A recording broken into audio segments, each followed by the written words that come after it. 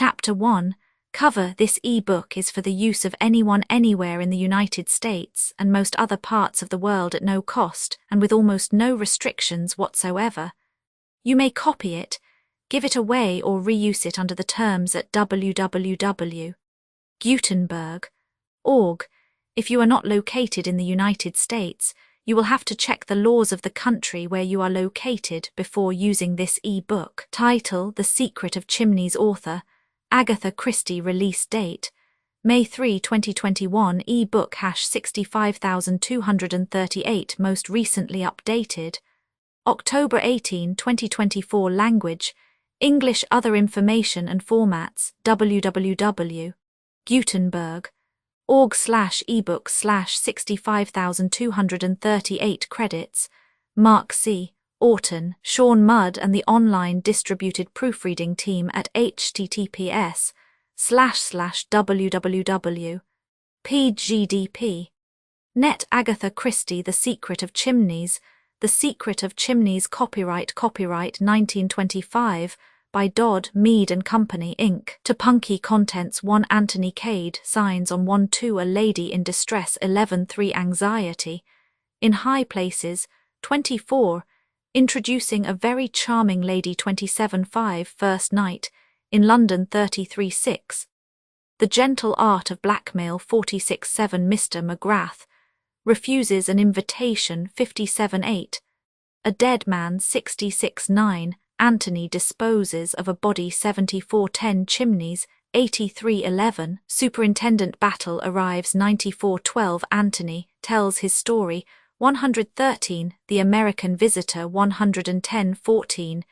Mainly political and financial. 116. 15. The French Stranger. 125. 16. T. In the Schoolroom. 138. 17. A Midnight Adventure. 150. 18. Second Midnight Adventure. 159. 19. Secret History. 170. 20. Battle and Anthony confer. 181. 21. Mr. Isakstein's suitcase. 188. 22. The Red Signal. 199. 23. Encounter in the Rose Garden. 212. 24. The House at Dover. 222. 25. Tuesday Night at Chimneys. 230. 26. The 13th of October. 238. 27. The 13th of October. Comte. 244. 28. King Victor. 254. 29. Further explanations. 259. 30. Anthony signs on for a new job. 264. 31. Sundry details. 271. 1. Anthony Cade signs on. Gentleman Joe. Why, if it isn't old Jimmy McGrath? Castle's select tour, represented by 7 depressed-looking females and 3 perspiring males, looked on with considerable interest. Evidently their Mr. Cade had met an old friend. They all admired Mr. Cade so much, his tall, lean figure, his sun-tanned face, the light-hearted manner with which he settled disputes and cajoled them all into good temper. This friend of his now, surely rather a peculiar-looking man, about the same height as Mr. Cade but thick-set and not nearly so good-looking. The sort of man one read about in books who probably kept a saloon. Interesting, though. After all, that was what one came abroad for, to see all these peculiar things one read about in books. Up to now they had been rather bored with Bulawayo. The sun was unbearably hot, the hotel was uncomfortable, there seemed to be nowhere particular to go until the moment should arrive to motor to the Matopos. Very fortunately, Mr. Cade had suggested picture postcards. There was an excellent supply of picture postcards. Anthony Cade and his friend had stepped a little apart. "What the hell are you doing with this pack of females?" demanded McGrath, starting a harem.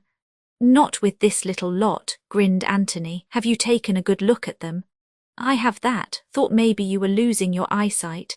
"My eyesight's as good as ever it was. No, this is a Castle's select tour. I'm Castle, the local Castle, I mean. What the hell made you take on a job like that?" "A regrettable necessity for cash. I can assure you it doesn't suit my temperament." Jimmy grinned.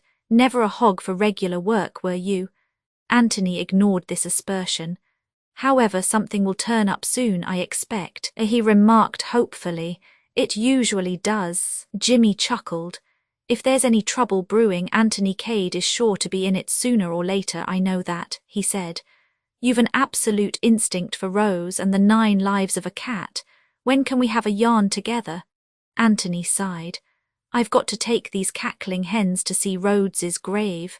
That's the stuff, said Jimmy approvingly. They'll come back bumped black and blue with the ruts in the road and clamouring for bed to rest the bruises on. Then you and I will have a spot or two and exchange the news. Right, so long, Jimmy. Anthony rejoined his flock of sheep. Miss Taylor, the youngest and most skittish of the party, instantly attacked him. Oh, Mr. Cade, was that an old friend of yours? It was, Miss Taylor, one of the friends of my blameless youth. Miss Taylor giggled. I thought he was such an interesting-looking man. I'll tell him you said so. Oh, Mr. Cade, how can you be so naughty? The very idea. What was that name he called you? Gentleman Joe. Yes, is your name Joe? I thought you knew it was Anthony, Miss Taylor. Oh, go on with you, cried Miss Taylor coquettishly. Anthony had by now well mastered his duties. In addition to making the necessary arrangements of travel, they included soothing down irritable old gentlemen when their dignity was ruffled, seeing that elderly matrons had ample opportunities to buy picture postcards, and flirting with everything under a Catholic 40 years of age. The last task was rendered easier for him by the extreme readiness of the ladies in question to read a tender meaning into his most innocent remarks. Miss Taylor returned to the attack. Why does he call you Joe, then? Oh, just because it isn't my name. And why Gentleman Joe? The same kind of reason. Oh, Mr. Cade, protested Miss Taylor, much distressed. I'm sure you shouldn't say that. Papa was only saying last night what gentlemanly manners you had. Very kind of your father, I'm sure, Miss Taylor, and we are all agreed that you are quite the gentleman. I'm overwhelmed. No, really, I mean it. Kind hearts are more than coronets, said Anthony vaguely, without a notion of what he meant by the remark, and wishing fervently it was lunch time. That's such a beautiful poem, I always think. Do you know much poetry, Mr. Cade? I might recite The boy stood on the burning deck at a pinch. The boy stood on the burning deck whence all but he had fled. That's all I know, but I can do that bit with action if you like. The boy stood on the burning deck, whoosh, whoosh, whoosh, the flames, you see, whence all but he had fled. For that bit I run to and fro like a dog. Miss Taylor screamed with laughter. Oh, do look at Mr. Cade, isn't he funny? Time for morning tea, said Anthony briskly. Come this way, there is an excellent cafe in the next street. I presume, said Mrs. Caldecott in her deep voice, that the expense is included in the tour.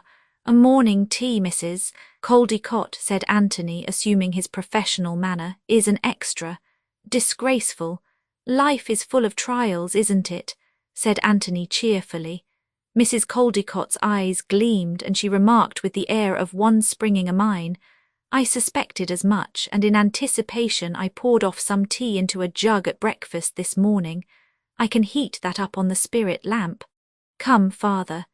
Mr. and Mrs. Caldecott sailed off triumphantly to the hotel, the ladies back complacent with successful forethought.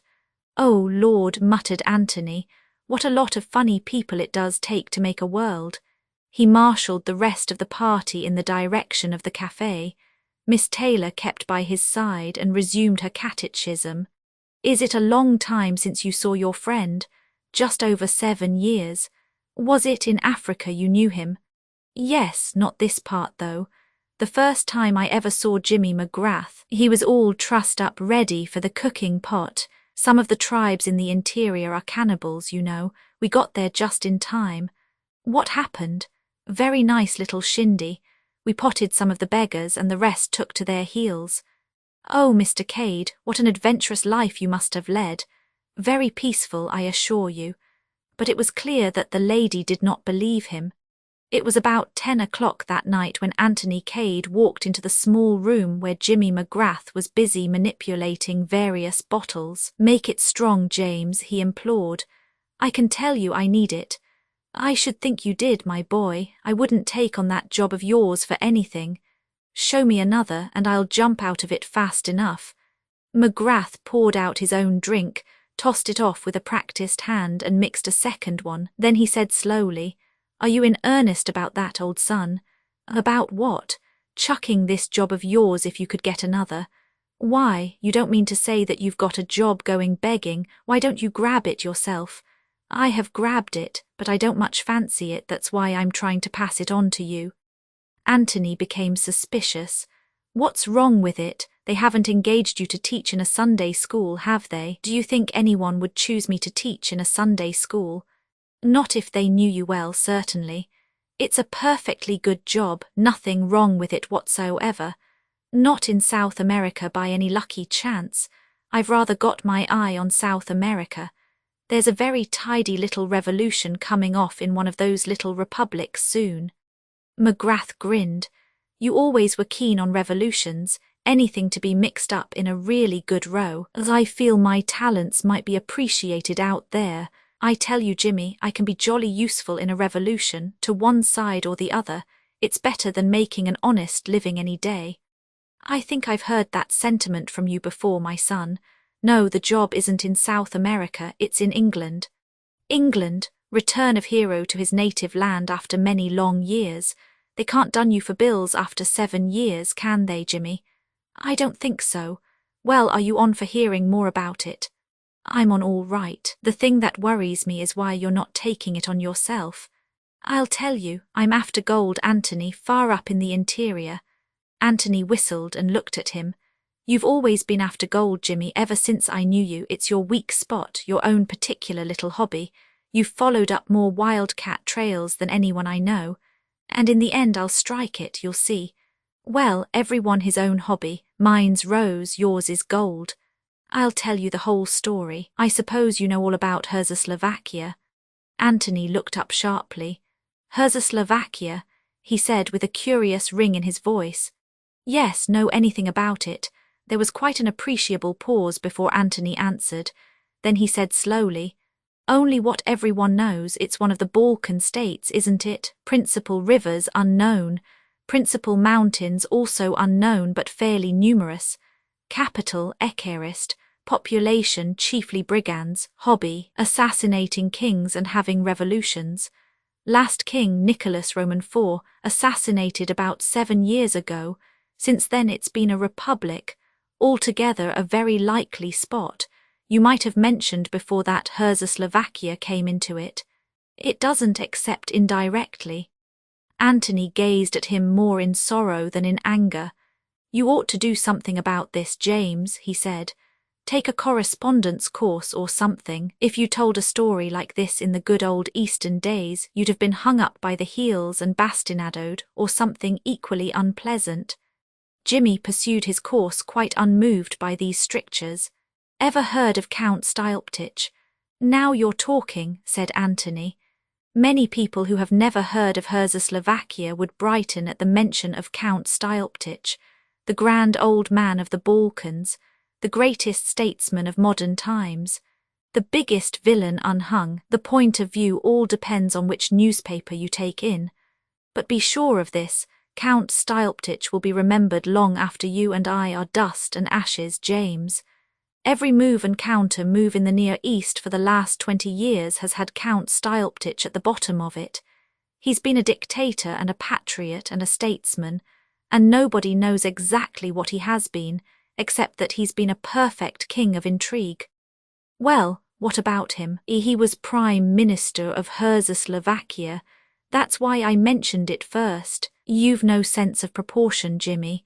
Czechoslovakia is of no importance at all compared to Styoptich. It just provided him with a birthplace and a post in public affairs. But I thought he was dead. So he is. He died in Paris about 2 months ago. What I'm telling you about happened some years ago. "The question is," said Anthony, "what are you telling me about?" Jimmy accepted the rebuke and hastened on. "It was like this. I was in Paris, just 4 years ago to be exact. I was walking along one night in rather a lonely part when I saw half a dozen French, Tufts beating up a respectable-looking old gentleman. I hate a one-sided show, so I promptly butted in and proceeded to beat up the toughs. I guess they'd never been hit really hard before. They melted like snow. "Good for you, James," said Anthony softly. "I'd like to have seen that scrap." "Oh, it was nothing much," said Jimmy modestly. But the old boy was no end grateful. He'd had a couple, no doubt about that, but he was sober enough to get my name and address out of me, and he came along and thanked me next day. Did the thing in style too. It was then that I found out it was Count Styleptich I'd rescued. He'd got a house up by the boys. Anthony nodded. Yes, Styleptich went to live in Paris after the assassination of King Nicholas. They wanted him to come back and be president later, but he wasn't taking any. He remained sound to his monarchical principles, though he was reported to have his finger in all the backstairs pies that went on in the Balkans. Very deep, the late Count Styleptich. Nicholas Roman IV was the man who had a funny taste in wives, wasn't he? Said Jimmy suddenly. Yes, said Anthony. And it did for him too, poor beggar.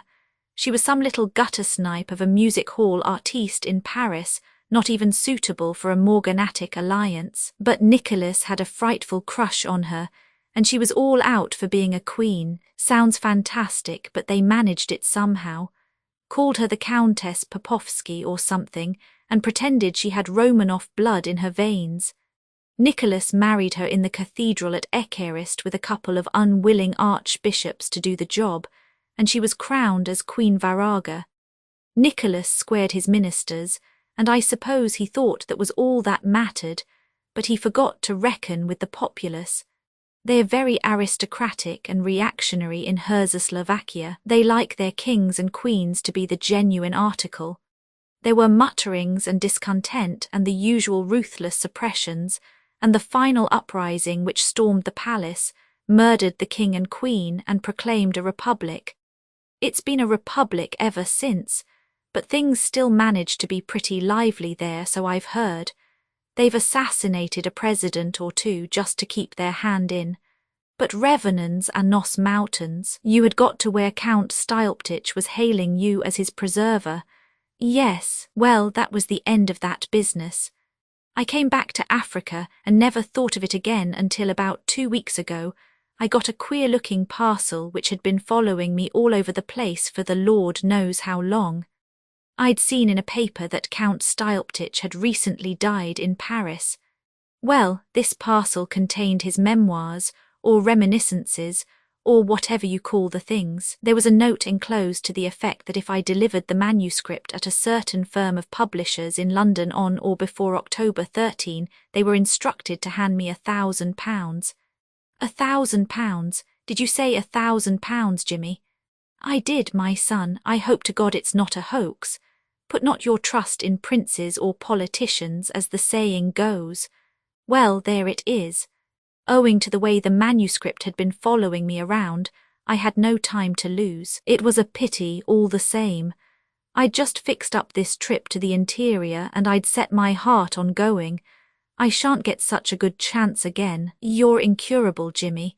£1,000 in the hand is worth a lot of mythical gold. And supposing it's all a hoax, anyway, here I am, passage booked and everything, on the way to Cape Town, and then you blow along. Anthony got up and lit a cigarette. I begin to perceive your drift, James. You go gold hunting as planned, and I collect the £1,000 for you. How much do I get out of it?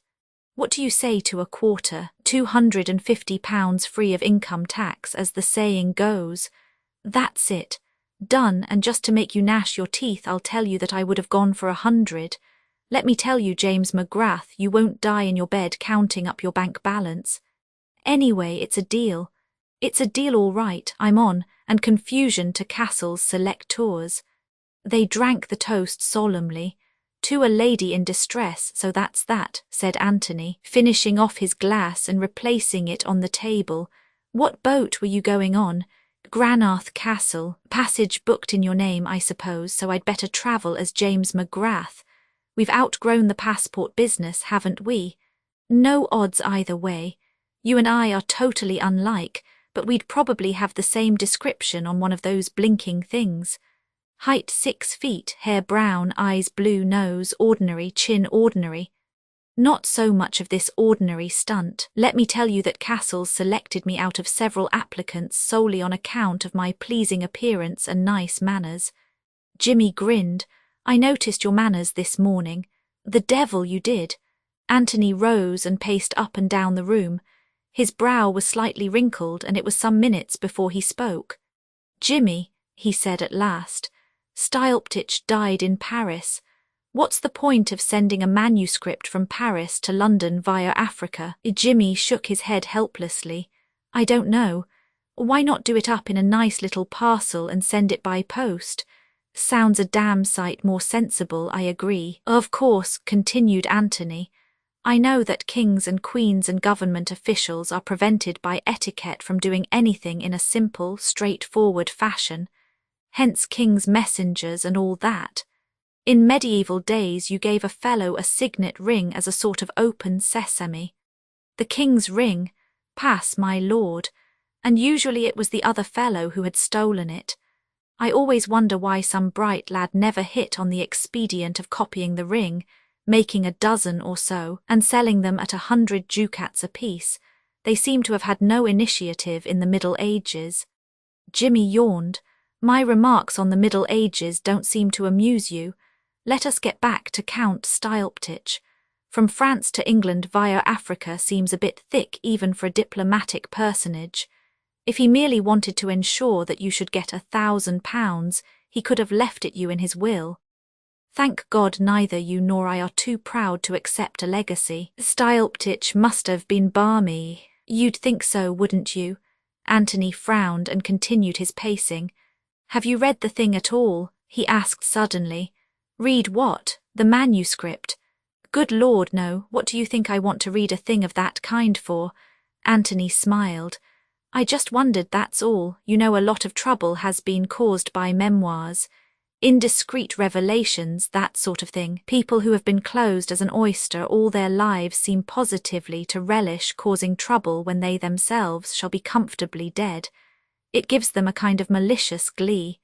Jimmy, what sort of a man was Count Styleptich? You met him and talked to him, and you're a pretty good judge of raw human nature. Could you imagine him being a vindictive old devil? Jimmy shook his head. It's difficult to tell. You see, that first night he was distinctly canned, and the next day he was just a high-toned old boy, with the most beautiful manners, overwhelming me with compliments, till I didn't know where to look, and he didn't say anything interesting when he was drunk.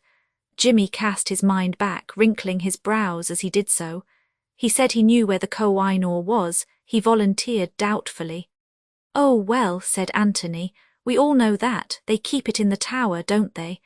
Behind thick plate glass and iron bars, with a lot of gentlemen in fancy dress standing round to see you don't pinch anything. That's right, agreed Jimmy. Did Styleptich say anything else of the same kind? That he knew which city the Wallace collection was in, for instance? Jimmy shook his head. Said Anthony. He lit another cigarette and once more began pacing up and down the room. You never read the papers, I suppose, you heathen? He threw out presently. Not very often, said McGrath simply. They are not about anything that interests me as a rule. Thank heaven I'm more civilized. There have been several mentions of Czechoslovakia lately. Hints at a royalist restoration. Nicholas Roman IV didn't leave a son, said Jimmy.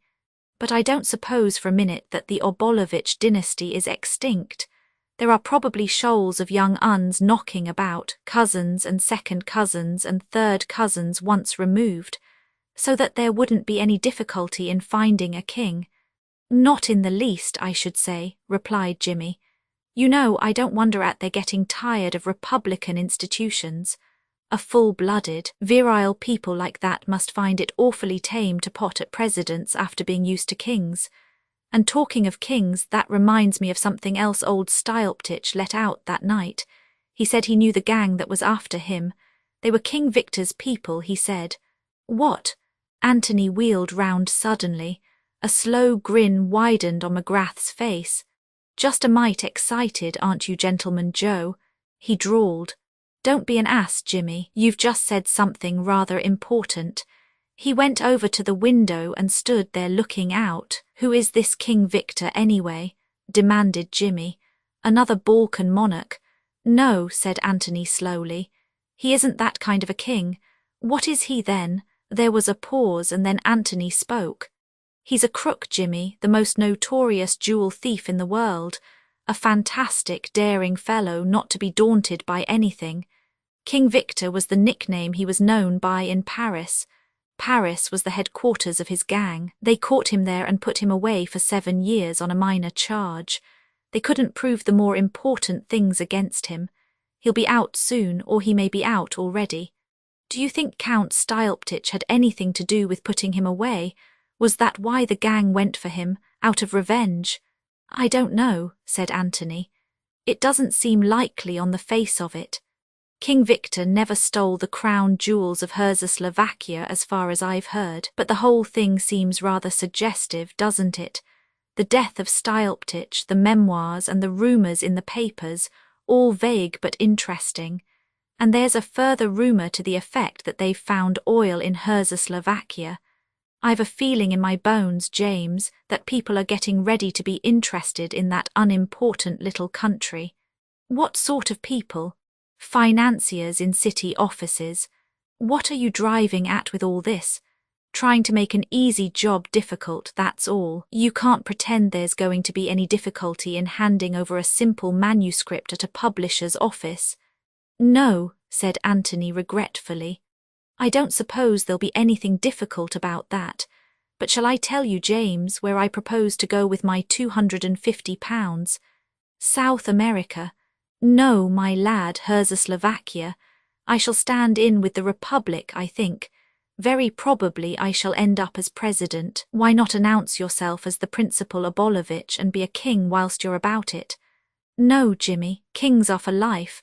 Presidents only take on the job for 4 years or so. It would quite amuse me to govern a kingdom like Czechoslovakia for 4 years. The average for kings is even less, I should say," interpolated Jimmy. "It will probably be a serious temptation to me to embezzle your share of the £1,000. You won't want it, you know, when you get back weighed down with nuggets. I'll invest it for you in Czechoslovakian oil shares. You know, James, the more I think of it, the more pleased I am with this idea of yours. I should never have thought of Czechoslovakia if you hadn't mentioned it. I shall spend 1 day in London, collecting the booty, and then away by the Balkan Express." "You won't get off quite as fast as that. I didn't mention it before, but I've got another little commission for you." Anthony sank into a chair and eyed him severely. "I knew all along that you were keeping something dark. This is where the catch comes in. Not a bit, it's just something that's got to be done to help a lady. Once and for all, James, I refuse to be mixed up in your beastly love affairs. It's not a love affair, I've never seen the woman. I'll tell you the whole story. If I've got to listen to more of your long, rambling stories, I shall have to have another drink." His host complied hospitably with this demand, then began the tale. "It was when I was up in Uganda. There was a Dago there whose life I had saved. If I were you, Jimmy, I should write a short book entitled Lives I Have Saved. This is the second I've heard of this evening." "Oh, well, I didn't really do anything this time. Just pulled the Dago out of the river. Like all Dagos, he couldn't swim. Wait a minute, has this story anything to do with the other business?" "Nothing whatever, though, oddly enough, now I remember it. The man was a Czechoslovakian. We always called him Dutch Pedro, though." Anthony nodded indifferently. "Any name's good enough for a Dago," he remarked. "Get on with the good work, James." "Well, the fellow was sort of grateful about it, hung around like a dog. About 6 months later he died of fever. I was with him. Last thing, just as he was pegging out, he beckoned me and whispered some excited jargon about a secret, a gold mine, I thought he said, shoved an oilskin packet into my hand which he'd always worn next his skin. Well, I didn't think much of it at the time. It wasn't until a week afterwards that I opened the packet. Then I was curious, I must confess. I shouldn't have thought that Dutch Pedro would have had the sense to know a gold mine when he saw it, but there's no accounting for luck. And at the mere thought of gold your heart beat pitter-pat as always, interrupted Anthony. I was never so disgusted in my life. Gold mine indeed. I dare say it may have been a gold mine to him, the dirty dog. Do you know what it was? A woman's letters, yes, a woman's letters, and an Englishwoman at that. The skunk had been blackmailing her, and he had the impudence to pass on his dirty bag of tricks to me. I like to see your righteous heat, James, but let me point out to you that Dagos will be Dagos. He meant well. You had saved his life, he bequeathed to you a profitable source of raising money. Your high-minded British ideals did not enter his horizon. Well, what the hell was I to do with the things? Burn 'em, that's what I thought at first. And then it occurred to me that there would be that poor dame, not knowing they'd be destroyed and always living in a quake, and a dread lest that Dago should turn up again one day. You've more imagination than I gave you credit for, Jimmy, observed Anthony, lighting a cigarette. I admit that the case presented more difficulties than were at first apparent. What about just sending them to her by post? Like all women, she'd put no date and no address on most of the letters. There was a kind of address on one, just one word, Chimneys. Anthony paused in the act of blowing out his match, and he dropped it with a quick jerk of the wrist as it burned his finger. Chimneys, he said. That's rather extraordinary. Why do you know it? It's one of the stately homes of England, my dear James, a place where kings and queens go for weekends, and diplomatists for gather and diplome. That's one of the reasons why I'm so glad that you're going to England instead of me. You know all these things, said Jimmy simply. A josser like myself from the backwoods of Canada would be making all sorts of bloomers, but someone like you who's been to Eton and Harrow, only one of them, said Anthony modestly, will be able to carry it through. Why didn't I send them to her, you say? Well, it seemed to me dangerous. From what I could make out, she seemed to have a jealous husband. Suppose he opened the letter by mistake. Where would the poor dame be then? Or she might be dead. The letters looked as though they'd been written some time. As I figured it out, the only thing was for someone to take them to England and put them into her own hands. Anthony threw away his cigarette and, coming across to his friend, clapped him affectionately on the back. You're a real knight-errant, Jimmy, he said, and the backwoods of Canada should be proud of you. I shan't do the job half as prettily as you would. You'll take it on then? Of course. McGrath rose and, going across to a drawer, took out a bundle of letters and threw them on the table. Here you are, you'd better have a look at them. Is it necessary? On the whole, I'd rather not. Well, from what you say about this Chimneys place, she may have been staying there only. We'd better look through the letters and see if there's any clue as to where she really hangs out. I suppose you're right. They went through the letters carefully, but without finding what they had hoped to find. Anthony gathered them up again thoughtfully. Poor little devil, he remarked. She was scared stiff. Jimmy nodded. Do you think you'll be able to find her all right? He asked anxiously. I won't leave England till I have. You're very concerned about this unknown lady, James. Jimmy ran his finger thoughtfully over the signature. It's a pretty name, he said apologetically. Virginia Revel. 3 anxiety in high places. Quite so, my dear fellow, quite so, said Lord Caterham. He had used the same words 3 times already, each time in the hope that they would end the interview and permit him to escape. He disliked very much being forced to stand on the steps of the exclusive London club to which he belonged and listen to the interminable eloquence of the Hon. George Lomax, Clement Edward Alastair Brent, 9th Marquis of Caterham, was a small gentleman shabbily dressed and entirely unlike the popular conception of a marquis. He had faded blue eyes, a thin melancholy nose, and a vague but courteous manner. The principal misfortune of Lord Caterham's life was to have succeeded his brother, the 8th Marquis, 4 years ago. For the previous Lord Caterham had been a man of mark, a household word all over England. At one time Secretary of State for Foreign Affairs, he had always bulked largely in the councils of the Empire, and his country seat, Chimneys, was famous for its hospitality. Ably seconded by his wife, a daughter of the Duke of Perth, History had been made and unmade at informal weekend parties at Chimneys, and there was hardly anyone of note in England or indeed in Europe who had not at one time or another stayed there. That was all very well. The 9th Marquis of Caterham had the utmost respect and esteem for the memory of his brother. Henry had done that kind of thing magnificently. What Lord Caterham objected to was the assumption that he was bound to follow in his brother's footsteps, and that Chimneys was a national possession rather than a private country house. There was nothing that bored Lord Caterham more than politics, unless it was politicians, hence his impatience under the continued eloquence of George Lomax. A robust man, George Lomax, inclined to embonpoint, with a red face and protuberant eyes, and an immense sense of his own importance.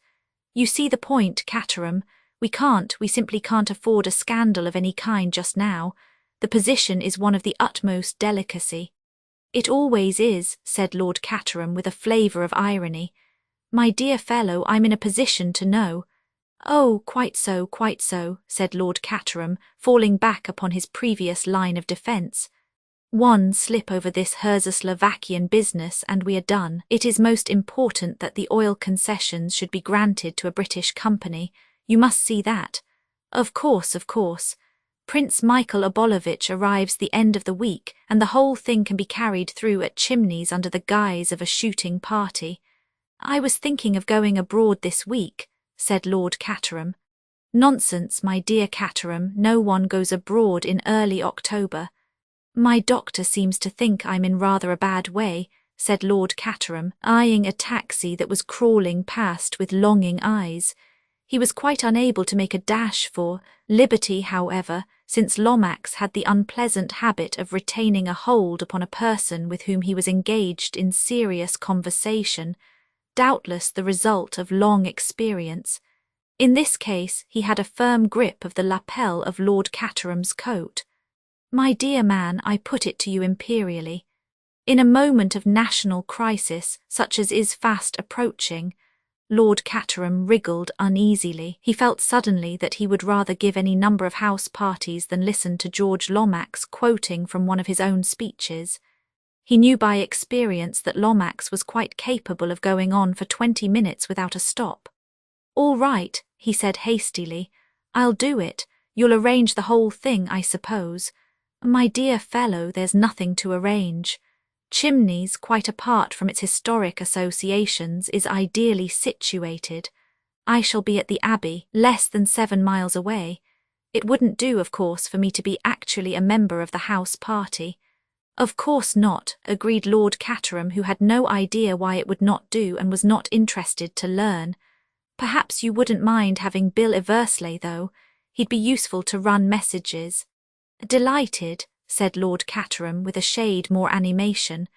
Bill's quite a decent shot and Bundle likes him. The shooting, of course, is not really important. It's only the pretext, as it were. Lord Caterham looked depressed again. That will be all, then. The Prince, his suite, Bill Eversley, Hermann Isarkstein. Who? Hermann Isarkstein, the representative of the syndicate I spoke to you about. The all-British syndicate. Yes, why? Nothing, I only wondered, that's all. Curious names these people have. Then, of course, there ought to be 1 or 2 outsiders, just to give the thing a bona fide appearance. Lady Eileen could see to that, young people, uncritical and with no idea of politics. Bundle would attend to that all right, I'm sure. I wonder now. Lomax seemed struck by an idea. You remember the matter I was speaking about just now? You've been speaking about so many things. No, I mean this unfortunate contretemps. He lowered his voice to a mysterious whisper. The memoirs, Count Styoptich's memoirs. I think you're wrong about that, said Lord Caterham, suppressing a yawn. People like scandal. Damn it all, I read reminiscences myself, and enjoy 'em too. The point is not whether people will read them or not. They'll read them fast enough. But their publication at this juncture might ruin everything. The people of Czechoslovakia wish to restore the monarchy, and are prepared to offer the crown to Prince Michael, who has the support and encouragement of His Majesty's government. And who is prepared to grant concessions to Mr. Ike Hermanstein and Co. in return for the loan of $1 million or so to set him on the throne? Caterham, implored Lomax in an agonized whisper. Discretion, I beg of you, above all things discretion. And the point is, continued Lord Caterham with some relish, though he lowered his voice in obedience to the other's appeal, that some of Styoptich's reminiscences may upset the apple cart. Tyranny and misbehaviour of the Obolovitch family generally, questions asked in the House. Why replace the present broad-minded and democratic form of government by an obsolete tyranny? Policy dictated by the blood-sucking capitalists. Down with the government. That kind of thing, Lomax nodded. And there might be worse still, he breathed. Only suppose that some reference should be made to that unfortunate disappearance, you know what I mean. Lord Caterham stared at him. No, I don't. What disappearance? You must have heard of it. Why, it happened while they were at Chimneys. Henry was terribly upset about it. It almost ruined his career. You interest me enormously, said Lord Caterham. Who or what disappeared? Lomax leant forward and put his mouth to Lord Caterham's ear. The latter withdrew it hastily. For God's sake, don't hiss at me. You heard what I said. Yes, I did, said Lord Caterham reluctantly. I remember now hearing something about it at the time. Very curious affair. I wonder who did it. It was never recovered. Never. Of course we had to go about the matter with the utmost discretion. No hint of the loss could be allowed to leak out, but Styoptich was there at the time. He knew something, not all, but something. We were at loggerheads with him once or twice over the Turkish question. Suppose that in sheer malice he has set the whole thing down for the world to read. Think of the scandal, of the far-reaching results. Everyone would say, why was it hushed up? Of course they would, said Lord Caterham, with evident enjoyment. Lomax, whose voice had risen to a high pitch, took a grip on himself. I must keep calm, he murmured. I must keep calm, but I ask you this, my dear fellow. If he didn't mean mischief, why did he send the manuscript to London in this roundabout way? It's odd, certainly. You are sure of your facts? Absolutely. We had our agents in Paris. The memoirs were conveyed away secretly some weeks before his death. Yes, it looks as though there's something in it, said Lord Caterham with the same relish he had displayed before. We have found out that they were sent to a man called Jimmy or James McGrath, a Canadian at present in Africa. Quite an imperial affair, isn't it? Said Lord Caterham cheerily. James McGrath is due to arrive by the Granarth Castle tomorrow, Thursday. What are you going to do about it? We shall, of course, approach him at once, point out the possibly serious consequences, and beg him to defer publication of the memoirs for at least a month, and in any case to permit them to be judiciously edited.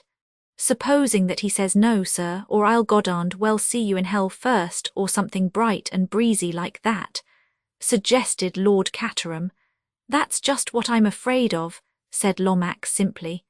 That's why it suddenly occurred to me that it might be a good thing to ask him down to Chimneys as well. He'd be flattered, naturally, at being asked to meet Prince Michael, and it might be easier to handle him. I'm not going to do it, said Lord Caterham hastily. I don't get on with Canadians, never did, especially those that have lived much in Africa. You'd probably find him a splendid fellow, a rough diamond, you know. No, Lomax, I put my foot down there absolutely. Somebody else has got to tackle him. It has occurred to me, said Lomax, that a woman might be very useful here. Told enough and not too much, you understand. A woman could handle the whole thing delicately and with tact, put the position before him, as it were, without getting his back up. Not that I approve of women in politics. St. Stephen's is ruined, absolutely ruined nowadays. But woman in her own sphere can do wonders. Look at Henry's wife and what she did for him. Marcia was magnificent, unique, a perfect political hostess. You don't want me to ask Marcia down for this party, do you? Asked Lord Caterham faintly, turning a little pale at the mention of his redoubtable sister-in-law. No, you misunderstand me. I was speaking of the influence of women in general. No, I suggest a young woman, a woman of charm, beauty, intelligence. Not Bundle. Bundle would be no use at all. She's a red-hot socialist if she's anything at all, and she'd simply scream with laughter at the suggestion. I was not thinking of Lady Eileen. Your daughter, Caterham, is charming, simply charming, but quite a child. We need someone with savoir-faire, poise, knowledge of the world. Of course, the very person, my cousin Virginia. Mrs. Revel. Lord Caterham brightened up. He began to feel that he might possibly enjoy the party after all. A very good suggestion of yours, Lomax, the most charming woman in London. She is well up in Slovakian affairs too. Her husband was at the embassy there, you remember, and as you say, a woman of great personal charm. A delightful creature, murmured Lord Caterham. That is settled, then. Mr. Lomax relaxed his hold on Lord Caterham's lapel, and the latter was quick to avail himself of the chance. Bye-bye, Lomax, you'll make all the arrangements, won't you? He dived into a taxi. As far as it is possible for one upright Christian gentleman to dislike another upright Christian gentleman, Lord Caterham disliked the Hon. George Lomax. He disliked his puffy red face, his heavy breathing, and his prominent blue eyes. He thought of the coming week and sighed. A nuisance, an abominable nuisance. Then he thought of Virginia Revel and cheered up a little. A delightful creature, he murmured to himself. A most delightful creature. For introducing a very charming Lady, George Lomax returned straightway to Whitehall. As he entered the sumptuous apartment in which he transacted affairs of state, there was a scuffling sound. Mr. Bill Eversley was assiduously filing letters, but a large armchair near the window was still warm from contact with a human form. A very likeable young man, Bill Eversley, age at a guess 25, big and rather ungainly in his movements, a pleasurably ugly face, a splendid set of white teeth and a pair of honest brown eyes. Richardson sent up that report yet? No, sir. Shall I get on to him about it? It doesn't matter. Any telephone messages? Miss Oscar is dealing with most of them. Mr. Isarkstein wants to know if you can dine with him at the Savoy tomorrow. Tell Miss Oscar to look in my engagement book. If I'm not engaged, she can ring up and accept. Yes, sir. By the way, Eversley, you might ring up a number for me now. Look it up in the book. Mrs. Revel, 487 Pont Street. Yes, sir. Bill seized the telephone book, ran an unseeing eye down a column of MTKS, shut the book with a bang, and moved to the instrument on the desk. With his hand upon it, he paused as though in sudden recollection. Oh, I say, sir, I've just remembered. Her line's out of order. Mrs. Revel's, I mean. I was trying to ring her up just now.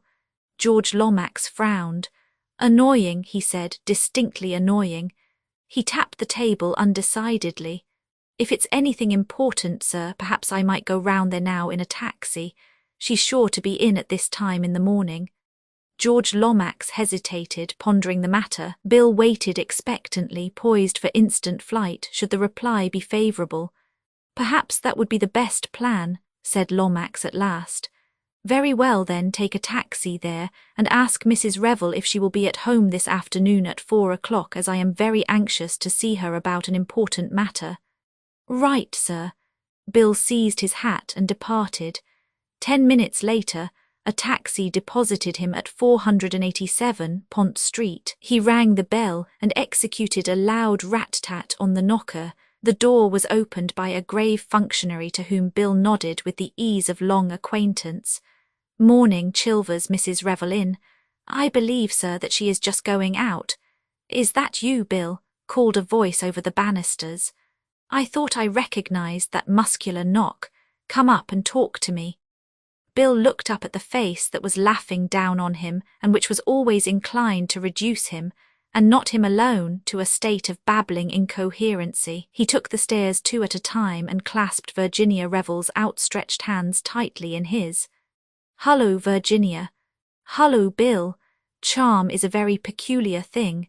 Hundreds of young women, some of them more beautiful than Virginia Revel, might have said hullo, Bill, with exactly the same intonation, and yet have produced no effect whatever. But those two simple words uttered by Virginia had the most intoxicating effect upon Bill. Virginia Revel was just 27. She was tall and of an exquisite slimness. Indeed, a poem might have been written to her slimness. It was so exquisitely proportioned. Her hair was of real bronze, with the greenish tint in its gold. She had a determined little chin, a lovely nose, slanting blue eyes that showed a gleam of deepest cornflower between the half-closed lids, and a delicious and quite indescribable mouth that tilted ever so slightly at one corner in what is known as the signature of Venus. It was a wonderfully expressive face, and there was a sort of radiant vitality about her that always challenged attention. It would have been quite impossible ever to ignore Virginia Revel. She drew Bill into the small drawing-room, which was all pale and mauve and green and yellow, like crocuses surprised in a meadow. "Bill, darling," said Virginia, "isn't the Foreign Office missing you? I thought they couldn't get on without you. I've brought a message for you from Codders." Thus irreverently did Bill allude to his chief. "And by the way, Virginia, in case he asks, remember that your telephone was out of order this morning." "But it hasn't been." "I know that, but I said it was." "Why, enlighten me as to this Foreign Office touch." Bill threw her a reproachful glance. "So that I could get here and see you, of course." "Oh, darling Bill, how dense of me, and how perfectly sweet of you. Chilvers said you were going out." "So I was, to Sloane Street. There's a place there where they've got a perfectly wonderful new hip band." "A hip band?" "Yes, Bill, H-I-P, hip B-A-N-D band. A band to confine the hips, you wear it next the skin." "I blush for you, Virginia. You shouldn't describe your underwear to a young man to whom you are not related. It isn't delicate." "But Bill dear, there's nothing indelicate about hips. We've all got hips, although we poor women are trying awfully hard to pretend we haven't. This hip band is made of red rubber and comes just to above the knee, and it's simply impossible to walk in it." "How awful," said Bill. "Why do you do it?" "Oh, because it gives one such a noble feeling to suffer for one's silhouette. But don't let's talk about my hip band. Give me George's message. He wants to know whether you'll be in at 4 o'clock this afternoon." "I shan't. I shall be at Rainlarg. Why this sort of formal call? Is he going to propose to me, do you think? I shouldn't wonder. Because if so, you can tell him that I much prefer men who propose on impulse. Like me. It's not an impulse with you, Bill, it's habit. Virginia, won't you ever? No, no, no, Bill. I won't have it in the morning before lunch. Do try and think of me as a nice motherly person approaching middle age who has your interests thoroughly at heart. Virginia, I do love you so." "I know, Bill, I know. And I simply love being loved. Isn't it wicked and dreadful of me? I should like every nice man in the world to be in love with me." "Most of them are, I expect," said Bill gloomily. "But I hope George isn't in love with me. I don't think he can be, he's so wedded to his career. What else did he say?" "Just that it was very important." "Bill, I'm getting intrigued. The things that George thinks important are so awfully limited. I think I must chuck Rainlarg. After all, I can go to Rainlarg any day. Tell George that I shall be awaiting him meekly at 4 o'clock. Bill looked at his wrist watch. "It seems hardly worthwhile to go back before lunch. Come out and choose something, Virginia." "I'm going out to lunch somewhere or other." "That doesn't matter. Make a day of it and chuck everything all round." "It would be rather nice," said Virginia, smiling at him. "Virginia, you're a darling. Tell me you do like me rather, don't you? Better than other people. Bill, I adore you. If I had to marry someone, simply had to, I mean if it was in a book and a wicked mandarin said to me marry someone or die by slow torture, I should choose you at once. I should indeed. I should say, give me little Bill." "Well then." "Yes, but I haven't got to marry anyone. I love being a wicked widow." "You could do all the same things still. Go about and all that. You'd hardly notice me about the house." "Bill, you don't understand. I'm the kind of person who marries enthusiastically if they marry at all." Bill gave a hollow groan. "I shall shoot myself one of these days, I expect," he murmured gloomily. "No, you won't, Bill darling. You'll take a pretty girl out to supper like you did the night before last." Mr. Eversley was momentarily confused. If you mean Dorothy Kirkpatrick, the girl who's in Hooks and Eyes, well, dash it all, she's a thoroughly nice girl, straight as they make 'em. There was no harm in it. Bill, darling, of course there wasn't. I love you to enjoy yourself, but don't pretend to be dying of a broken heart, that's all. Mr. Eversley recovered his dignity. You don't understand at all, Virginia, he said severely. Men are polygamous, I know they are. Sometimes I have a shrewd suspicion that I am polyandrous. If you really love me, Bill, take me out to lunch quickly. First night in London, there is often a flaw in the best laid plans. George Lomax had made one mistake. There was a weak spot in his preparations. The weak spot was Bill. Bill Eversley was an extremely nice lad. He was a good cricketer and a scratch golfer. He had pleasant manners and an amiable disposition, but his position in the Foreign Office had been gained not by brains but by good connections. For the work he had to do he was quite suitable. He was more or less George's dog. He did no responsible or brainy work. His part was to be constantly at George's elbow, to interview unimportant people whom George didn't want to see, to run errands, and generally to make himself useful. All this Bill carried out faithfully enough. When George was absent, Bill stretched himself out in the biggest chair and read the sporting news, and in so doing he was merely carrying out a time-honoured tradition. Being accustomed to send Bill on errands, George had dispatched him to the Union Castle offices to find out when the Granarth Castle was due in. Now, in common with most well-educated young Englishmen, Bill had a pleasant but quite inaudible voice. Any elocution master would have found fault with his pronunciation of the word Granarth. It might have been anything. The clerk took it to be Carnfree. The Carnfree Castle was due in on the following Thursday. He said so. Bill thanked him and went out. George Lomax accepted the information and laid his plans accordingly. He knew nothing about Union Castle liners, and took it for granted that James McGrath would duly arrive on Thursday. Therefore, at the moment he was buttonholing Lord Caterham on the steps of the club on Wednesday morning, he would have been greatly surprised to learn that the Granarth Castle had docked at Southampton the preceding afternoon. At 2 o'clock that afternoon Anthony Cade, travelling under the name of Jimmy McGrath, stepped out of the boat train at Waterloo, hailed a taxi, and after a moment's hesitation ordered the driver to proceed to the Blitz Hotel. One might as well be comfortable, said Anthony to himself, as he looked with some interest out of the taxi windows. It was exactly 14 years since he had been in London. He arrived at the hotel, booked a room, and then went for a short stroll along the Embankment. It was rather pleasant to be back in London again. Everything was changed, of course. There had been a little restaurant there, just past Blackfriars Bridge, where he had dined fairly often in company with other earnest lads. He had been a socialist then and worn a flowing red tie, young, very young. He retraced his steps back to the Blitz. Just as he was crossing the road, a man jostled against him, nearly making him lose his balance. They both recovered themselves, and the man muttered an apology, his eyes scanning Anthony's face narrowly. He was a short, thick-set man of the working classes, with something foreign in his appearance. Anthony went on into the hotel, wondering as he did so what had inspired that searching glance. Nothing in it, probably. The deep tan of his face was somewhat unusual looking amongst these pallid Londoners, and it had attracted the fellow's attention. He went up to his room and, led by a sudden impulse, crossed to the looking-glass and stood studying his face in it. Of the few friends of the old days, just a chosen few, was it likely that any of them would recognize him now if they were to meet him face to face? He shook his head slowly. When he had left London he had been just 18, a fair, slightly chubby boy with a misleading seraphic expression.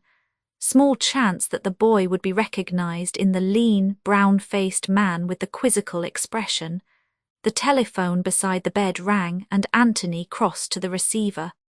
"Hullo," the voice of the desk clerk answered him. "Mr. James McGrath, speaking. A gentleman has called to see you. Anthony was rather astonished. To see me?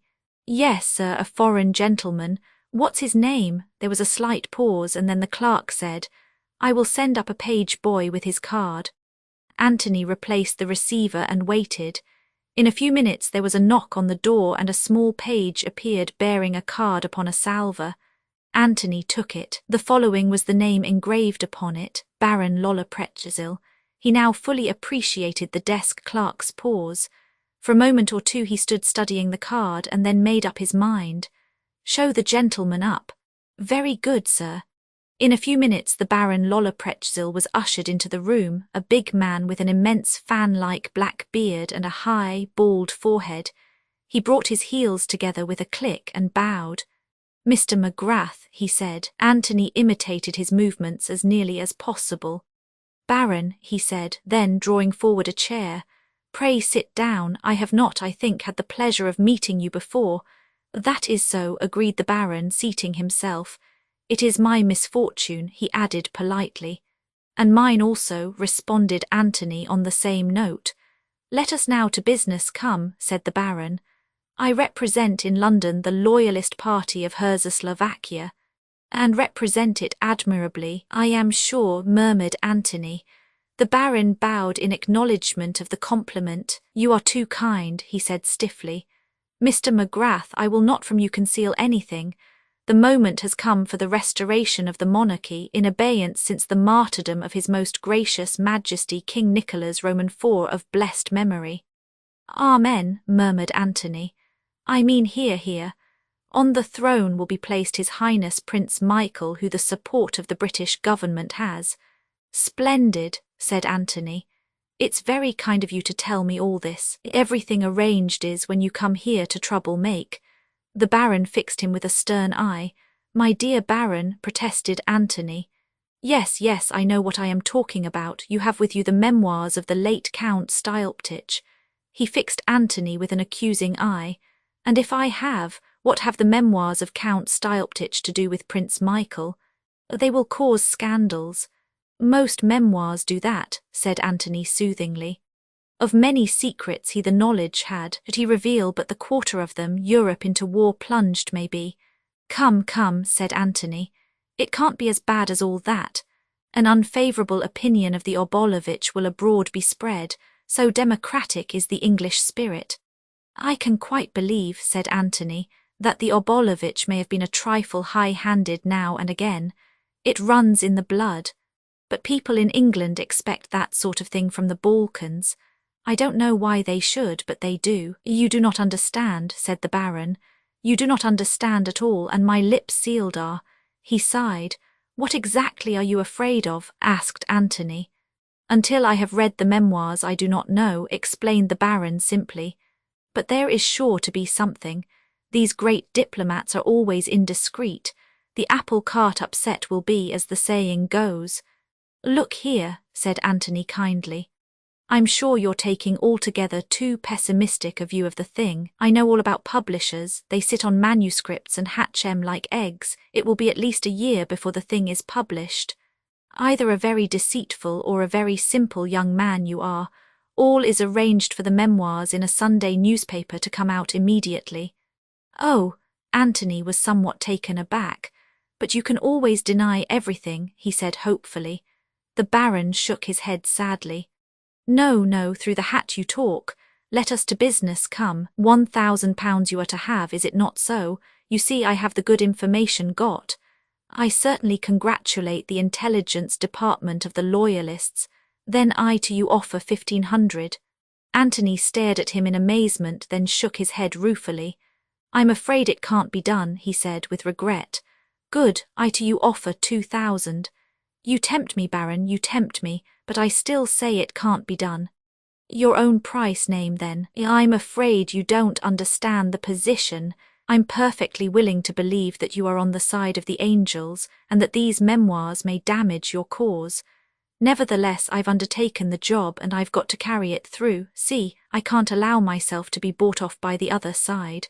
That kind of thing isn't done. The Baron listened very attentively. At the end of Anthony's speech he nodded his head several times. I see, your honour as an English gentleman it is. Well, we don't put it that way ourselves, said Anthony, but I dare say, allowing for a difference in vocabulary, that we both mean much the same thing. The Baron rose to his feet. For the English honour I much respect have, he announced. We must another way try. I wish you good morning. He drew his heels together, clicked, bowed, and marched out of the room, holding himself stiffly erect. Now I wonder what he meant by that, mused Anthony. Was it a threat? Not that I'm in the least afraid of old Lollipop. Rather a good name for him, that, by the way. I shall call him Baron Lollipop. He took a turn or two up and down the room, undecided on his next course of action. The date stipulated upon for delivering the manuscript was a little over a week ahead. Today was the 5th of October.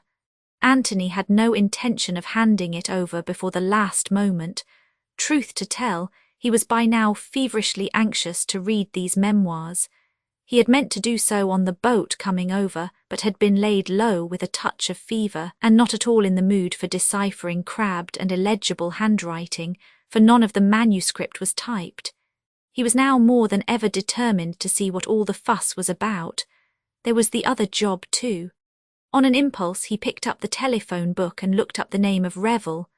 There were 6 Revels in the book: Edward Henry Revel, surgeon of Harley Street, James Revel and Co., saddlers, Lennox Revel of Abbottbury Mansions, Hampstead, Miss Mary Revel with an address in Ealing, Hon, Mrs. Timothy Revel of 487 Pont Street, and Mrs. Willis Revel of 42 Cadogan Square. Eliminating the saddlers and Miss Mary Revel, that gave him 4 names to investigate, and there was no reason to suppose that the lady lived in London at all. He shut up the book with a short shake of the head. For the moment I'll leave it to chance, he said. Something usually turns up. The luck of the Anthony Cades of this world is perhaps in some measure due to their own belief in it. Anthony found what he was after not half an hour later, when he was turning over the pages of an illustrated paper. It was a representation of some tableau organised by the Duchess of Perth. Below the central figure, a woman in Eastern dress, was the inscription: The Hon, Mrs. Timothy Revel as Cleopatra. Before her marriage, Mrs. Revel was the Hon, Virginia Cawthron, a daughter of Lord Edgbaston. Anthony looked at the picture some time, slowly pursing up his lips as though to whistle. Then he tore out the whole page, folded it up and put it in his pocket. He went upstairs again, unlocked his suitcase and took out the packet of letters. He took out the folded page from his pocket and slipped it under the string that held them together. Then, at a sudden sound behind him, he wheeled round sharply. A man was standing in the doorway, the kind of man whom Anthony had fondly imagined existed only in the chorus of a comic opera. A sinister-looking figure, with a squat brutal head and lips drawn back in an evil grin. "What the devil are you doing here?" asked Anthony. "And who let you come up?" "I pass where I please," said the stranger. His voice was guttural and foreign, though his English was idiomatic enough. Another Dago, thought Anthony. "Well, get out, do you hear?" he went on aloud. The man's eyes were fixed on the packet of letters which Anthony had caught up. "I will get out when you have given me what I have come for. And what's that, may I ask?" The man took a step nearer. "The memoirs of Count Styleptich," he hissed. "It's impossible to take you seriously," said Anthony. "You're so completely the stage villain. I like your get-up very much. Who sent you here, Baron Lollipop?" "Baron?" The man jerked out a string of harsh-sounding consonants. "So that's how you pronounce it, is it? A cross between gargling and barking like a dog. I don't think I could say it myself. My throat's not made that way. I shall have to go on calling him Lollipop. So he sent you, did he?" But he received a vehement negative. His visitor went so far as to spit upon the suggestion in a very realistic manner. Then he drew from his pocket a sheet of paper which he threw upon the table. "Look," he said. "Look and tremble, accursed Englishman." Anthony looked with some interest, not troubling to fulfill the latter part of the command. On the paper was traced the crude design of a human hand in red. "It looks like a hand," he remarked, but if you say so, I'm quite prepared to admit that it's a cubist picture of sunset at the North Pole. It is the sign of the Comrades of the Red Hand. I am a comrade of the Red Hand. You don't say so, said Anthony, looking at him with much interest. Are the others all like you? I don't know what the Eugenic Society would have to say about it. The man snarled angrily. Dog, he said. Worse than dog, paid slave of an effete monarchy. Give me the memoirs, and you shall go unscathed. Such is the clemency of the Brotherhood. It's very kind of them, I'm sure, said Anthony, but I'm afraid that both they and you are labouring under a misapprehension. My instructions are to deliver the manuscript, not to your amiable society, but to a certain firm of publishers. Pa, laughed the other. Do you think you will ever be permitted to reach that office alive? Enough of this fool's talk. Hand over the papers or I shoot. He drew a revolver from his pocket and brandished it in the air, but there he misjudged his Anthony Cade. He was not used to men who could act as quickly or quicker than they could think. Anthony did not wait to be covered by the revolver. Almost as soon as the other got it out of his pocket, Anthony had sprung forward and knocked it out of his hand. The force of the blow sent the man swinging round so that he presented his back to his assailant. The chance was too good to be missed. With one mighty, well-directed kick, Anthony sent the man flying through the doorway into the corridor, where he collapsed in a heap. Anthony stepped out after him, but the doughty comrade of the Red Hand had had enough. He got nimbly to his feet and fled down the passage. Anthony did not pursue him, but went back into his own room. So much for the Comrades of the Red Hand, he remarked. Picturesque appearance, but easily routed by direct action. How the hell did that fellow get in, I wonder? There's one thing that stands out pretty clearly. This isn't going to be quite such a soft job as I thought. I've already fallen foul of both the Loyalist and the Revolutionary parties. Soon, I suppose, the Nationalists and the Independent Liberals will be sending up a delegation. One thing's fixed. I start on that manuscript tonight. Looking at his watch, Anthony discovered that it was nearly 9 o'clock, and he decided to dine where he was. He did not anticipate any more surprise visits, but he felt that it was up to him to be on his guard. He had no intention of allowing his suitcase to be rifled whilst he was downstairs in the grill room. He rang the bell and asked for the menu, selected a couple of dishes and ordered a bottle of Bordeaux. The waiter took the order and withdrew. Whilst he was waiting for the meal to arrive, he got out the package of manuscript and put it on the table with the letters. There was a knock at the door, and the waiter entered with a small table and the accessories of the meal. Anthony had strolled over to the mantelpiece. Standing there with his back to the room, he was directly facing the mirror, and idly glancing in it, he noticed a curious thing. The waiter's eyes were glued on the parcel of manuscript. Shooting little glances sideways at Anthony's immovable back, he moved softly round the table. His hands were twitching, and he kept passing his tongue over his dry lips. Anthony observed him more closely. He was a tall man, supple like all waiters, with a clean-shaven, mobile face. An Italian, Anthony thought, not a Frenchman. At the critical moment, Anthony wheeled round abruptly. The waiter started slightly, but pretended to be doing something with the salt cellar. "What's your name?" asked Anthony abruptly. "Giuseppe, monsieur." "Italian, eh?" "Yes, monsieur." Anthony spoke to him in that language, and the man answered fluently enough. Finally, Anthony dismissed him with a nod, but all the while he was eating the excellent meal which Giuseppe served to him, he was thinking rapidly. Had he been mistaken? Was Giuseppe's interest in the parcel just ordinary curiosity? It might be so, but remembering the feverish intensity of the man's excitement, Anthony decided against that theory. All the same, he was puzzled. "Dash it all," said Anthony to himself, "everyone can't be after the blasted manuscript. Perhaps I'm fancying things." Dinner concluded and cleared away, he applied himself to the perusal of the memoirs. Owing to the illegibility of the late Count's handwriting, the business was a slow one. Anthony's yawns succeeded one another with suspicious rapidity. At the end of the 4th chapter, he gave it up. So far, he had found the memoirs insufferably dull, with no hint of scandal of any kind. He gathered up the letters and the wrapping of the manuscript which were lying in a heap together on the table and locked them up in the suitcase. Then he locked the door and, as an additional precaution, put a chair against it. On the chair he placed the water bottle from the bathroom. Surveying these preparations with some pride, he undressed and got into bed.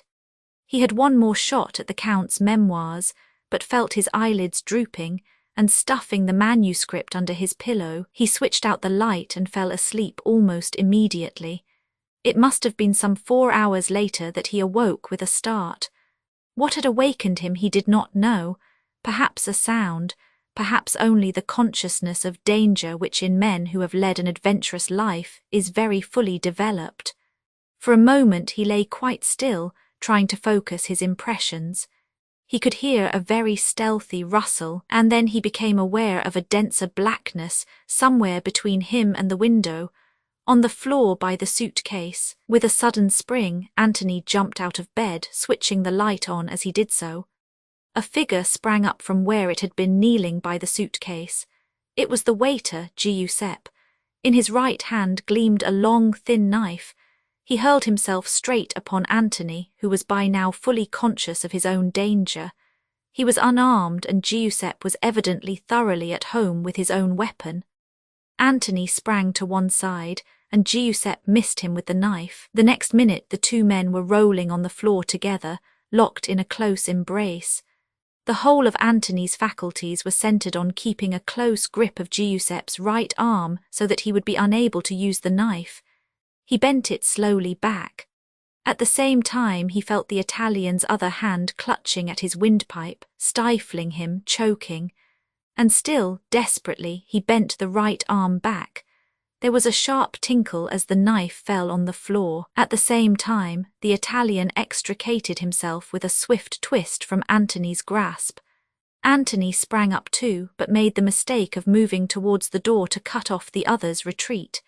He saw too late that the chair and the water bottle were just as he had arranged them. Giuseppe had entered by the window, and it was the window he made for now.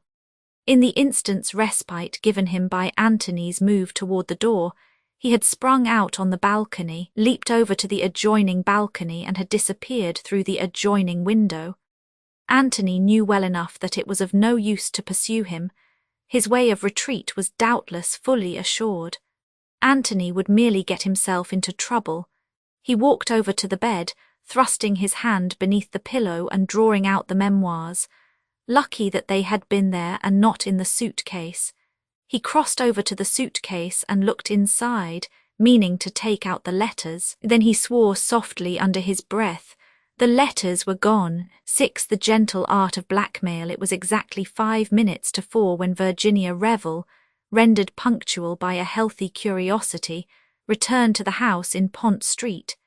She opened the door with her latchkey and stepped into the hall to be immediately confronted by the impassive Chilvers. "I beg pardon, ma'am, but a person has called to see you." For the moment, Virginia did not pay attention to the subtle phraseology whereby Chilvers cloaked his meaning. "Mr. Lomax, where is he? In the drawing-room?" "Oh, no, ma'am, not Mr. Lomax." Chilvers' tone was faintly reproachful. "A person. I was reluctant to let him in, but he said his business was most important, connected with the late captain, I understood him to say. Thinking therefore that you might wish to see him, I put him, in the study." Virginia stood thinking for a minute. She had been a widow now for some years, and the fact that she rarely spoke of her husband was taken by some to indicate that below her careless demeanour was a still aching wound. By others it was taken to mean the exact opposite, that Virginia had never really cared for Tim Revel, and that she found it insincere to profess a grief she did not feel. "I should have mentioned, ma'am," continued Chilvers, "that the man appears to be some kind of foreigner." Virginia's interest heightened a little. Her husband had been in the diplomatic service, and they had been together in Czechoslovakia just before the sensational murder of the King and Queen.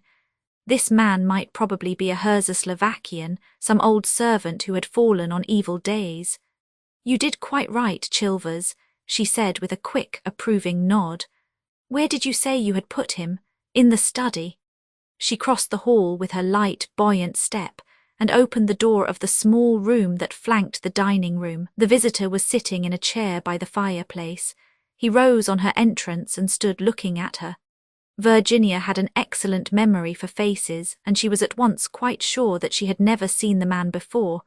He was tall and dark, supple in figure, and quite unmistakably a foreigner, but she did not think he was of Slavonic origin. She put him down as Italian or possibly Spanish. "You wished to see me?" she asked. "I am Mrs. Revel." The man did not answer for a minute or two. He was looking her slowly over as though appraising her narrowly. There was a veiled insolence in his manner which she was quick to feel. "Will you please state your business?" she said with a touch of impatience. "You are Mrs. Revel, Mrs. Timothy Revel." "Yes, I told you so just now." "Quite so. It is a good thing that you consented to see me, Mrs. Revel. Otherwise, as I told your butler, I should have been compelled to do business with your husband." Virginia looked at him in astonishment, but some impulse quelled the retort that sprang to her lips. She contented herself by remarking dryly, "You might have found some difficulty in doing that." "I think not. I am very persistent, but I will come to the point. Perhaps you recognize this." He flourished something in his hand. Virginia looked at it without much interest. "Can you tell me what it is, madam?"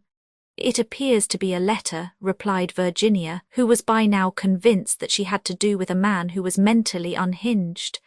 "And perhaps you note to whom it is addressed," said the man significantly, holding it out to her.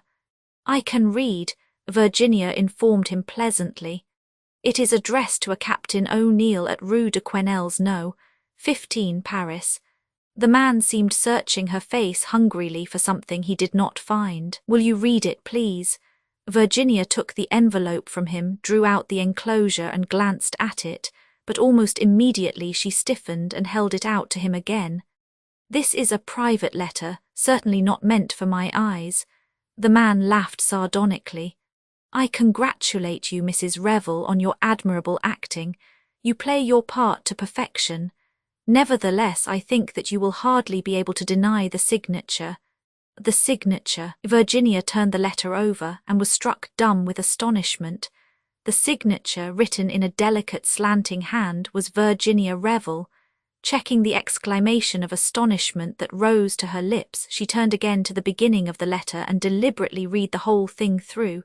Then she stood a minute lost in thought. The nature of the letter made it clear enough what was in prospect. "Well, madam," said the man, "that is your name, is it not?" "Oh, yes," said Virginia. "It's my name, but not my handwriting," she might have added.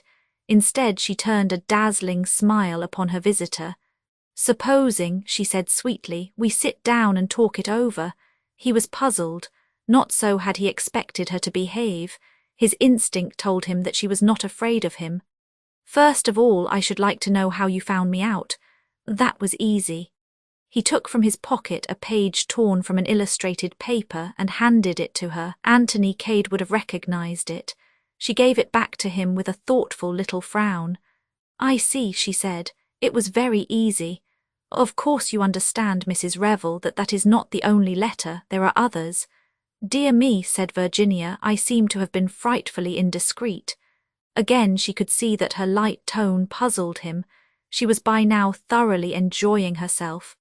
"At any rate," she said, smiling sweetly at him, "it's very kind of you to call and give them back to me." There was a pause as he cleared his throat. "I am a poor man, Mrs. Revel," he said at last, with a good deal of significance in his manner. "As such you will doubtless find it easier to enter the kingdom of heaven, or so I have always heard. I cannot afford to let you have these letters for nothing. I think you are under a misapprehension. Those letters are the property of the person who wrote them." "That may be the law, madam, but in this country you have a saying possession is 9 points of the law, and in any case, are you prepared to invoke the aid of the law? The law is a severe one for blackmailers," Virginia reminded him. Come, Mrs. Revel, I am not quite a fool. I have read these letters, the letters of a woman to her lover, one and all breathing dread of discovery by her husband. Do you want me to take them to your husband? You have overlooked one possibility. Those letters were written some years ago. Supposing that since then I have become a widow. He shook his head with confidence. In that case, if you had nothing to fear, you would not be sitting here making terms with me. Virginia smiled. What is your price? She asked in a business-like manner. For £1,000 I will hand the whole packet over to you. It is very little that I am asking there, but you see I do not like the business. I shouldn't dream of paying you £1,000, said Virginia with decision. Madam, I never bargain. £1,000, and I will place the letters in your hands. Virginia reflected. You must give me a little time to think it over. It will not be easy for me to get such a sum together. A few pounds on account, perhaps, say 50, and I will call again. Virginia looked up at the clock. It was 5 minutes past 4, and she fancied that she had heard the bell. Very well, she said hurriedly. Come back tomorrow, but later than this. About 6. She crossed over to a desk that stood against the wall, unlocked one of the drawers, and took out an untidy handful of notes. There is about £40 here. That will have to do for you. He snatched at it eagerly. And now go at once, please, said Virginia. He left the room obediently enough. Through the open door, Virginia caught a glimpse of George Lomax in the hall, just being ushered upstairs by Chilvers. As the front door closed, Virginia called to him. Come in here. George, Chilvers, bring us tea in here, will you please? She flung open both windows, and George Lomax came into the room to find her standing erect with dancing eyes and wind-blown hair. I'll shut them in a minute, George, but I felt the room ought to be aired. Did you fall over the blackmailer in the hall? The what? Blackmailer, George. Blackmailer, blackmailer, one who blackmails. My dear Virginia, you can't be serious. Though, but I am, George.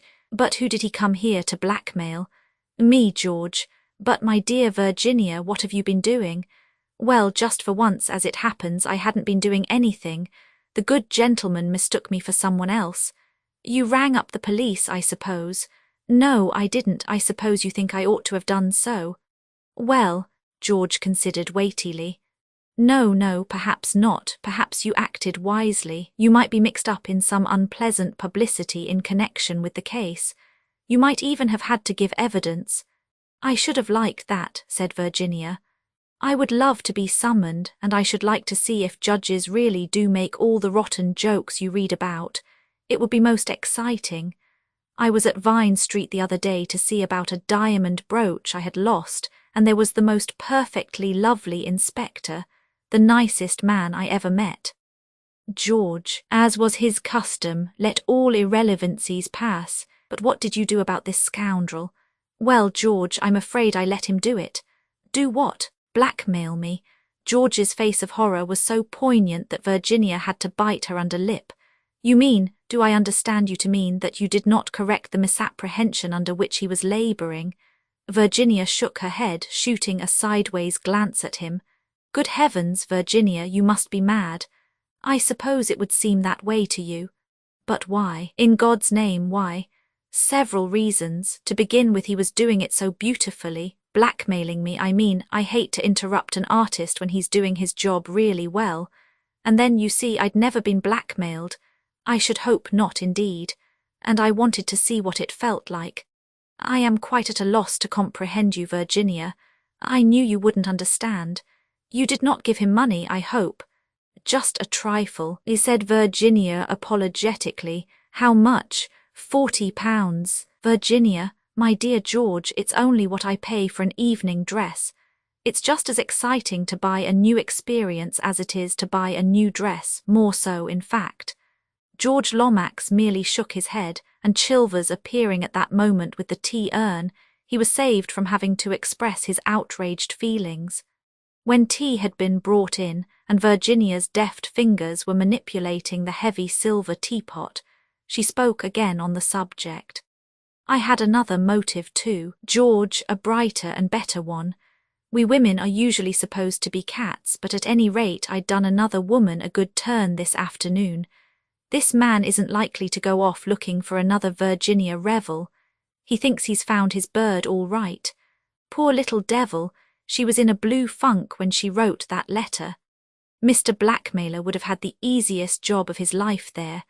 Now, though he doesn't know it, he's up against a tough proposition. Starting with the great advantage of having led a blameless life, I shall toy with him to his undoing, as they say in books.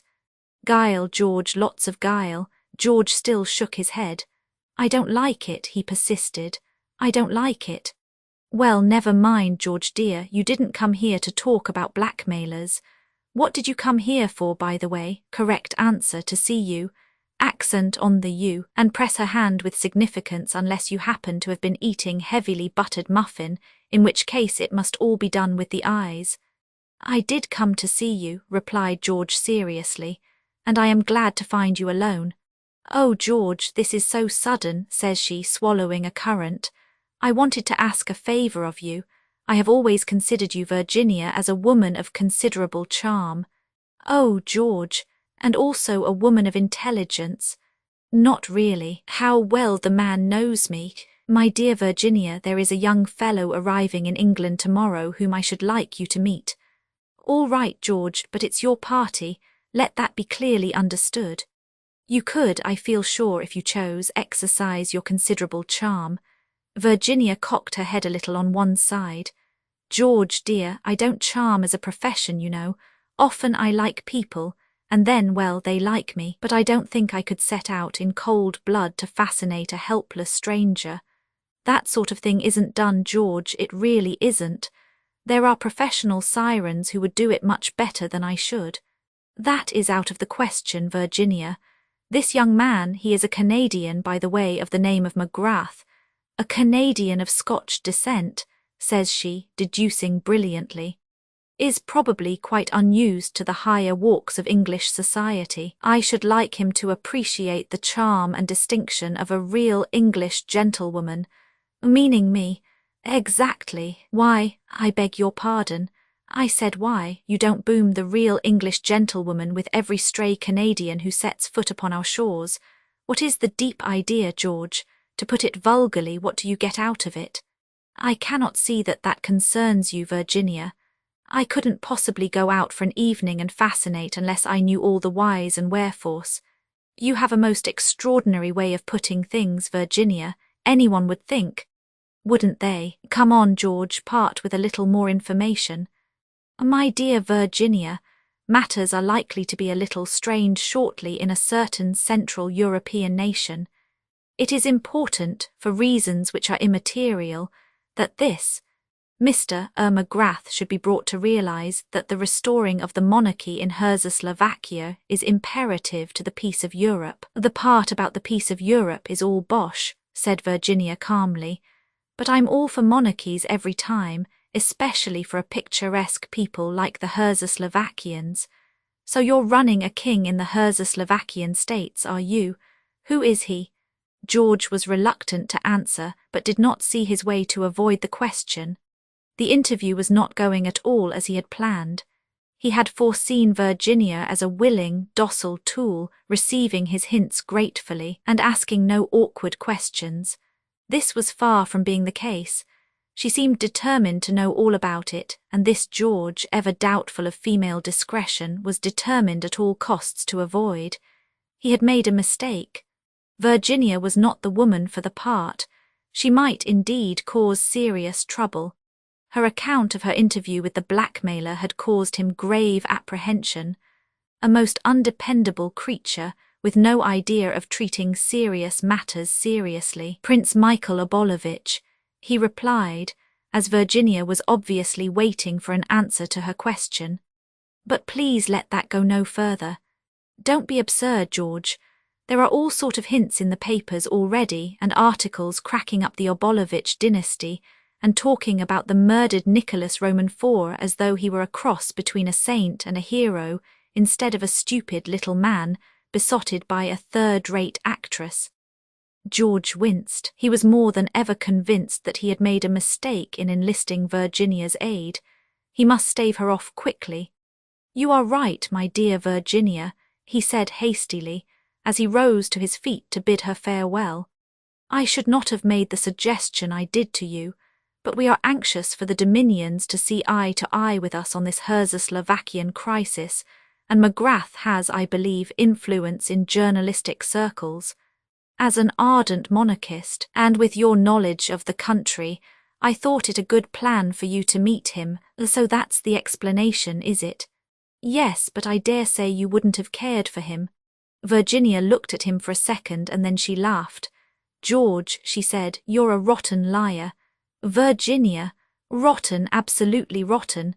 If I had had your training I could have managed a better one than that, one that had a chance of being believed. But I shall find out all about it, my poor George. Rest assured of that. The mystery of Mr. McGrath. I shouldn't wonder if I got a hint or two at Chimneys this weekend." "At Chimneys? You are going to Chimneys?" George could not conceal his perturbation. He had hoped to reach Lord Caterham in time for the invitation to remain unishoed. "Bundle rang up and asked me this morning." George made a last effort.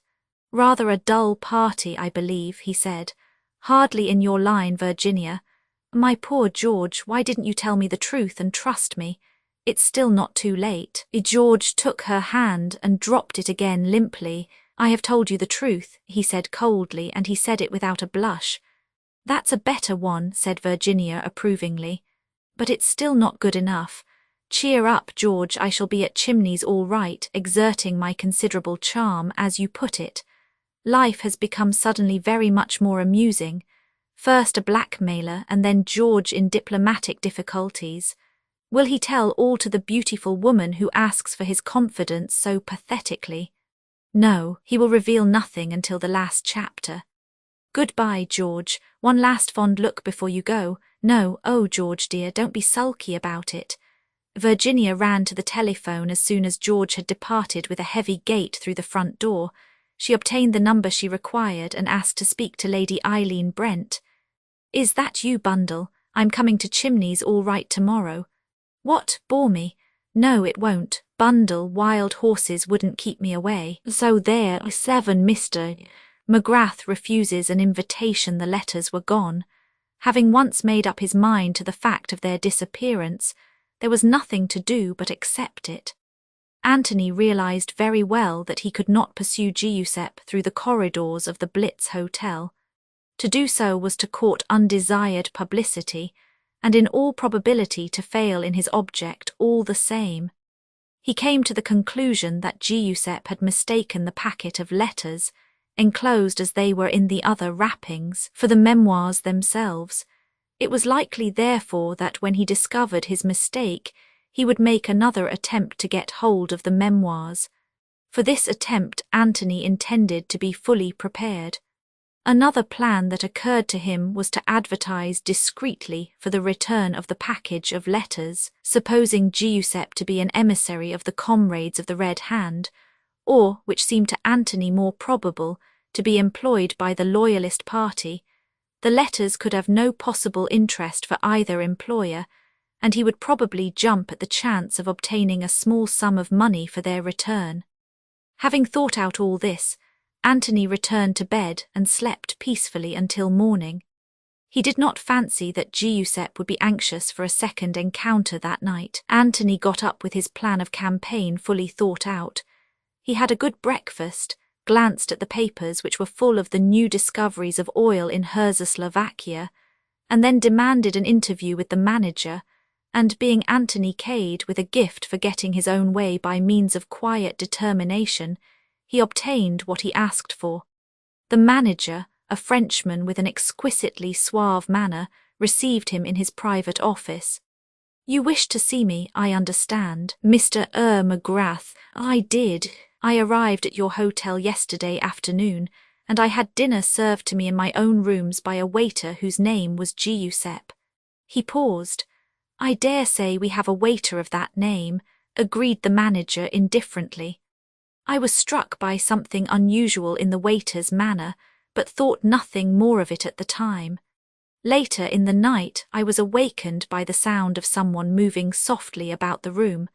I switched on the light and found this same Giuseppe in the act of rifling my leather suitcase. The manager's indifference had completely disappeared now. "But I have heard nothing of this," he exclaimed. "Why was I not informed sooner? The man and I had a brief struggle. He was armed with a knife, by the way. In the end he succeeded in making off by way of the window." "What did you do then, Mr. McGrath?" "I examined the contents of my suitcase." "Had anything been taken?" "Nothing of importance," said Anthony slowly. The manager leaned back with a sigh. "I am glad of that," he remarked. "But you will allow me to say, Mr. McGrath, that I do not quite understand your attitude in the matter. You made no attempt to arouse the hotel, to pursue the thief." Anthony shrugged his shoulders.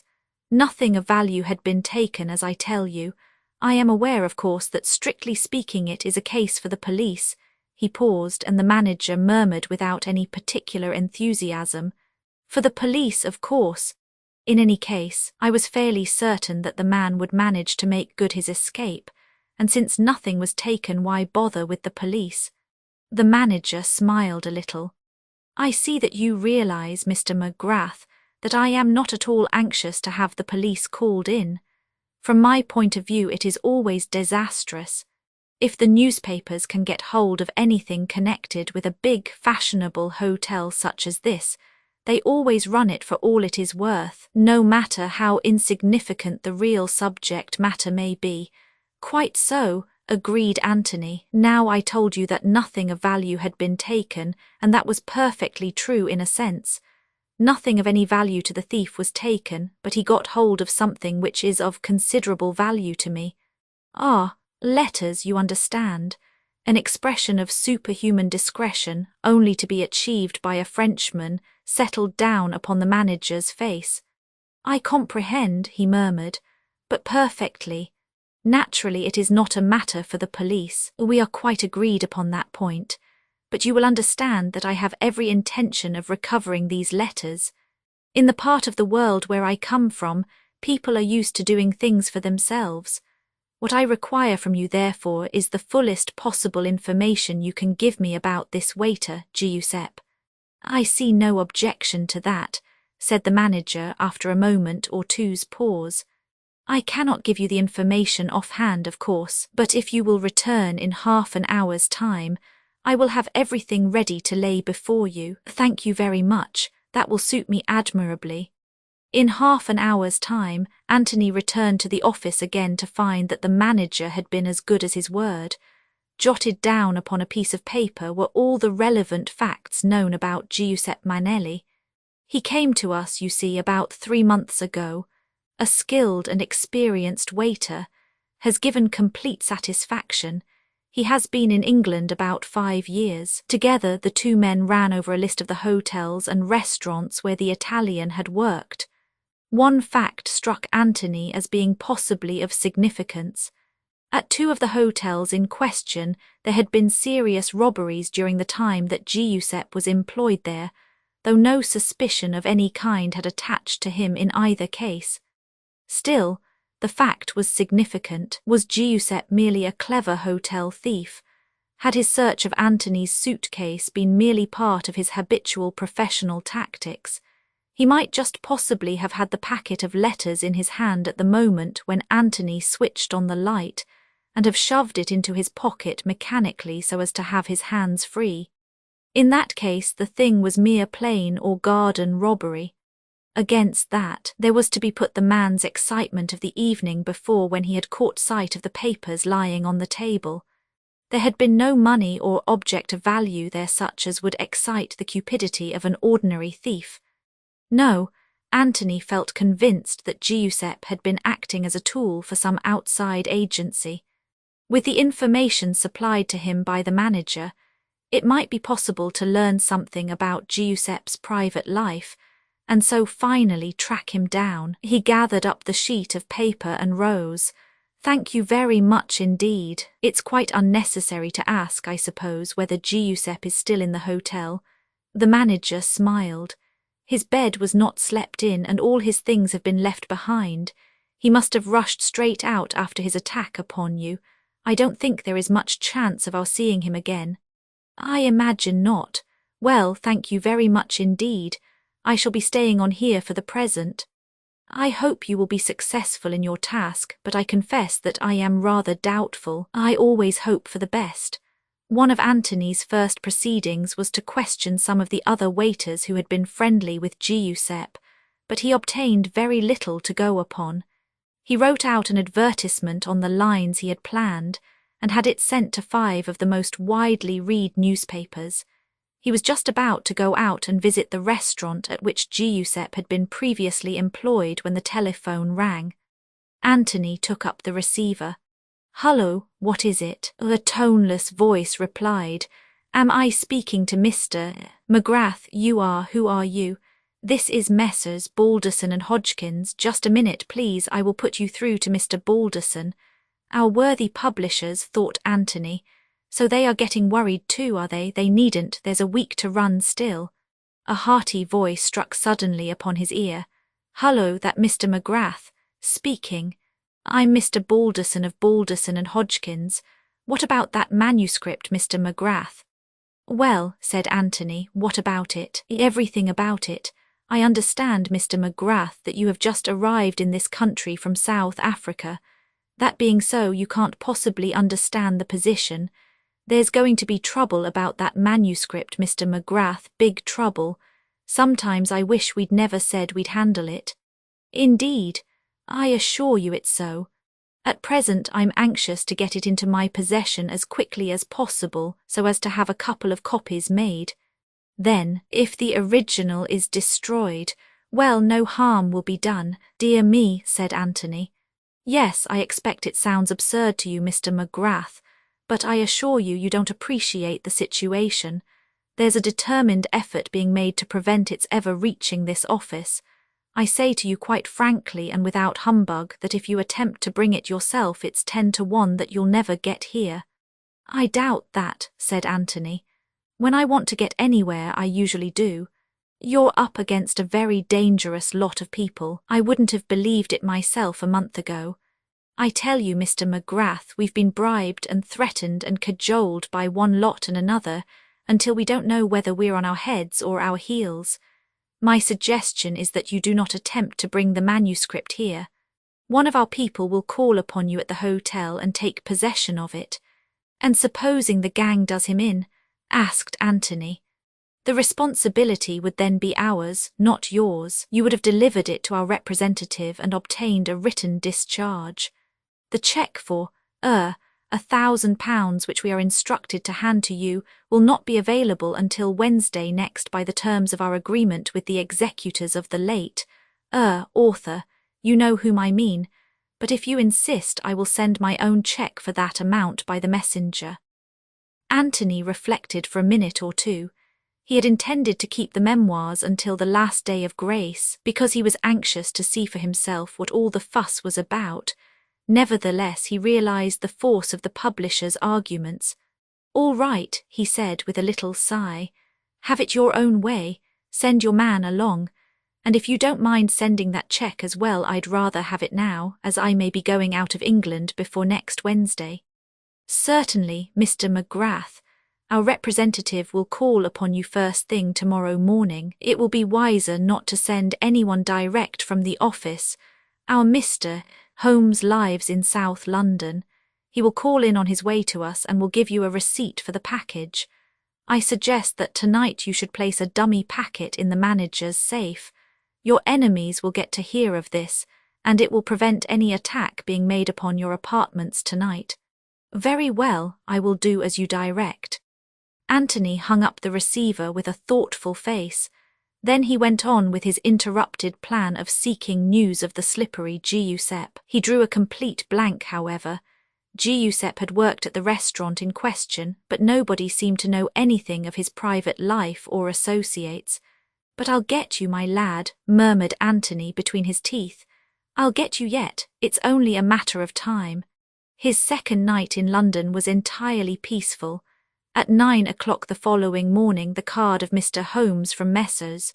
Balderson and Hodgkins was sent up, and Mr. Holmes followed it. A small, fair man with a quiet manner, Anthony handed over the manuscript and received in exchange a cheque for £1,000. Mr. Holmes packed up the manuscript in the small brown bag he carried, wished Anthony good morning and departed. The whole thing seemed very tame. But perhaps he'll be murdered on the way there, Anthony murmured aloud as he stared idly out of the window. I wonder now, I very much wonder. He put the cheque in an envelope, enclosed a few lines of writing with it, and sealed it up carefully. Jimmy, who had been more or less in funds at the time of his encounter with Anthony at Bulawayo, had advanced him a substantial sum of money which was, as yet, practically untouched. If one's job's done with, the other isn't, said Anthony to himself. Up to now I've bungled it, but never say die. I think that, suitably disguised, I shall go and have a look at 487 Pont Street. He packed his belongings, went down and paid his bill, and ordered his luggage to be put on a taxi, suitably rewarding those who stood in his path, most of whom had done nothing whatever materially to add to his comfort. He was on the point of being driven off when a small boy rushed down the steps with a letter. Just come for you this very minute, sir. With a sigh, Anthony produced yet another shilling. The taxi groaned heavily and jumped forward with a hideous crashing of gears, and Anthony opened the letter. It was rather a curious document. He had to read it 4 times before he could be sure of what it was all about. Put in plain English, the letter was not in plain English, but in the peculiar involved style common to missives issued by government officials. It presumed that Mr. McGrath was arriving in England from South Africa today, Thursday. It referred obliquely to the memoirs of Count Styleptich, and begged Mr. McGrath to do nothing in the matter until he had had a confidential conversation with Mr. George Lomax and certain other parties whose magnificence was vaguely hinted at. It also contained a definite invitation to go down to Chimneys as the guest of Lord Caterham on the following day, Friday, a mysterious and thoroughly obscure communication. Anthony enjoyed it very much. Dear old England, he murmured affectionately. 2 days behind the times as usual, rather a pity. Still, I can't go down to Chimneys under false pretences. I wonder, though, if there's an inn handy. Mr. Anthony Cade might stay at the inn without anyone being the wiser.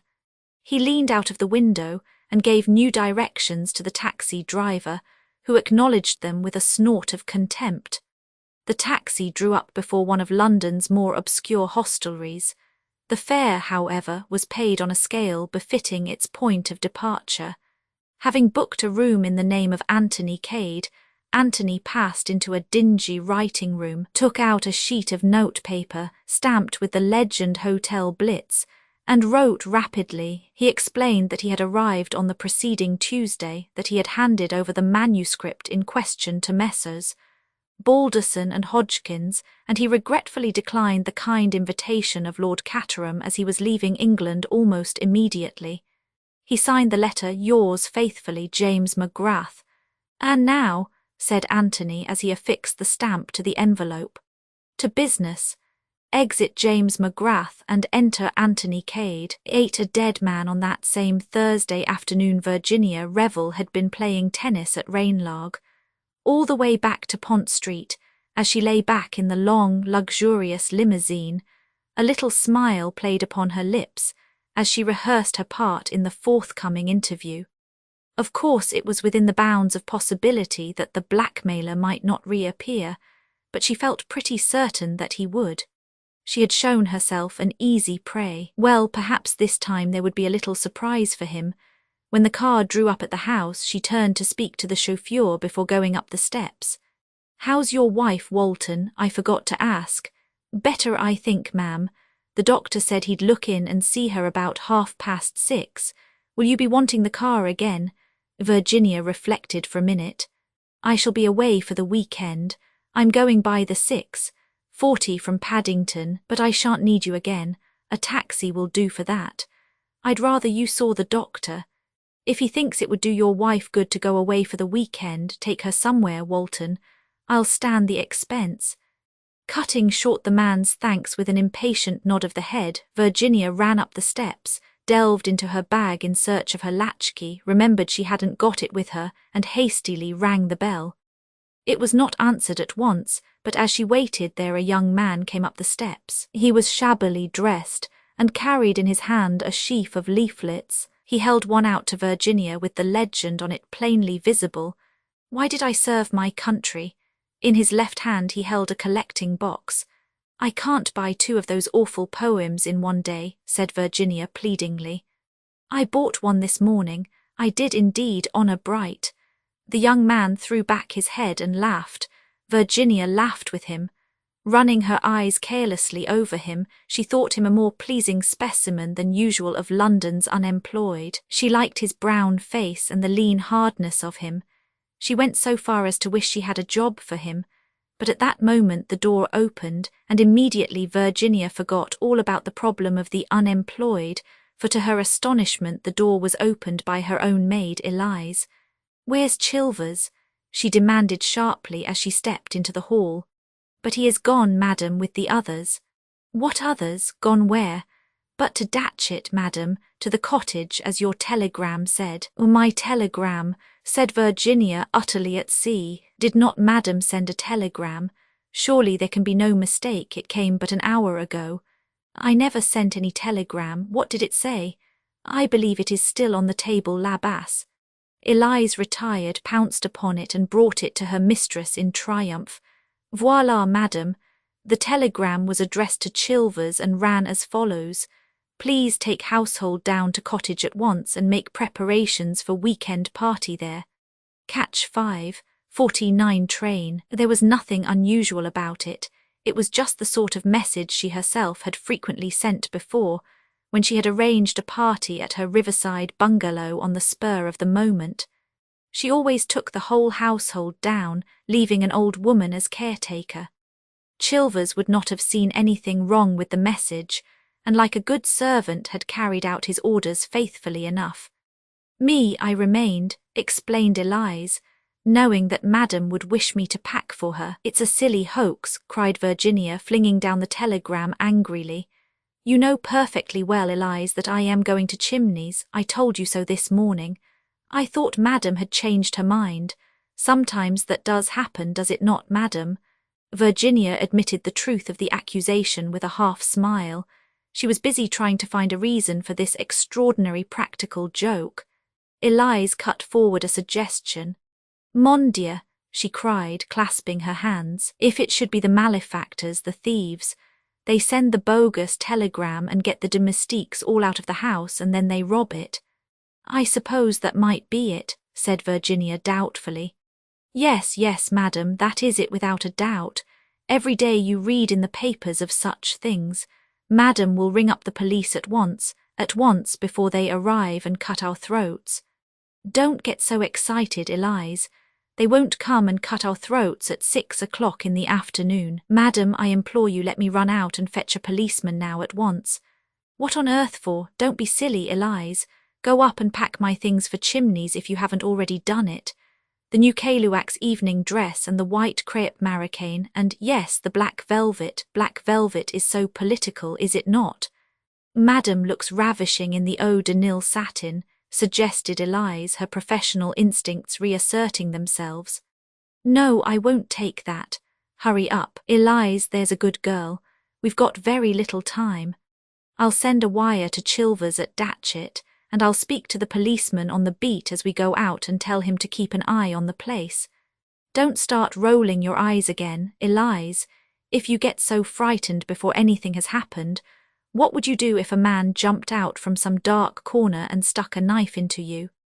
Elise gave vent to a shrill squeak and beat a speedy retreat up the stairs, darting nervous glances over each shoulder as she went. Virginia made a face at her retreating back and crossed the hall to the little study where the telephone was. Elise's suggestion of ringing up the police station seemed to her a good one, and she intended to act upon it without any further delay. She opened the study door and crossed to the telephone. Then, with her hand on the receiver, she stopped. A man was sitting in the big armchair, sitting in a curious huddled position. In the stress of the moment, she had forgotten all about her expected visitor. Apparently he had fallen asleep whilst waiting for her. She came right up to the chair, a slightly mischievous smile upon her face, and then suddenly the smile faded. The man was not asleep, he was dead. She knew it at once, knew it instinctively even before her eyes had seen and noted the small shining pistol lying on the floor, the little singed hole just above the heart with the dark stain round it, and the horrible dropped jaw. She stood quite still, her hands pressed to her sides. In the silence she heard Elise running down the stairs. "Madam, madam." "Well, what is it?" She moved quickly to the door. Her whole instinct was to conceal what had happened, for the moment anyway, from Elise.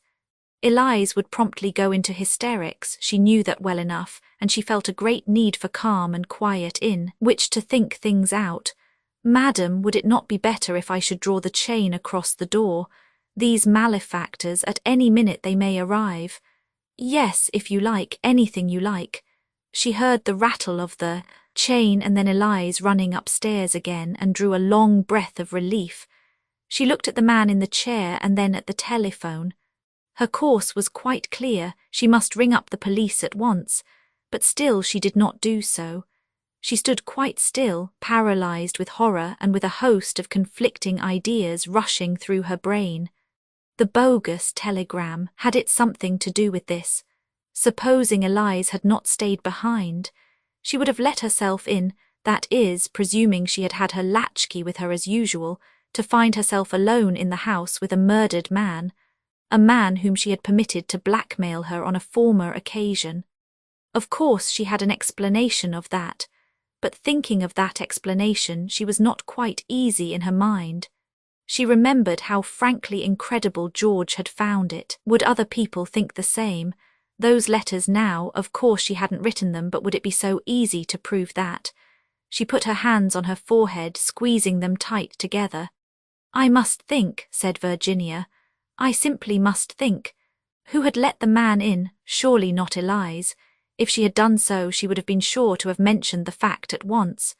The whole thing seemed more and more mysterious as she thought about it. There was really only one thing to be done: ring up the police. She stretched out her hand to the telephone, and suddenly she thought of George. A man that was what she wanted, an ordinary, level-headed, unemotional man who would see things in their proper proportion and point out to her the best course to take. Then she shook her head. Not George. The first thing George would think of would be his own position. He would hate being mixed up in this kind of business. George wouldn't do at all. Then her face softened. Bill, of course, without more ado. She rang up Bill. She was informed that he had left half an hour ago for Chimneys. "Oh, damn," cried Virginia, jamming down the receiver. It was horrible to be shut up with a dead body and to have no one to speak to. And at that minute the front door bell rang. Virginia jumped. In a few minutes it rang again. Elise, she knew, was upstairs packing and wouldn't hear it. Virginia went out in the hall, drew back the chain, and undid all the bolts that Elise had fastened in her zeal. Then, with a long breath, she threw open the door. On the steps was the unemployed young man. Virginia plunged headlong with a relief born of overstrung nerves. "Come in," she said. "I think that perhaps I've got a job for you." She took him into the dining room, pulled toward a chair for him, sat down herself facing him and stared at him very attentively. "Excuse me," she said, "but are you, Eton and Oxford," said the young man. "That's what you wanted to ask me, wasn't it?" "Something of the kind," admitted Virginia. "Come down in the world entirely through my own incapacity to stick to regular work. This isn't regular work you're offering me, I hope." A smile hovered for a moment on her lips. "It's very irregular." "Good," said the young man in a tone of satisfaction. Virginia noted his bronzed face and long, lean body with approval. "You see," she explained, "I'm in rather a hole and most of my friends are, well, rather high up. They've all got something to lose. I've nothing whatever to lose, so go ahead. What's the trouble?" "There's a dead man in the next room," said Virginia. "He's been murdered and I don't know what to do about it." She blurted out the words as simply as a child might have done. The young man went up enormously in her estimation by the way he accepted her statement. He might have been used to hearing a similar announcement made every day of his life. "Excellent," he said with a trace of enthusiasm. "I've always wanted to do a bit of amateur detective work. Shall we go and view the body, or will you give me the facts first?" "I think I'd better give you the facts." She paused for a moment to consider how best to condense her story, and then began, speaking quietly and concisely. "This man came to the house for the first time yesterday and asked to see me. He had certain letters with him, love letters signed with my name, but which weren't written by you," put in the young man quietly. Virginia looked at him in some astonishment. "How did you know that?" "Oh, I deduced it, but go on. He wanted to blackmail me, and well, I don't know if you'll understand, but I let him." She looked at him appealingly, and he nodded his head reassuringly. "Of course I understand. You wanted to see what it felt like. How frightfully clever of you. That's just what I did feel." "I am clever," said the young man modestly. "But mind you, very few people would understand that point of view. Most people, you see, haven't got any imagination." "I suppose that's so. I told this man to come back today, at 6 o'clock. I arrived home from Rainlag to find that a bogus telegram had got all the servants except my maid out of the house. Then I walked into the study and found the man shot." "Who let him in?" "I don't know. I think if my maid had done so she would have told me." "Does she know what has happened?" "I have told her nothing." The young man nodded and rose to his feet. "And now to view the body," he said briskly. "But I'll tell you this, on the whole it's always best to tell the truth. One lie involves you in such a lot of lies, and continuous lying is so monotonous. Then you advise me to ring up the police. Probably, but we'll just have a look at the fellow first." Virginia led the way out the room. On the threshold she paused, looking back at him. "By the way," she said, "you haven't told me your name yet." My name's Anthony Cade." 9 Anthony disposes of a body. Anthony followed Virginia out of the room, smiling a little to himself. Events had taken quite an unexpected turn, but as he bent over the figure in the chair he grew grave again. "He's still warm," he said sharply. "He was killed less than half an hour ago." "Just before I came in." "Exactly." He stood upright, drawing his brows together in a frown. Then he asked a question of which Virginia did not at once see the drift. "Your maid's not been in this room, of course?" "No." "Does she know that you've been into it?" "Why, yes, I came to the door to speak to her." "After you'd found the body?" "Yes, and you said nothing." "Would it have been better if I had? I thought she would go into hysterics. She's French, you know, and easily upset. I wanted to think over the best thing to do." Anthony nodded but did not speak. "You think it a pity, I can see. Well, it was rather unfortunate, Mrs. Revel. If you and the maid had discovered the body together, immediately on your return, it would have simplified matters very much. The man would then definitely have been shot before your return to the house. Whilst now they might say he was shot after." "I see." He watched her taking in the idea, and was confirmed in his first impression of her formed when she had spoken to him on the steps outside. Besides beauty, she possessed courage and brains. Virginia was so engrossed in the puzzle presented to her that it did not occur to her to wonder at this strange man's ready use of her name. "Why didn't Elise hear the shot, I wonder?" she murmured. Anthony pointed to the open window as a loud backfire came from a passing car. "There you are. London's not the place to notice a pistol shot." Virginia turned with a little shudder to the body in the chair. "He looks like an Italian," she remarked curiously. "He is an Italian, Anthony. I should say that his regular profession was that of a waiter. He only did blackmailing in his spare time. His name might very possibly be Giuseppe." "Good heavens!" cried Virginia. "Is this Sherlock Holmes?" "No," said Anthony regretfully. "I'm afraid it's just plain or garden cheating. I'll tell you all about it presently. Now you say this man showed you some letters and asked you for money. Did you give him any?" "Yes, I did." "How much?" £40. "That's bad," said Anthony, but without manifesting any undue surprise. "Now let's have a look at the telegram." Virginia picked it up from the table and gave it to him. She saw his face grow grave as he looked at it. "What's the matter?" He held it out, pointing silently to the place of origin. "Barnes," he said, And you were at Rainlog this afternoon. What's to prevent you having sent it off yourself? Virginia felt fascinated by his words. It was as though a net was closing tighter and tighter round her. He was forcing her to see all the things which she had felt dimly at the back of her mind. Anthony took out his handkerchief and wound it round his hand, then he picked up the pistol. We criminals have to be so careful, he said apologetically. Fingerprints, you know. Suddenly she saw his whole figure stiffen. His voice, when he spoke, had altered. It was terse and curt. Mrs. Revel, he said, have you ever seen this pistol before? No, said Virginia wonderingly. Are you sure of that? Quite sure. Have you a pistol of your own? No. Have you ever had one? No, never. You are sure of that? Quite sure. He stared at her steadily for a minute, and Virginia stared back in complete surprise at his tone. Then with a sigh he relaxed. That's odd, he said. How do you account for this? He held out the pistol. It was a small, dainty article, almost a toy, though capable of doing deadly work. Engraved on it was the name Virginia. Oh, it's impossible, cried Virginia. Her astonishment was so genuine that Anthony could but believe in it. Sit down, he said quietly. There's more in this than there seemed to be first go off. To begin with, what's our hypothesis? There are only two possible ones. There is, of course, the real Virginia of the letters. She may have somehow or other tracked him down, shot him, dropped the pistol, stolen the letters, and taken herself off. That's quite possible, isn't it? I suppose so, said Virginia unwillingly. The other hypothesis is a good deal more interesting. Whoever wished to kill Giuseppe wished also to incriminate you. In fact, that may have been their main object.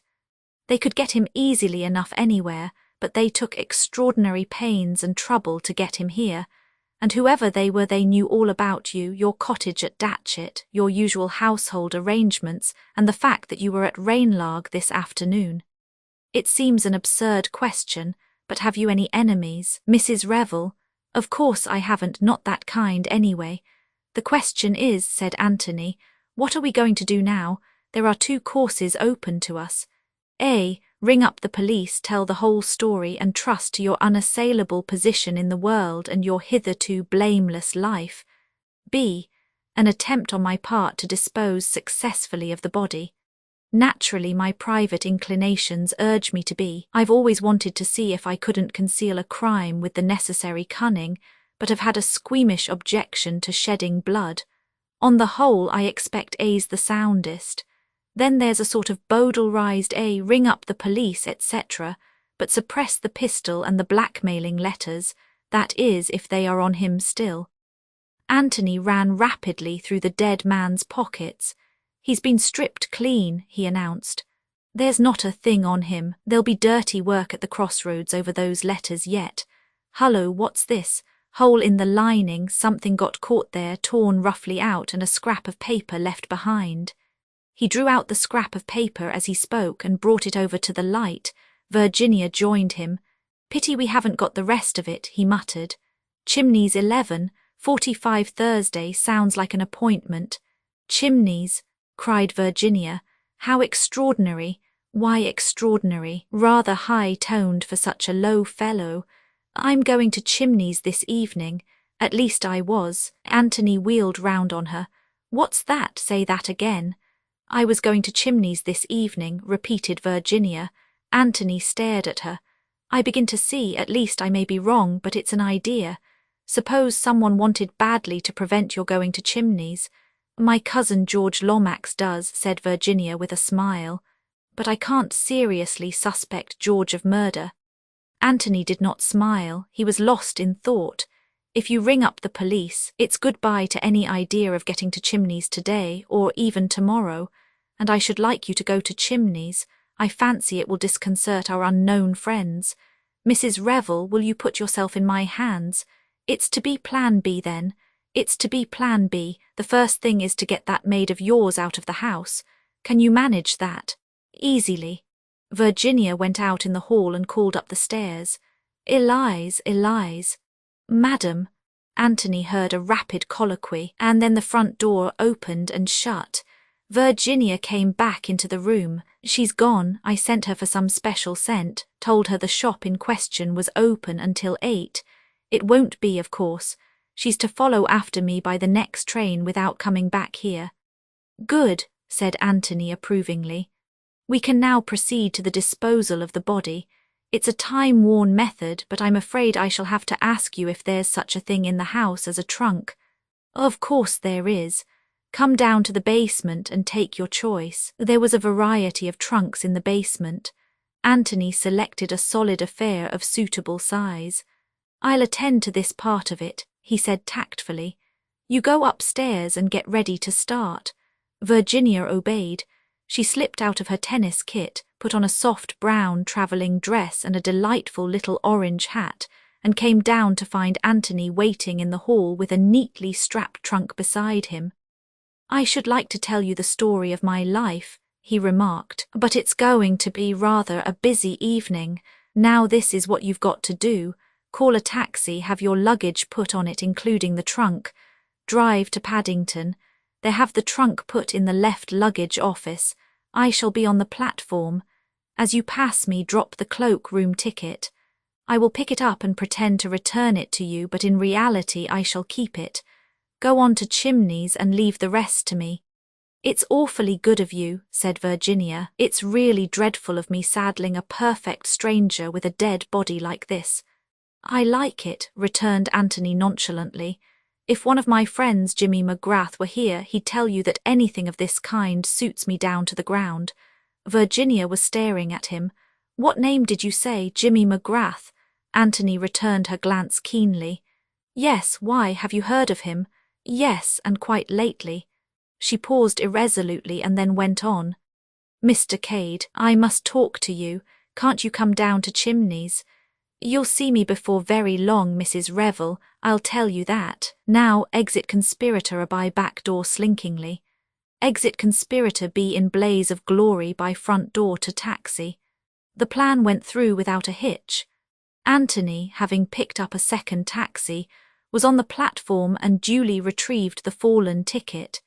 He then departed in search of a somewhat battered second-hand Morris Cowley which he had acquired earlier in the day in case it should be necessary to his plans. Returning to Paddington in this, he handed the ticket to the porter, who got the trunk out of the cloak-room and wedged it securely at the back of the car. Anthony drove off. His objective now was out of London, through Notting Hill, Shepherd's Bush, down Goldhawk Road, through Brentford and Hounslow till he came to the long stretch of road midway between Hounslow and Staines. It was a well-frequented road, with motors passing continually. No footmarks or tyre marks were likely to show. Anthony stopped the car at a certain spot. Getting down, he first obscured the number plate with mud, then, waiting until he heard no car coming in either direction, he opened the trunk, heaved out Giuseppe's body and laid it neatly down by the side of the road on the inside of a curve, so that the headlights of passing motors would not strike on it. Then he entered the car again and drove away. The whole business had occupied exactly 1 minute and a half. He made a detour to the right, returning to London by way of Burnham Beeches. There again he halted the car, and choosing a giant of the forest, he deliberately climbed the huge tree. It was something of a feat, even for Anthony. To one of the topmost branches he affixed a small brown paper parcel, concealing it in a little niche close to the bole. "A very clever way of disposing of the pistol," said Anthony to himself with some approval. "Everybody hunts about on the ground and drags ponds, but there are very few people in England who could climb that tree." Next, back to London and Paddington Station. Here he left the trunk, at the other cloak-room this time, the one on the arrival side. He thought longingly of such things as good rump steaks, juicy chops, and large masses of fried potatoes, but he shook his head ruefully, glancing at his wrist watch.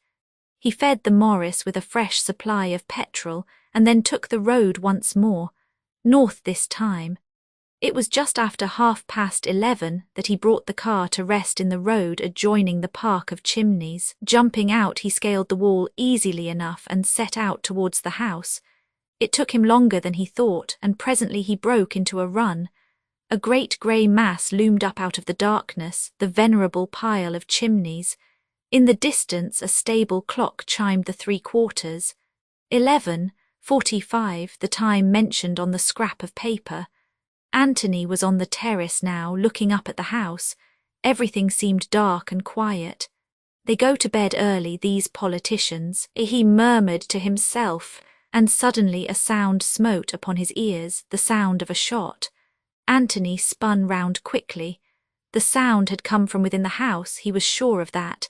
He waited a minute, but everything was still as death. Finally he went up to one of the long French windows from where he judged the sound that had startled him had come. He tried the handle. It was locked. He tried some of the other windows, listening intently all the while, but the silence remained unbroken. In the end he told himself that he must have imagined the sound, or perhaps mistaken a stray shot coming from a poacher in the woods. He turned and retraced his steps across the park, vaguely dissatisfied and uneasy. He looked back at the house, and whilst he looked a light sprang up in one of the windows on the first floor. In another minute it went out again, and the whole place was in darkness once more. 10 Chimneys Inspector Badgeworthy in his office. Time 8:30 a.m. A tall, portly man, Inspector Badgeworthy, with a heavy regulation tread, inclined to breathe hard in moments of professional strain. In attendance Constable Johnson, very new to the force, with a downy unfledged look about him like a human chicken. The telephone on the table rang sharply, and the inspector took it up with his usual portentous gravity of action. Yes, police station, Market Basing. Inspector Badgeworthy speaking. What? Slight alteration in the inspector's manner. As he is greater than Johnson, so others are greater than Inspector Badgeworthy. Speaking, my lord. I beg your pardon, my lord. I didn't quite hear what you said. Long pause, during which the inspector listens, quite a variety of expressions passing over his usually impassive countenance. Finally he lays down the receiver after a brief "at once, my lord." He turned to Johnson, seeming visibly swelled with importance. From his lordship, at Chimneys, murder. Murder, echoed Johnson, suitably impressed. Murder it is, said the inspector, with great satisfaction. Why, there's never been a murder here, not that I've ever heard of, except the time that Tom Pierce shot his sweetheart. And that, in a manner of speaking, wasn't murder at all, but drink, said the inspector deprecatingly. He weren't hanged for it, agreed Johnson gloomily. But this is the real thing, is it, sir? It is, Johnson. One of his lordship's guests, a foreign gentleman, discovered shot, open window and footprints outside. I'm sorry it were a foreigner, said Johnson, with some regret. It made the murder seem less real. Foreigners, Johnson felt, were liable to be shot. His lordship's in a rare taking, continued the inspector. We'll get hold of Dr. Cartwright and take him up with us right away. I hope to goodness no one will get messing with those footprints. Badgeworthy was in a seventh heaven, a murder, at Chimneys. Inspector Badgeworthy in charge of the case. The police have a clue, sensational arrest, promotion and kudos for the aforementioned inspector. That is, said Inspector Badgeworthy to himself, if Scotland Yard doesn't come butting in. The thought damped him momentarily. It seemed so extremely likely to happen under the circumstances. They stopped at Dr. Cartwright's, and the doctor, who was a comparatively young man, displayed a keen interest. His attitude was almost exactly that of Johnson. Why, bless my soul, he exclaimed. We haven't had a murder here since the time of Tom Pierce. All three of them got into the doctor's little car and started off briskly for Chimneys. As they passed the local inn, the Jolly Cricketers, the doctor noticed a man standing in the doorway. Stranger, he remarked. Rather a nice-looking fellow. Wonder how long he's been here and what he's doing staying at the Cricketers. I haven't seen him about at all. He must have arrived last night. He didn't come by train, said Johnson. Johnson's brother was the local railway porter, and Johnson was therefore always well up in arrivals and departures. Who was there for Chimneys yesterday? Asked the inspector. Lady Eileen, she come down by the 3:40 and 2 gentlemen with her, an American gent and a young army chap, neither of them with valets. His lordship come down with a foreign gentleman, the one that's been shot as likely as not by the 5:40 and the foreign gentleman's valet. Mr. Eversley come by the same train. Mrs. Revel came by the 7:25, and another foreign-looking gentleman came by it too, one with a bald head and a hook nose. Mrs. Revel's maid came by the 8:56. Johnson paused out of breath, and there was no one for the cricketers. Johnson shook his head. He must have come by car then, said the inspector. Johnson, make a note to institute inquiries at the cricketers on your way back. We want to know all about any strangers. He was very sunburnt, that gentleman. Likely as not, he's come from foreign parts too. The inspector nodded his head with great sagacity, as though to imply that that was the sort of wide-awake man he was, not to be caught napping under any consideration. The car passed in through the park gates of Chimneys. Descriptions of that historic place can be found in any guide book. It is also No. 3 in Historic Homes of England, price 21s. On Thursdays, Chazarbanks come over from Midlingham and view those portions of it which are open to the public. In view of all these facilities, to describe Chimneys would be superfluous. They were received at the door by a white-headed butler whose demeanour was perfect. We are not accustomed, it seemed to say, to having murder committed within these walls, but these are evil days. Let us meet disaster with perfect calm and pretend with our dying breath that nothing out of the usual has occurred. His lordship, said the butler, is expecting you. This way, if you please. He led them to a small cosy room which was Lord Caterham's refuge from the magnificence elsewhere, and announced them. The police, my lord, and Dr. Cartwright. Lord Caterham was pacing up and down in a visibly agitated state. "Ha, Inspector, you've turned up at last. I'm thankful for that. How are you, Cartwright? This is the very devil of a business, you know, the very devil of a business." And Lord Caterham, running his hands through his hair in a frenzied fashion until it stood upright in little tufts, looked even less like a peer of the realm than usual. "Where's the body?" asked the doctor in curt business-like fashion. Lord Caterham turned to him as though relieved at being asked a direct question. "In the council chamber, just where it was found. I wouldn't have it touched. I believed, that was the correct thing to do."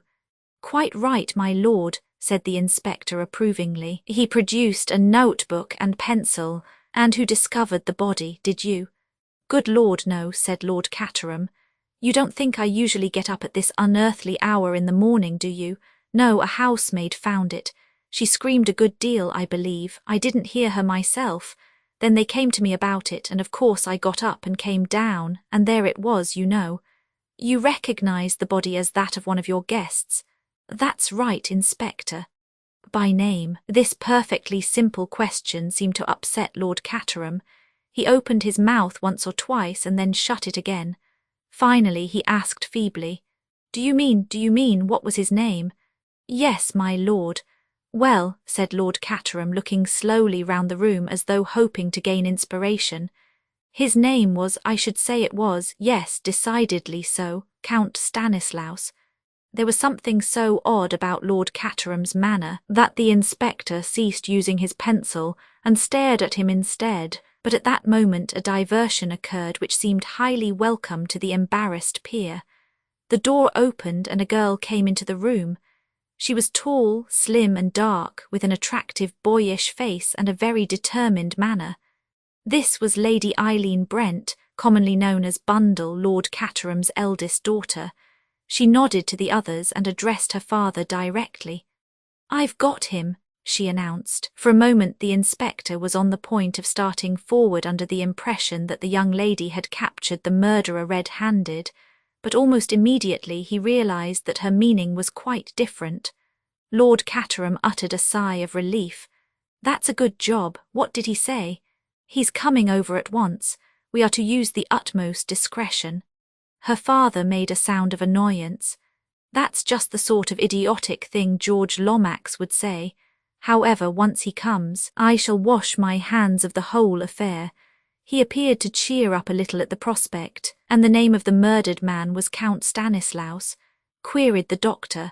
A lightning glance passed between father and daughter, and then the former said with some dignity, "Certainly, I said so just now. I asked because you didn't seem quite sure about it before," explained Cartwright. There was a faint twinkle in his eye, and Lord Caterham looked at him reproachfully. "I'll take you to the council chamber," he said more briskly. They followed him, the inspector bringing up the rear, and darting sharp glances all around him as he went, much as though he expected to find a clue in a picture frame or behind a door. Lord Caterham took a key from his pocket and unlocked a door, flinging it open. They all passed into a big room panelled in oak, with 3 long windows giving on the terrace. There was a long refectory table and a good many oak chests, and some beautiful old chairs. On the walls were various paintings of dead and gone caterams and others. Near the left-hand wall, about halfway between the door and the window, a man was lying on his back, his arms flung wide. Dr. Cartwright went over and knelt down by the body. The inspector strode across to the windows and examined them in turn. The centre one was closed but not fastened. On the steps outside were footprints leading up to the window, and a second set going away again. "Clear enough," said the inspector with a nod, "but there ought to be footprints on the inside as well. They'd show up plain on this parquet floor." "I think I can explain that," interposed Bundle. "The housemaid had polished half the floor this morning before she saw the body. You see, it was dark when she came in here. She went straight across to the windows, drew the curtains, and began on the floor, and naturally didn't see the body, which is hidden from that side of the room by the table. She didn't see it until she came right on top of it." The inspector nodded. "Well," said Lord Caterham, eager to escape, "I'll leave you here, Inspector. You'll be able to find me if you want me. But Mr. George Lomax is coming over from Wyvern Abbey shortly, and he'll be able to tell you far more than I could. It's his business, really. I can't explain, but he will when he comes." Lord Caterham beat a precipitate retreat without waiting for a reply. "Too bad for Lomax," he complained. "Letting me in for this. What's the matter, Treadwell?" The white-haired butler was hovering deferentially at his elbow. "I have taken the liberty, my lord, of advancing the breakfast hour as far as you are concerned. Everything is ready in the dining-room." "I don't suppose for a minute I can eat anything," said Lord Caterham gloomily, turning his footsteps in that direction. "Not for a moment." Bundle slipped her hand through his arm, and they entered the dining-room together. On the sideboard were half a score of heavy silver dishes, ingeniously kept hot by patent arrangements. "Omelette," said Lord Caterham, lifting each lid in turn. "Eggs and bacon, kidneys, devilled bird, haddock, cold ham, cold pheasant." "I don't like any of these things, Treadwell. Ask the cook to poach me an egg, will you?" "Very good, my lord." Treadwell withdrew. Lord Caterham, in an absent-minded fashion, helped himself plentifully to kidneys and bacon, poured himself out a cup of coffee, and sat down at the long table. Bundle was already busy with a plateful of eggs and bacon. "I'm damned hungry," said Bundle with her mouth full. "It must be the excitement." "It's all very well for you," complained her father. "You young people like excitement, but I'm in a very delicate state of health. Avoid all worry, that's what Sir Abner Willis said. Avoid all worry. So easy for a man sitting in his consulting room in Harley Street to say that. How can I avoid worry when that ass Lomax lands me with a thing like this? I ought to have been firm at the time. I ought to have put my foot down." With a sad shake of the head, Lord Caterham rose and carved himself a plate of ham. "Codders has certainly done it this time," observed Bundle cheerfully. "He was almost incoherent over the telephone. He'll be here in a minute or two, spluttering 19 to the dozen about discretion and hushing it up." Lord Caterham groaned at the prospect. "Was he up?" he asked. "He told me," replied Bundle, "that he had been up and dictating letters and memoranda ever since 7 o'clock. "Proud of it too," remarked her father. "Extraordinarily selfish, these public men. They make their wretched secretaries get up at the most unearthly hours in order to dictate rubbish to them. If a law was passed compelling them to stop in bed until 11, What a benefit it would be to the nation. I wouldn't mind so much if they didn't talk such balderdash. Lomax is always talking to me of my position, as if I had any. Who wants to be a peer nowadays? Nobody, said Bundle. They'd much rather keep a prosperous public house. Treadwell reappeared silently with 2 poached eggs in a little silver dish which he placed on the table in front of Lord Caterham. What's that, Treadwell? Said the latter, looking at them with faint distaste. Poached eggs, my lord. I hate poached eggs, said Lord Caterham peevishly. They are so insipid. I don't like to look at them even. Take them away, will you, Treadwell? Very good, my lord. Treadwell and the poached eggs withdrew as silently as they came. Thank God no one gets up early in this house, remarked Lord Caterham devoutly. We shall have to break this to them when they do, I suppose. He sighed. I wonder who murdered him, said Bundle. And why? That's not our business, thank goodness, said Lord Caterham. That's for the police to find out, not that Badgeworthy will ever find out anything. On the whole, I rather hope it was Nosestein, meaning the all-British syndicate. Why should Mr. Isarkstein murder him when he'd come down here on purpose to meet him? High finance, said Lord Caterham vaguely. And that reminds me I shouldn't be at all surprised if Isarkstein wasn't an early riser. He may blow in upon us at any minute. It's a habit in the city. I believe that, however rich you are, you always catch the 9. 17. The sound of a motor being driven at great speed was heard through the open window. Codders, cried Bundle. Father and daughter leaned out of the window and hailed the occupant of the car as it drew up before the entrance. In here, my dear fellow, in here, cried Lord Caterham, hastily swallowing his mouthful of ham. George had no intention of climbing in through the window. He disappeared through the front door and reappeared ushered in by Treadwell, who withdrew at once. Have some breakfast, said Lord Caterham, shaking him by the hand. What about a kidney? George waved the kidney aside impatiently. This is a terrible calamity, terrible, terrible. It is indeed some haddock. No, it must be hushed up. At all costs it must be hushed up. As Bundle had prophesied, George began to splutter. I understand your feelings, said Lord Caterham sympathetically. Try an egg and bacon or some haddock.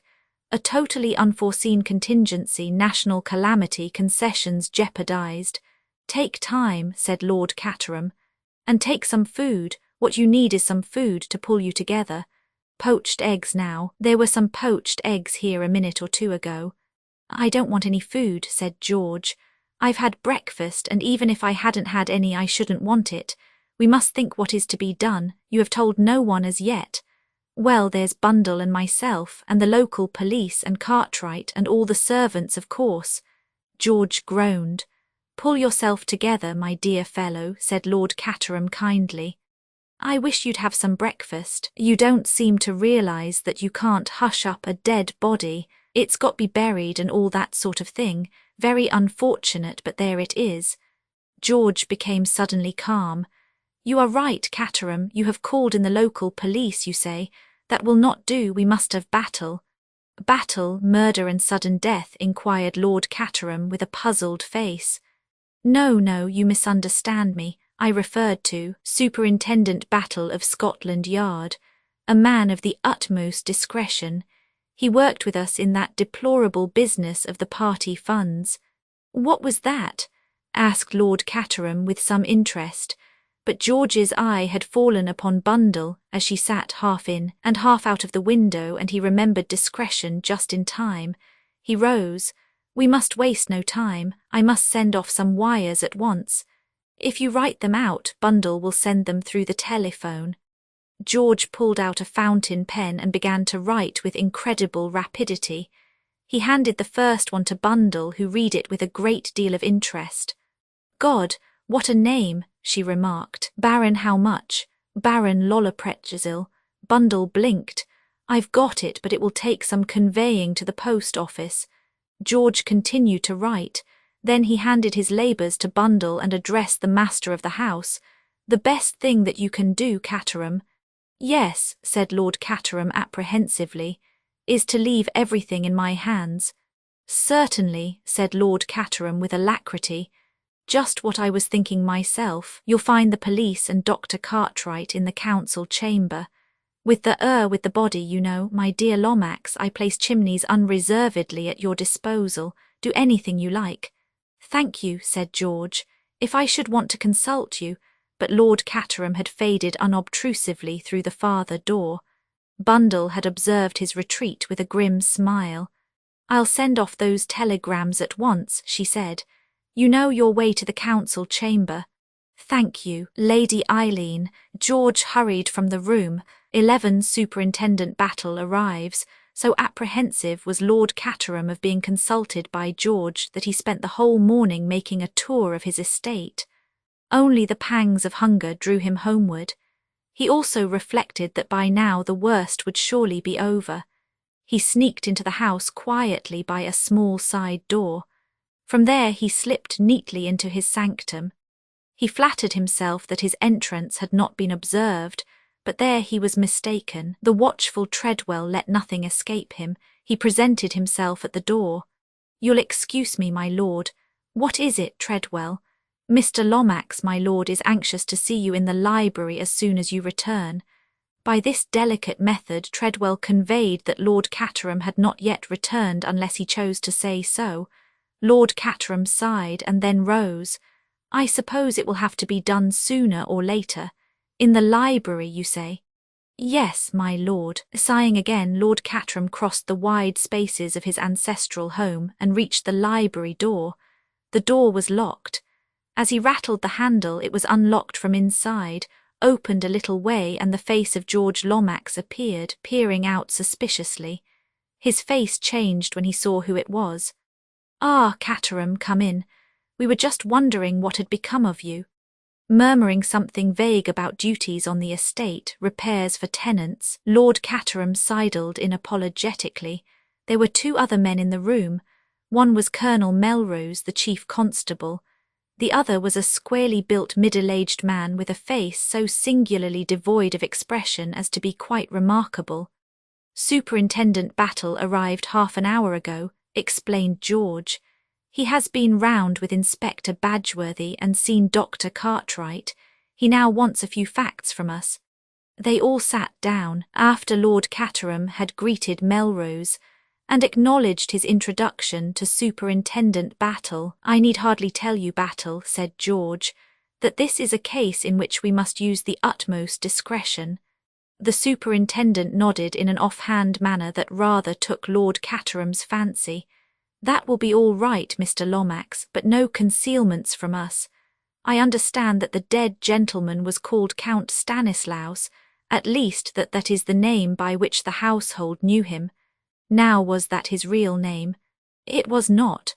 What was his real name? Prince Michael of Herzoslovakia. Battle's eyes opened just a trifle, otherwise he gave no sign. And what, if I may ask the question, was the purpose of his visit here? Just pleasure. There was a further object, Battle, all this in the strictest confidence, of course. Yes, Mr. Lomax. Colonel Melrose. Of course. Well then, Prince Michael was here for the express purpose of meeting Mr. Hermann Isarkstein. A loan was to be arranged on certain terms, which were, I do not know the exact details. Indeed, they had not yet been arranged. But in the event of coming to the throne, Prince Michael pledged himself to grant certain oil concessions to those companies in which Mr. Isarkstein is interested. The British government was prepared to support the claim of Prince Michael to the throne in view of his pronounced British sympathies. Well, said Superintendent Battle, I don't suppose I need go further into it than that. Prince Michael wanted the money, Mr. Isarkstein wanted oil, and the British government was ready to do the heavy farther. Just one question, was anyone else after those concessions? I believe an American group of financiers had made overtures to His Highness. And been turned down, eh? But George refused to be drawn. Prince Michael's sympathies were entirely pro-British, he repeated. Superintendent Battle did not press the point. Lord Caterham, I understand that this is what occurred yesterday. You met Prince Michael in town and journeyed down here in company with him. The prince was accompanied by his valet, a Slovakian named Boris Antchaukov, but his equerry, Captain Andrassy, remained in town. The prince, on arriving, declared himself greatly fatigued and retired to the apartments set aside for him. Dinner was served to him there, and he did not meet the other members of the house party. Is that correct? Quite correct. This morning a housemaid discovered the body at approximately 7:45 a.m. Dr. Cartwright examined the dead man and found that death was the result of a bullet fired from a revolver. No revolver was found, and no one in the house seems to have heard the shot. On the other hand, the dead man's wristwatch was smashed by the fall and marks the crime as having been committed at exactly 11:45. Now, what time did you retire to bed last night? We went early. Somehow or other the party didn't seem to go, if you know what I mean. Superintendent, we went up about 10:30, I should say. Thank you. Now I will ask you, Lord Caterham, to give me a description of all the people staying in the house. But excuse me, I thought the fellow who did it came from outside.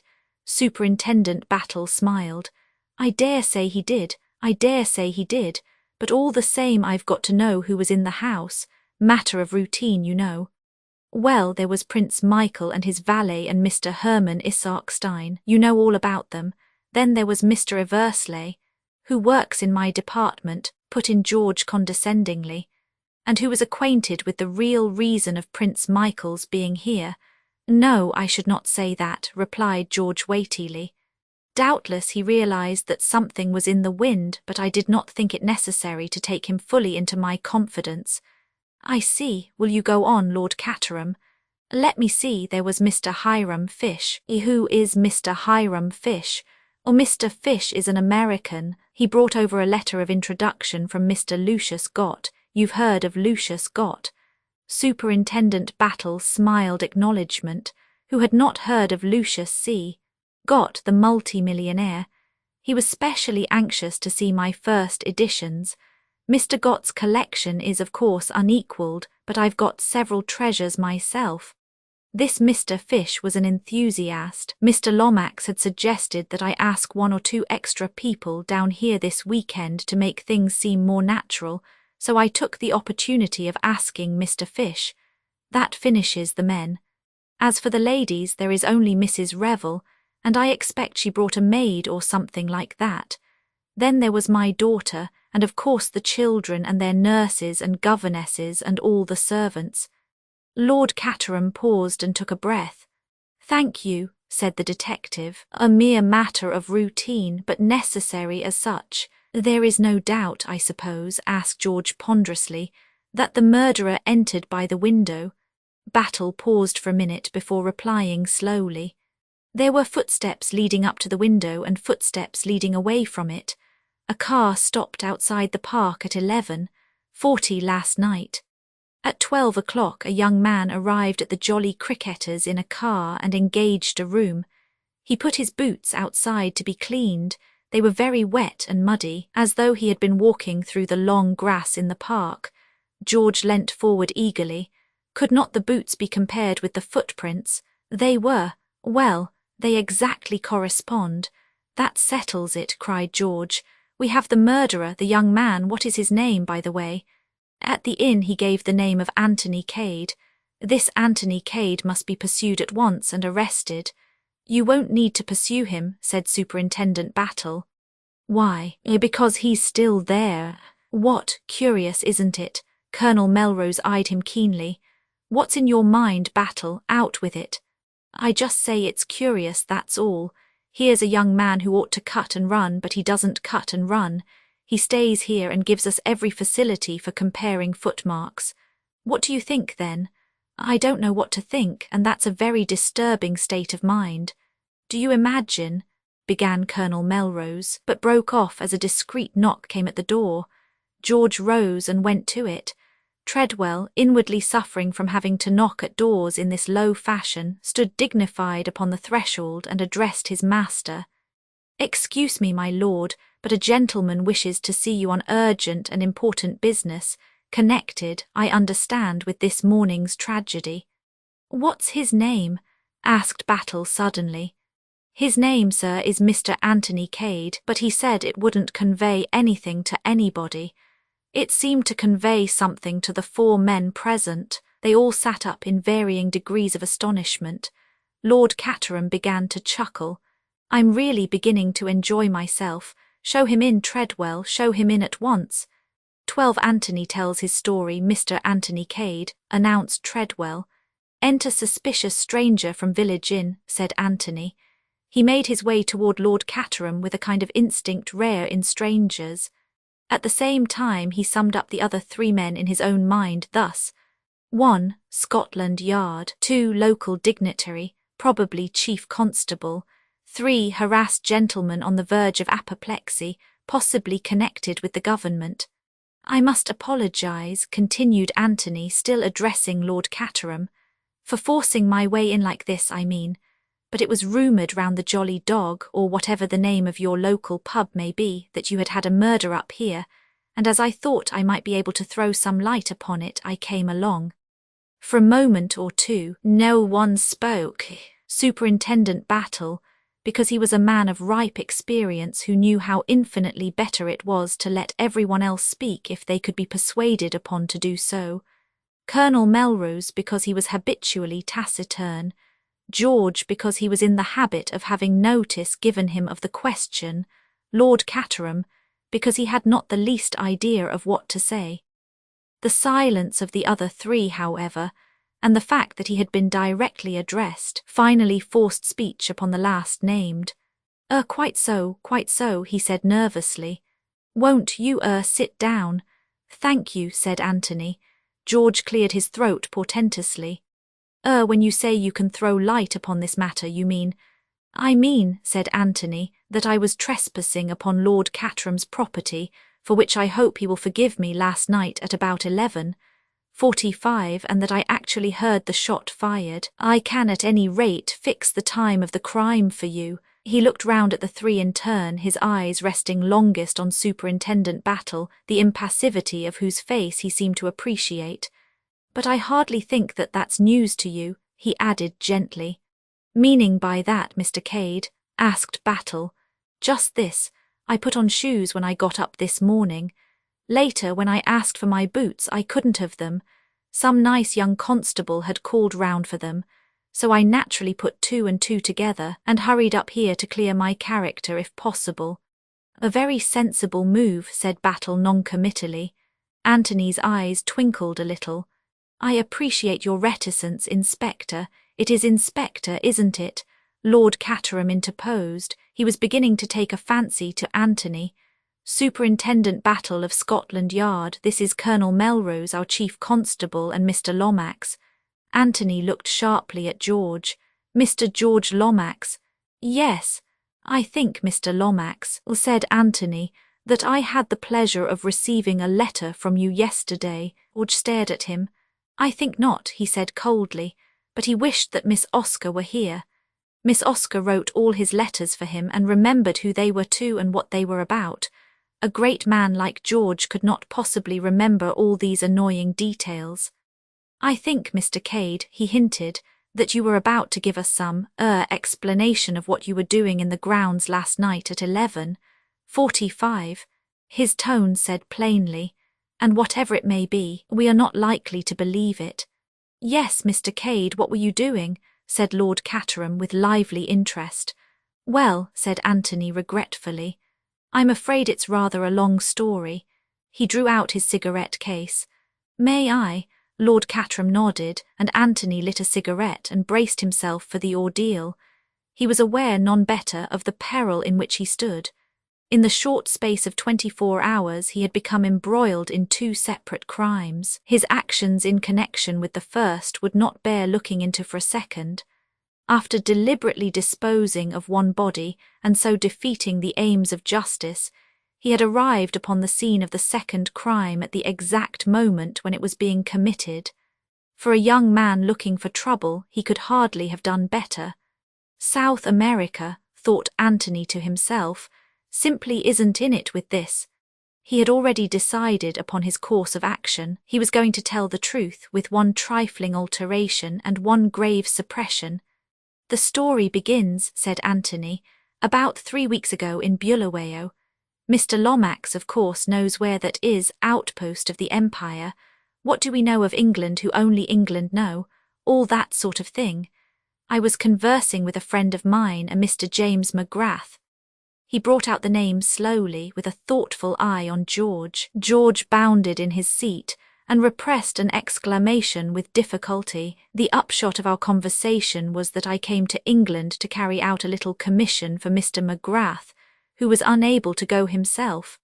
Since the passage was booked in his name, I travelled as James McGrath. I don't know what particular kind of offence that was.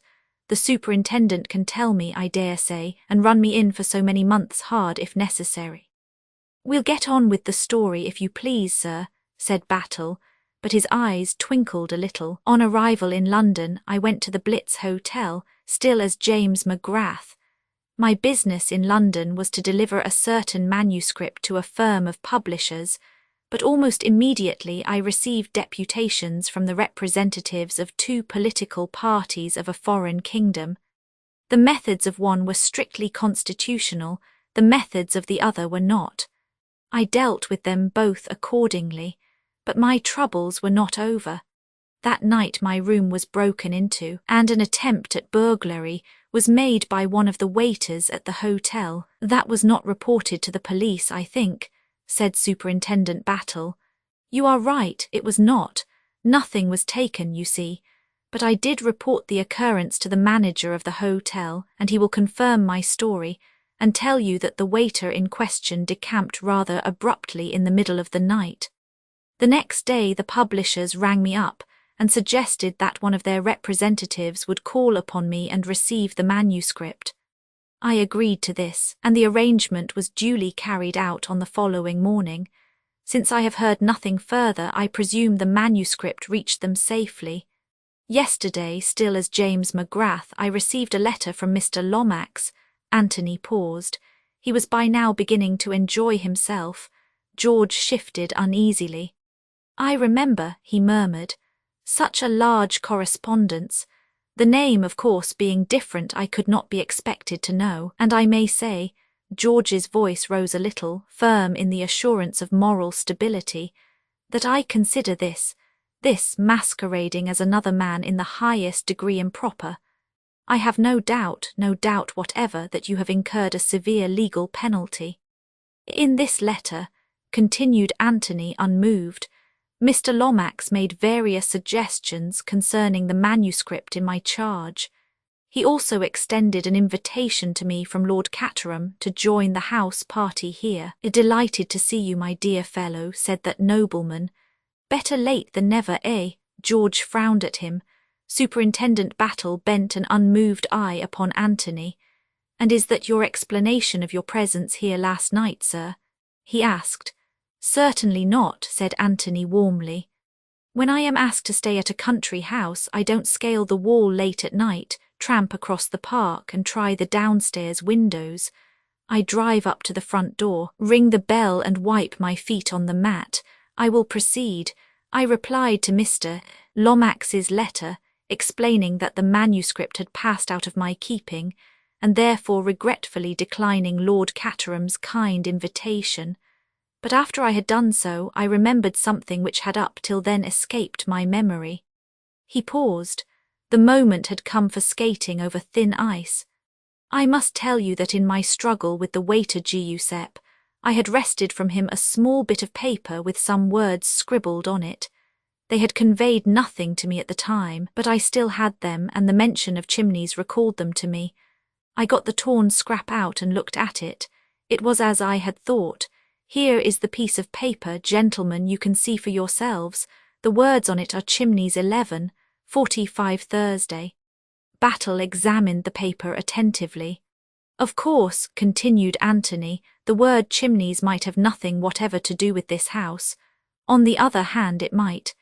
And undoubtedly this Giuseppe was a thieving rascal. I made up my mind to motor down here last night, satisfy myself that all was as it should be, put up at the inn and call upon Lord Caterham in the morning and put him on his guard in case some mischief should be intended during the weekend." "Quite so," said Lord Caterham encouragingly. Quite so. I was late in getting here, had not allowed enough time. Consequently, I stopped the car, climbed over the wall and ran across the park. When I arrived on the terrace, the whole house was dark and silent. I was just turning away when I heard a shot. I fancied that it came from inside the house and I ran back, crossed the terrace and tried the windows. But they were fastened and there was no sound of any kind from inside the house. I waited a while, but the whole place was still as the grave, so I made up my mind that I had made a mistake and that what I had heard was a stray poacher. Quite a natural conclusion to come to under the circumstances, I think. Quite natural, said Superintendent Battle expressionlessly. I went on to the inn put up as I said and heard the news this morning. I realized, of course, that I was a suspicious character, bound to be under the circumstances, and came up here to tell my story, hoping it wasn't going to be handcuffs for one. There was a pause. Colonel Melrose looked sideways at Superintendent Battle. I think the story seems clear enough, he remarked. Yes, said Battle, I don't think we'll be handing out any handcuffs this morning. Any questions, Battle? There's one thing I'd like to know. What was this manuscript? He looked across at George and the latter replied with a trace of unwillingness. The memoirs of the late Count Styleptich, you see. You needn't say anything more, said Battle. I see perfectly. He turned to Anthony. Do you know who it was that was shot, Mr. Cade? At the Jolly Dog. It was understood to be a Count Stanislaus, or some such name. Tell him, said Battle laconically to George Lomax. George was clearly reluctant, but he was forced to speak.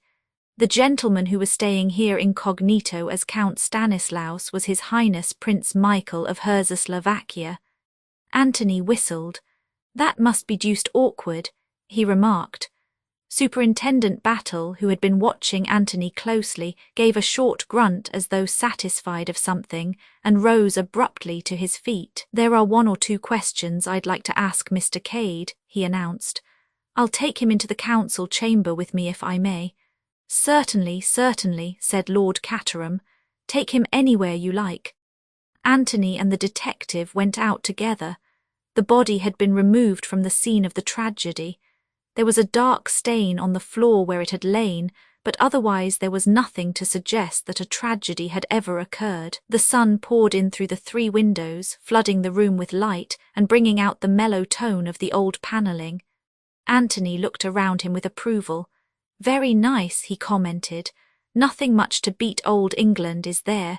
Did it seem to you at first it was in this room the shot was fired? Asked the superintendent, not replying to Anthony's eulogium. Let me see. Anthony opened the window and went out on the terrace, looking up at the house. Yes, that's the room all right, he said. It's built out and occupies all the corner. If the shot had been fired anywhere else it would have sounded from the left, but this was from behind me or to the right if anything. That's why I thought of poachers. It's at the extremity of the wing, you see. He stepped back across the threshold and asked suddenly, as though the idea had just struck him, But why do you ask? You know he was shot here, don't you? Ah, said the superintendent, we never know as much as we'd like to know. But yes, he was shot here all right. Now you said something about trying the windows, didn't you? Yes, they were fastened from the inside. How many of them did you try? All 3 of them. Sure of that, sir. I'm in the habit of being sure. Why do you ask? That's a funny thing, said the superintendent. What's a funny thing? When the crime was discovered this morning, the middle one was open, not latched, that is to say. Phew, said Anthony, sinking down on the window seat and taking out his cigarette case. That's rather a blow. That opens up quite a different aspect of the case. It leaves us 2 alternatives. Either he was killed by someone in the house, and that someone unlatched the window after I had gone to make it look like an outside job, incidentally with me as Little Willie, or else, not to mince matters, I'm lying. I dare say you incline to the second possibility, but upon my honour, you're wrong. Nobody's going to leave this house until I'm through with them, I can tell you that, said Superintendent Battle grimly. Anthony looked at him keenly. How long have you had the idea that it might be an inside job? he asked. Battle smiled. I've had a notion that way all along. Your trail was a bit too flaring, if I may put it that way. As soon as your boots fitted the footmarks, I began to have my doubts. I congratulate Scotland Yard, said Anthony lightly, but at that moment, the moment when Battle apparently admitted Anthony's complete absence of complicity in the crime, Anthony felt more than ever the need of being upon his guard. Superintendent Battle was a very astute officer. It would not do to make any slip with Superintendent Battle about. That's where it happened, I suppose, said Anthony, nodding towards the dark patch upon the floor. Yes. What was he shot with? A revolver? Yes, but we shan't know what make until they get the bullet out at the autopsy. It wasn't found then. No, it wasn't found. No clues of any kind. Well, we've got this. Rather after the manner of a conjurer, Superintendent Battle produced a half-sheet of note-paper, and as he did so he again watched Anthony closely without seeming to do so, but Anthony recognized the design upon it without any sign of consternation. Aha, comrades of the Red Hand again. If they are going to scatter this sort of thing about, they ought to have it lithographed. It must be a frightful nuisance doing everyone separately. Where was this found? Underneath the body. You've seen it before, sir. Anthony recounted to him in detail his short encounter with that public-spirited association. The idea is, I suppose, that the comrades did him in. Do you think it likely, sir? Well, it would be in keeping with their propaganda, but I've always found that those who talk most about blood have never actually seen it run. I shouldn't have said the comrades had the guts myself, and they are such picturesque people too. I don't see one of them disguising himself as a suitable guest for a country house. Still, one never knows. Quite right, Mr. Cade, one never knows. Anthony looked suddenly amused. I see the big idea now. Open window, trail of footprints, suspicious stranger at village inn. But I can assure you, my dear superintendent, that whatever I am not the local agent of the Red Hand. Superintendent Battle smiled a little, then he played his last card. Would you have any objection to seeing the body? He shot out suddenly. None whatever, rejoined Anthony. Battle took a key from his pocket and, preceding Anthony down the corridor, paused at a door and unlocked it. It was one of the smaller drawing rooms. The body lay on a table covered with a sheet. Superintendent Battle waited until Anthony was beside him and then whisked away the sheet suddenly. An eager light sprang into his eyes at the half-uttered exclamation and the start of surprise which the other gave.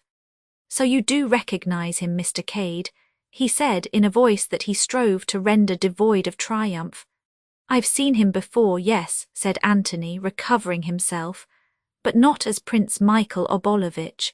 He purported to come from Messrs. Balderson and Hodgkins, and he called himself Mr. Holmes. 13. The American visitor. Superintendent Battle replaced the sheet with the slightly crestfallen air of a man whose best point has fallen flat. Anthony stood with his hands in his pockets, lost in thought. So that's what old Lollipop meant when he talked about other means, he murmured at last.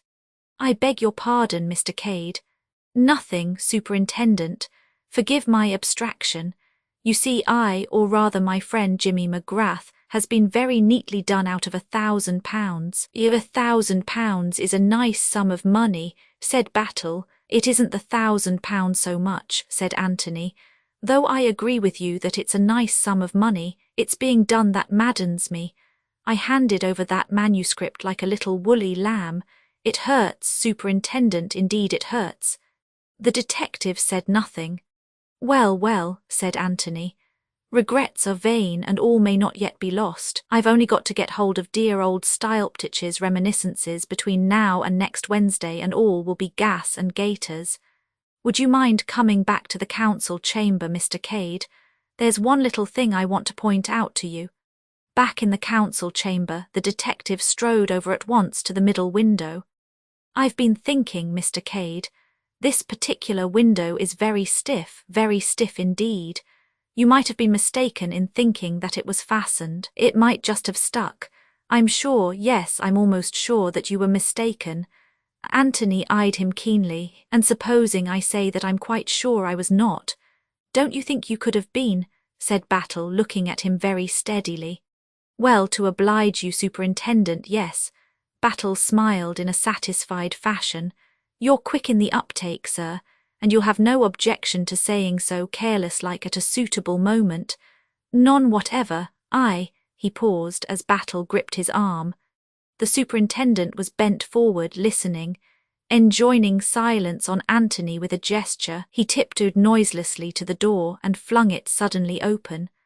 On the threshold stood a tall man with black hair neatly parted in the middle, china-blue eyes with a particularly innocent expression, and a large, placid face.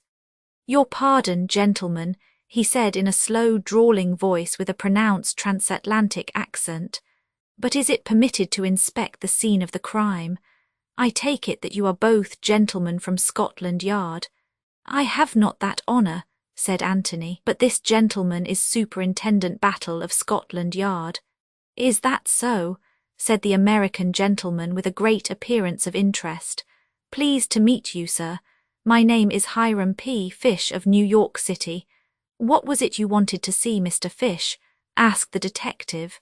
The American walked gently into the room and looked with much interest at the dark patch on the floor. "I am interested in crime, Mr. Battle. It is one of my hobbies. I have contributed a monograph to one of our weekly periodicals on the subject degeneracy and the criminal." As he spoke, his eyes went gently round the room, seeming to note everything in it. They rested just a shade longer on the window. "The body," said Superintendent Battle, stating a self-evident fact, "has been removed." "Surely," said Mr. Fish. His eyes went on to the panelled walls. "Some remarkable pictures in this room, gentlemen. A Holbein, 2 Van Dycks, and, if I am not mistaken, a Velázquez. I am interested in pictures and likewise in first editions. It was to see his first editions that Lord Caterham was so kind as to invite me down here." He sighed gently. "I guess that's all off now. It would show a proper feeling, I suppose, for the guests to return to town immediately." "I'm afraid that can't be done, sir," said Superintendent Battle. "Nobody must leave the house until after the inquest." "Is that so? And when is the inquest?" "Maybe tomorrow, may not be until Monday. We've got to arrange for the autopsy and see the coroner." "I get you," said Mr. Fish. "Under the circumstances, though, it will be a melancholy party." Battle led the way to the door. "We'd best get out of here," he said. "We are keeping it locked still." He waited for the other two to pass through and then turned the key and removed it. "I opine," said Mr. Fish, "that you are seeking for fingerprints." "Maybe," said the superintendent laconically. "I should say to that on a night such as last night an intruder would have left footprints on the hardwood floor.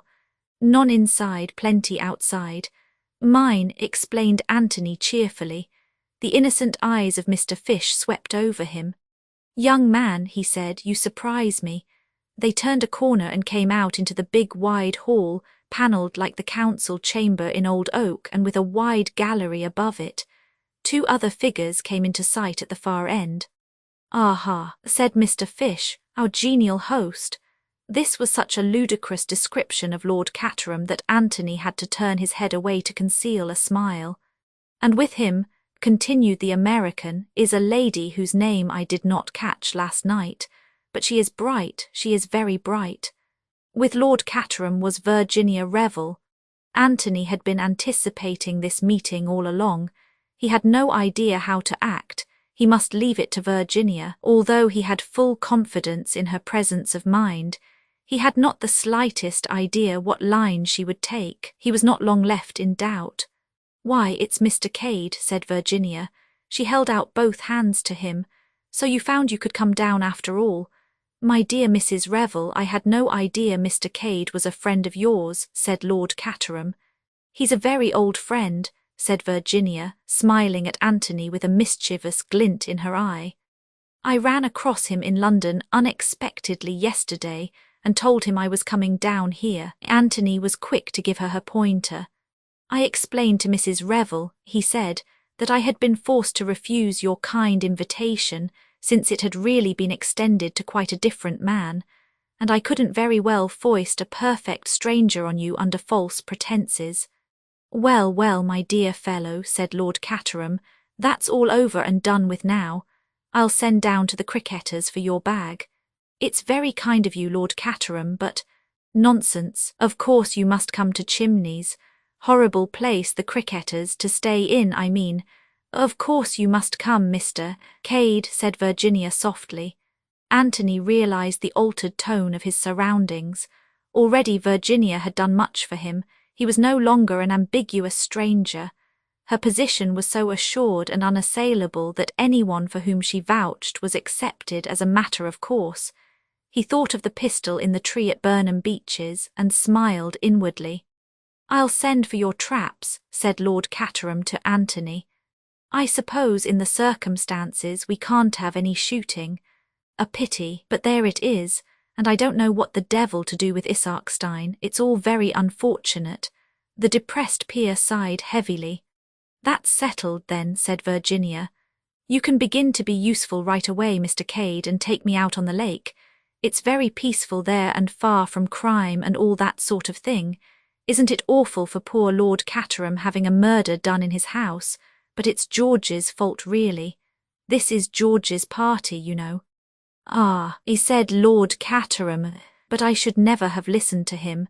He assumed the air of a strong man betrayed by a single weakness." "One can't help listening to George," said Virginia.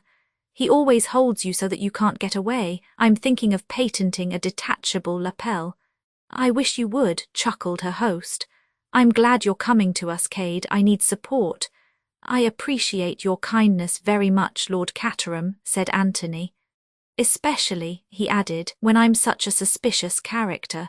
But my staying here makes it easier for battle." "In what way, sir?" asked the superintendent.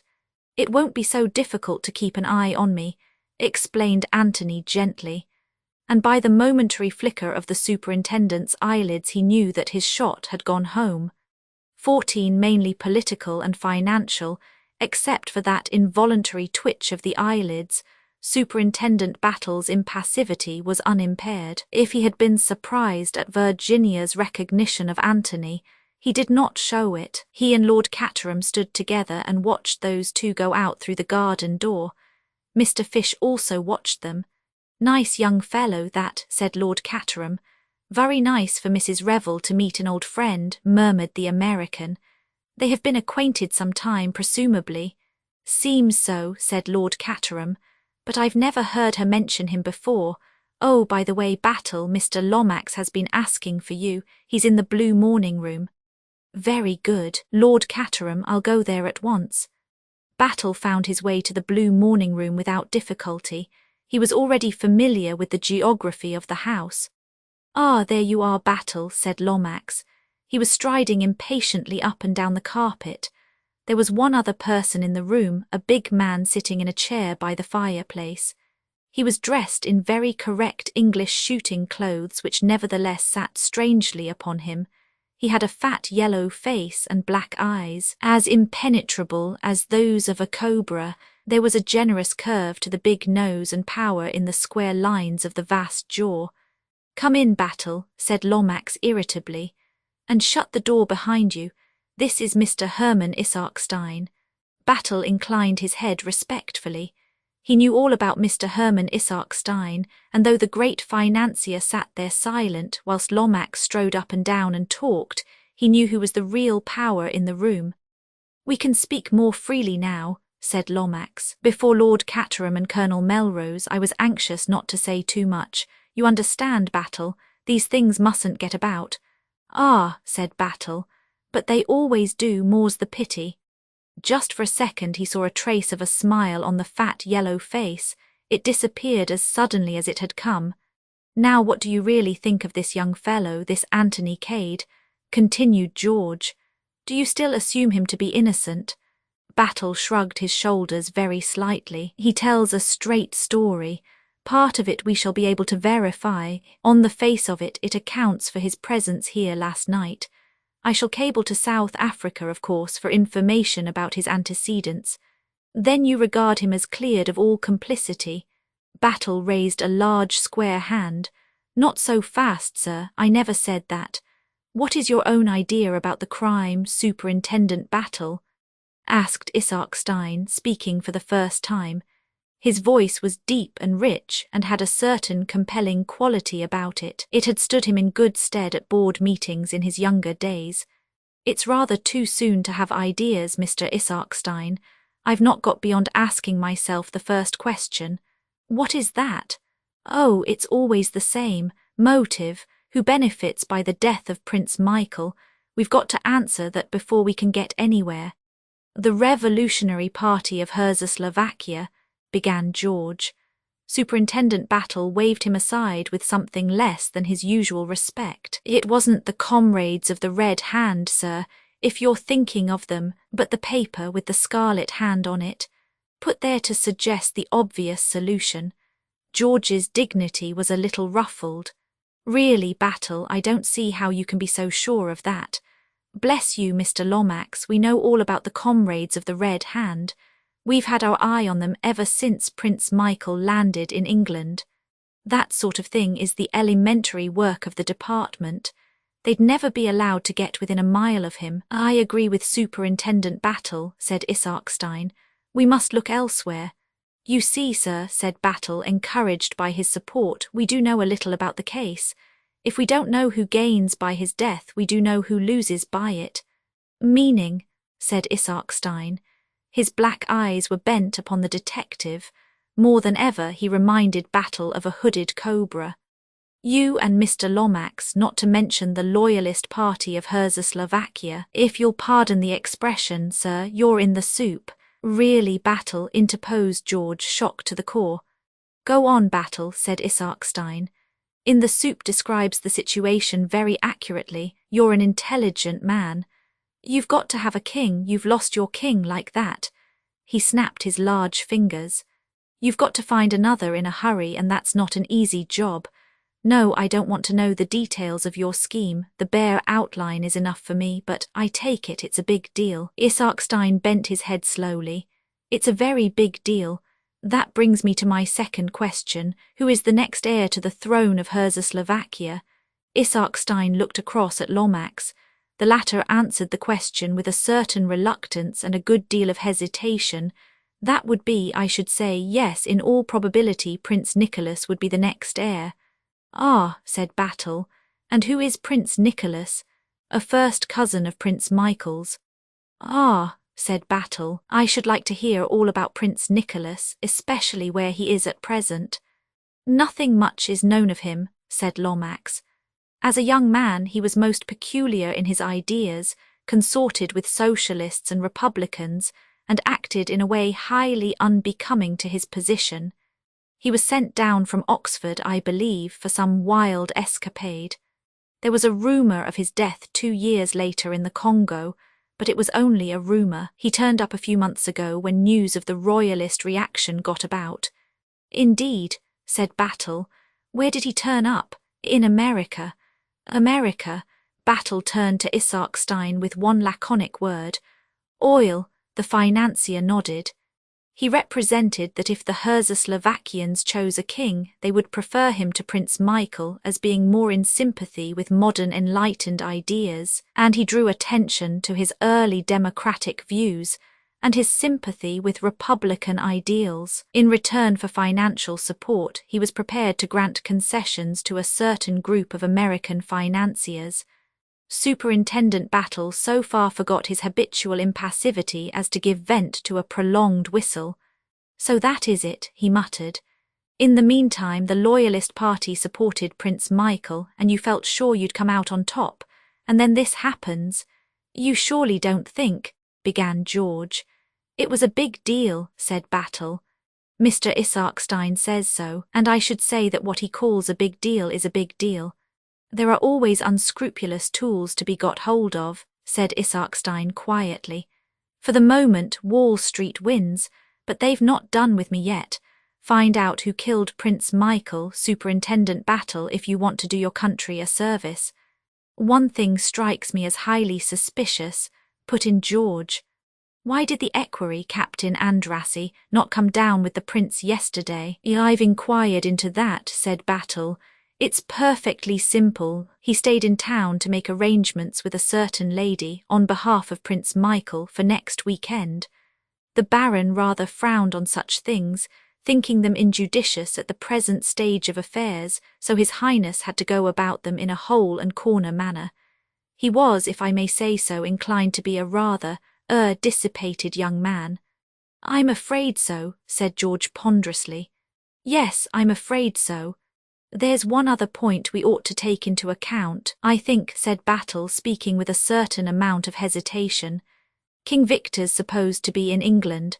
"King Victor?" Lomax frowned in an effort at recollection. "Notorious French crook, sir. We've had a warning from the Sûreté in Paris." "Of course," said George. "I remember now, jewel thief, isn't he? Why, that's the man." He broke off abruptly. Isaac Stein, who had been frowning abstractedly at the fireplace, looked up just too late to catch the warning glance telegraphed from Superintendent Battle to the other, but being a man sensitive to vibrations in the atmosphere, he was conscious of a sense of strain. "You don't want me any longer, do you, Lomax?" he inquired. "No, thank you, my dear fellow.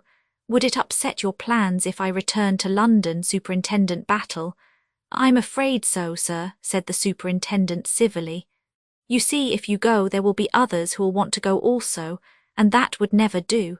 "Quite so." The great financier left the room, closing the door behind him.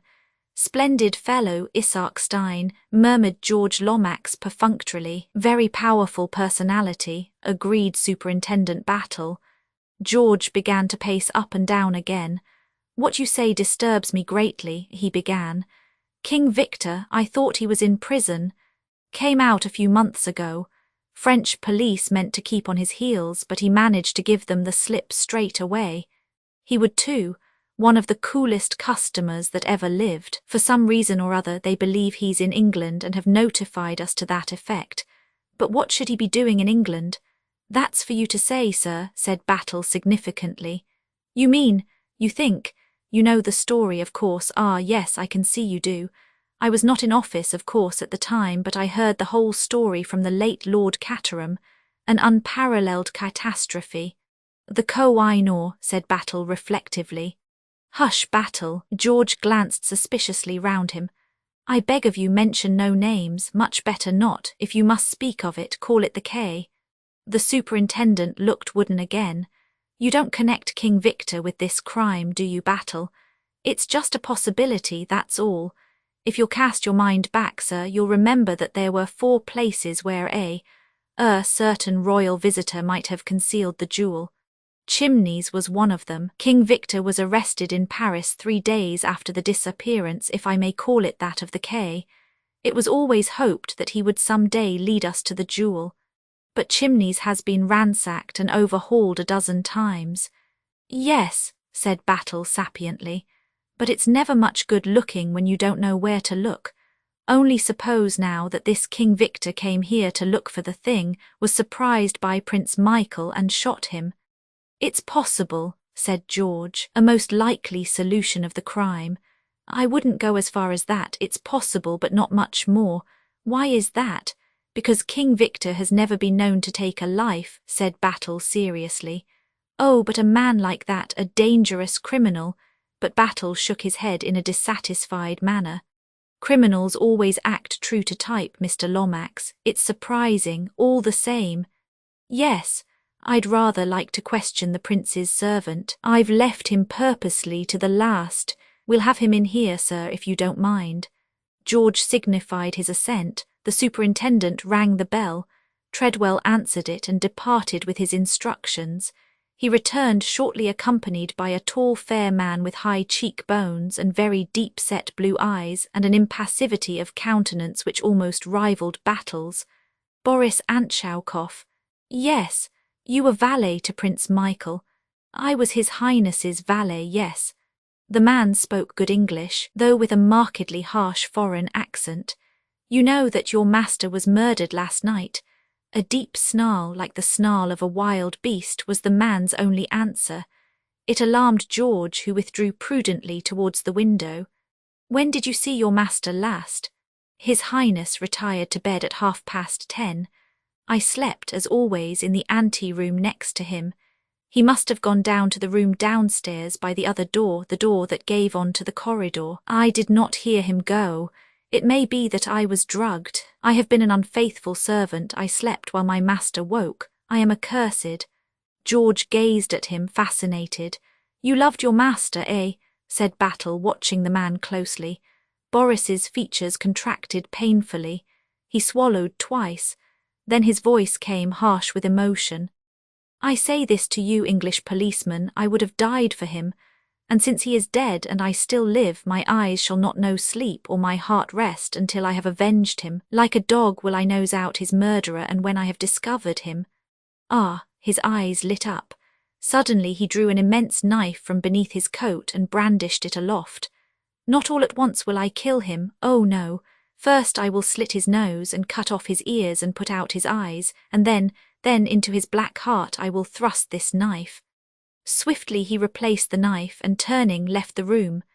George Lomax, his eyes always protuberant, but now goggling almost out of his head, stared at the closed door. Purebred Czechoslovakian, of course, he muttered. Most uncivilized people, a race of brigands. Superintendent Battle rose alertly to his feet. Either that man's sincere, he remarked, or he's the best bluffer I've ever seen. And if it's the former, God help Prince Michael's murderer when that human bloodhound gets hold of him. 15. The French stranger Virginia and Anthony walked side by side down the path which led to the lake. For some minutes after leaving the house they were silent. It was Virginia who broke the silence at last with a little laugh. Oh dear, she said, isn't it dreadful? Here I am so bursting with the things I want to tell you and the things I want to know that I simply don't know where to begin. First of all, she lowered her voice, what have you done with the body?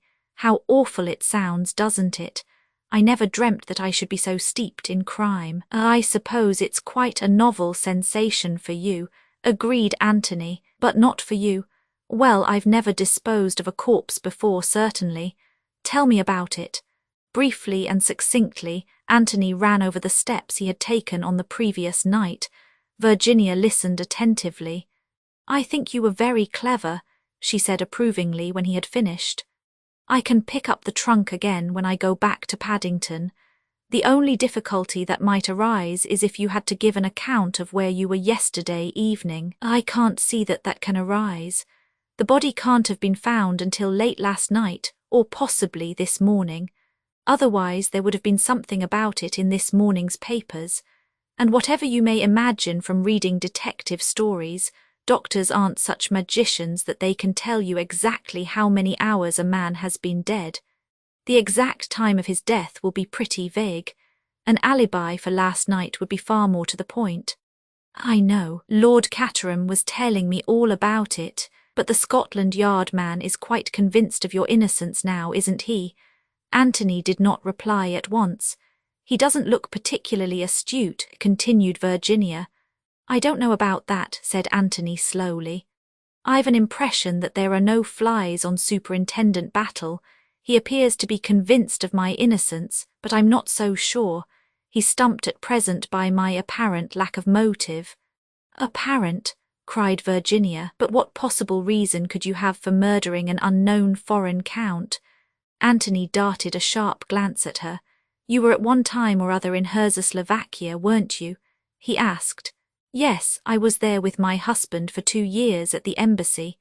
That was just before the assassination of the King and Queen. Did you ever run across Prince Michael Obolovich? Michael? Of course I did. Horrid little wretch. He suggested, I remember, that I should marry him morganatically. Did he really? And what did he suggest you should do about your existing husband? Oh, he had a sort of David and Uriah scheme all made out. And how did you respond to this amiable offer? Well, said Virginia, unfortunately one had to be diplomatic. So poor little Michael didn't get it as straight from the shoulder as he might have done, but he retired hurt all the same. Why all this interest about Michael? Something I'm getting at in my own blundering fashion. I take it that you didn't meet the murdered man. No. To put it like a book, he retired to his own apartments, immediately on arrival. And of course you haven't seen the body. Virginia, eyeing him with a good deal of interest, shook her head. Could you get to see it, do you think? By means of influence in high places, meaning Lord Caterham, I dare say I could. Why, is it an order? Good Lord, no, said Anthony, horrified.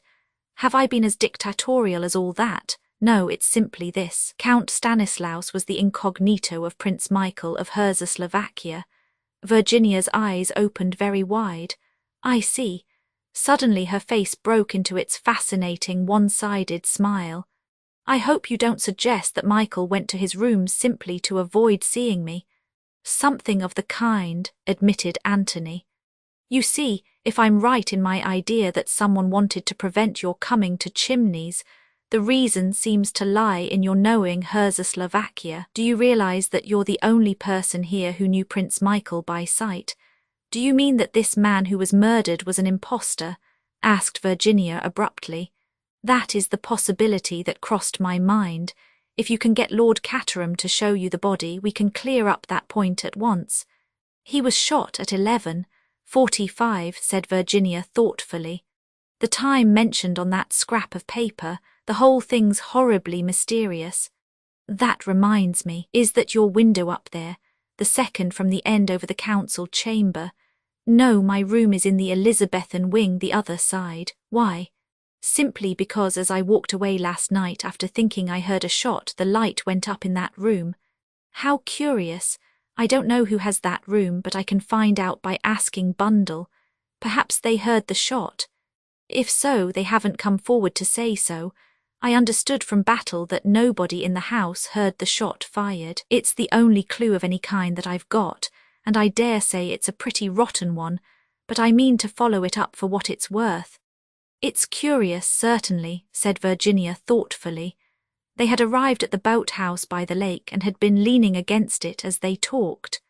And now for the whole story, said Anthony. We'll paddle gently about on the lake, secure from the prying ears of Scotland Yard, American visitors and curious housemaids. I've heard something from Lord Caterham, said Virginia, but not nearly enough. To begin with, which are you really, Anthony Cade or Jimmy McGrath? For the second time that morning, Anthony unfolded the history of the last 6 weeks of his life, with this difference that the account given to Virginia needed no editing. He finished up with his own astonished recognition of Mr. Holmes. By the way, Mrs. Revel, he ended, I've never thanked you for imperiling your immortal soul by saying that I was an old friend of yours. Of course you're an old friend, cried Virginia. You don't suppose I'd cumber you with a corpse and then pretend you were a mere acquaintance next time I met you? No, indeed. She paused. Do you know one thing that strikes me about all this? She went on, that there's some extra mystery about those memoirs that we haven't fathomed yet. I think you're right, agreed Anthony. There's one thing I'd like you to tell me, he continued. What's that? Why did you seem so surprised when I mentioned the name of Jimmy McGrath to you yesterday at Pont Street? Had you heard it before? I had, Sherlock Holmes. George, my cousin, George Lomax, you know, came to see me the other day and suggested a lot of frightfully silly things. His idea was that I should come down here and make myself agreeable to this man McGrath and Delilah the memoirs out of him somehow. He didn't put it like that, of course. He talked a lot of nonsense about English gentlewomen and things like that, but his real meaning was never obscure for a moment. It was just the sort of rotten thing poor old George would think of.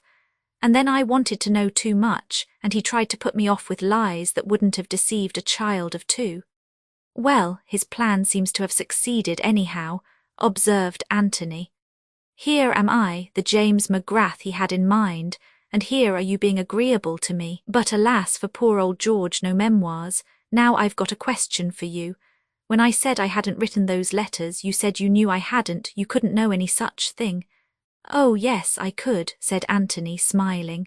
I've got a good working knowledge of psychology. You mean your belief in the sterling worth of my moral character was such that... But Anthony was shaking his head vigorously. Not at all. I don't know anything about your moral character. You might have a lover and you might write to him, but you'd never lie down to be blackmailed. The Virginia Revel of those letters was scared stiff, you'd have fought. I wonder who the real Virginia Revel is, where she is, I mean. It makes me feel as though I had a double somewhere. Anthony lit a cigarette. You know that one of the letters was written from Chimneys? He asked at last. What? Virginia was clearly startled. When was it written? It wasn't dated, but it's odd, isn't it?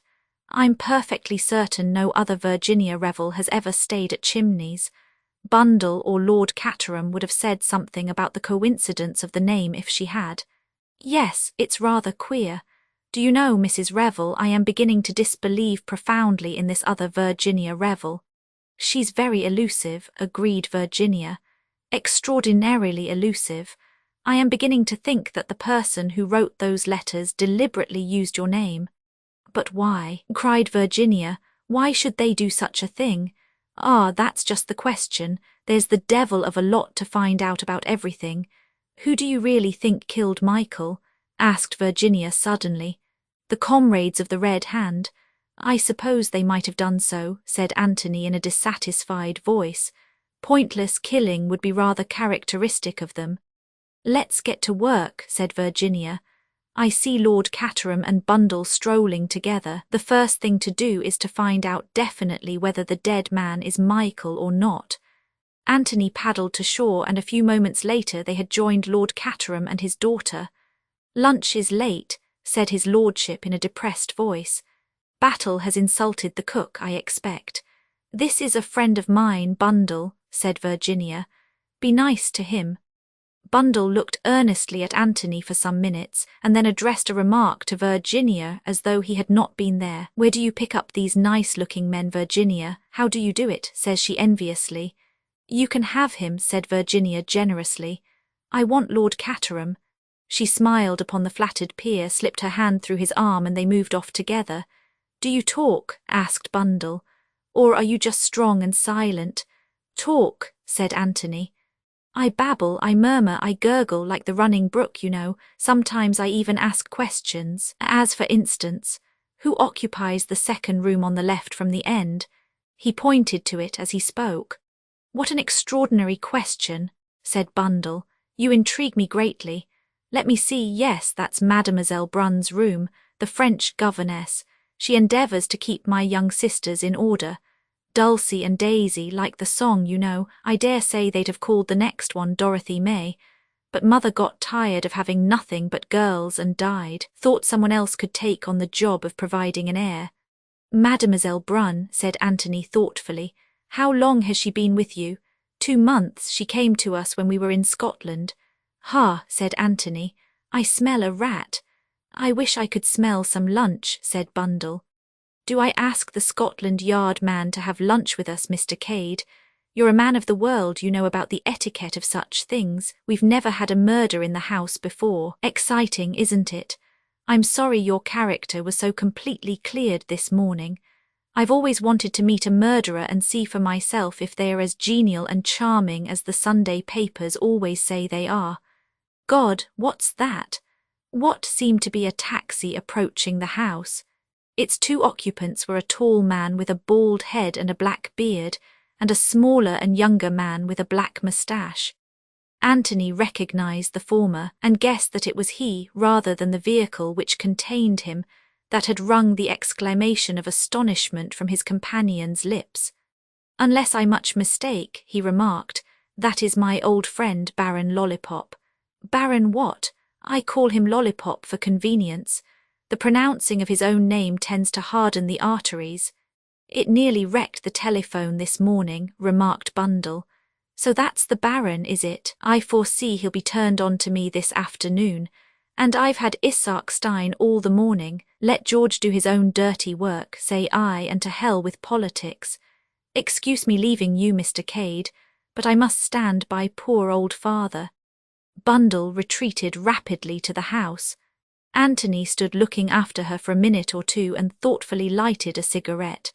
As he did so, his ear was caught by a stealthy sound quite near him. He was standing by the boat house, and the sound seemed to come from just round the corner. The mental picture conveyed to him was that of a man vainly trying to stifle a sudden sneeze. Now I very much wonder who's behind the boathouse, said Anthony to himself. We'd better see, I think. Suiting the action to the word, he threw away the match he had just blown out, and ran lightly and noiselessly round the corner of the boathouse. He came upon a man who had evidently been kneeling on the ground and was just struggling to rise to his feet. He was tall, wore a light-coloured overcoat and glasses, and for the rest had a short pointed black beard and a slightly foppish manner. He was between 30 and 40 years of age, and altogether of a most respectable appearance. "What are you doing here?" asked Anthony. He was pretty certain that the man was not one of Lord Caterham's guests. "I ask your pardon," said the stranger with a marked foreign accent and what was meant to be an engaging smile. "It is that I wish to return to the Jolly Crickets, and I have lost my way. Would monsieur be so good as to direct me?" "Certainly," said Anthony. "But you don't go there by water, you know." "Eh?" said the stranger with the air of one at a loss. "I said," repeated Anthony with a meaning glance at the boathouse, "that you won't get there by water. There's a right-of-way across the park some distance away, but all this is the private part. You're trespassing." "I am most sorry," said the stranger.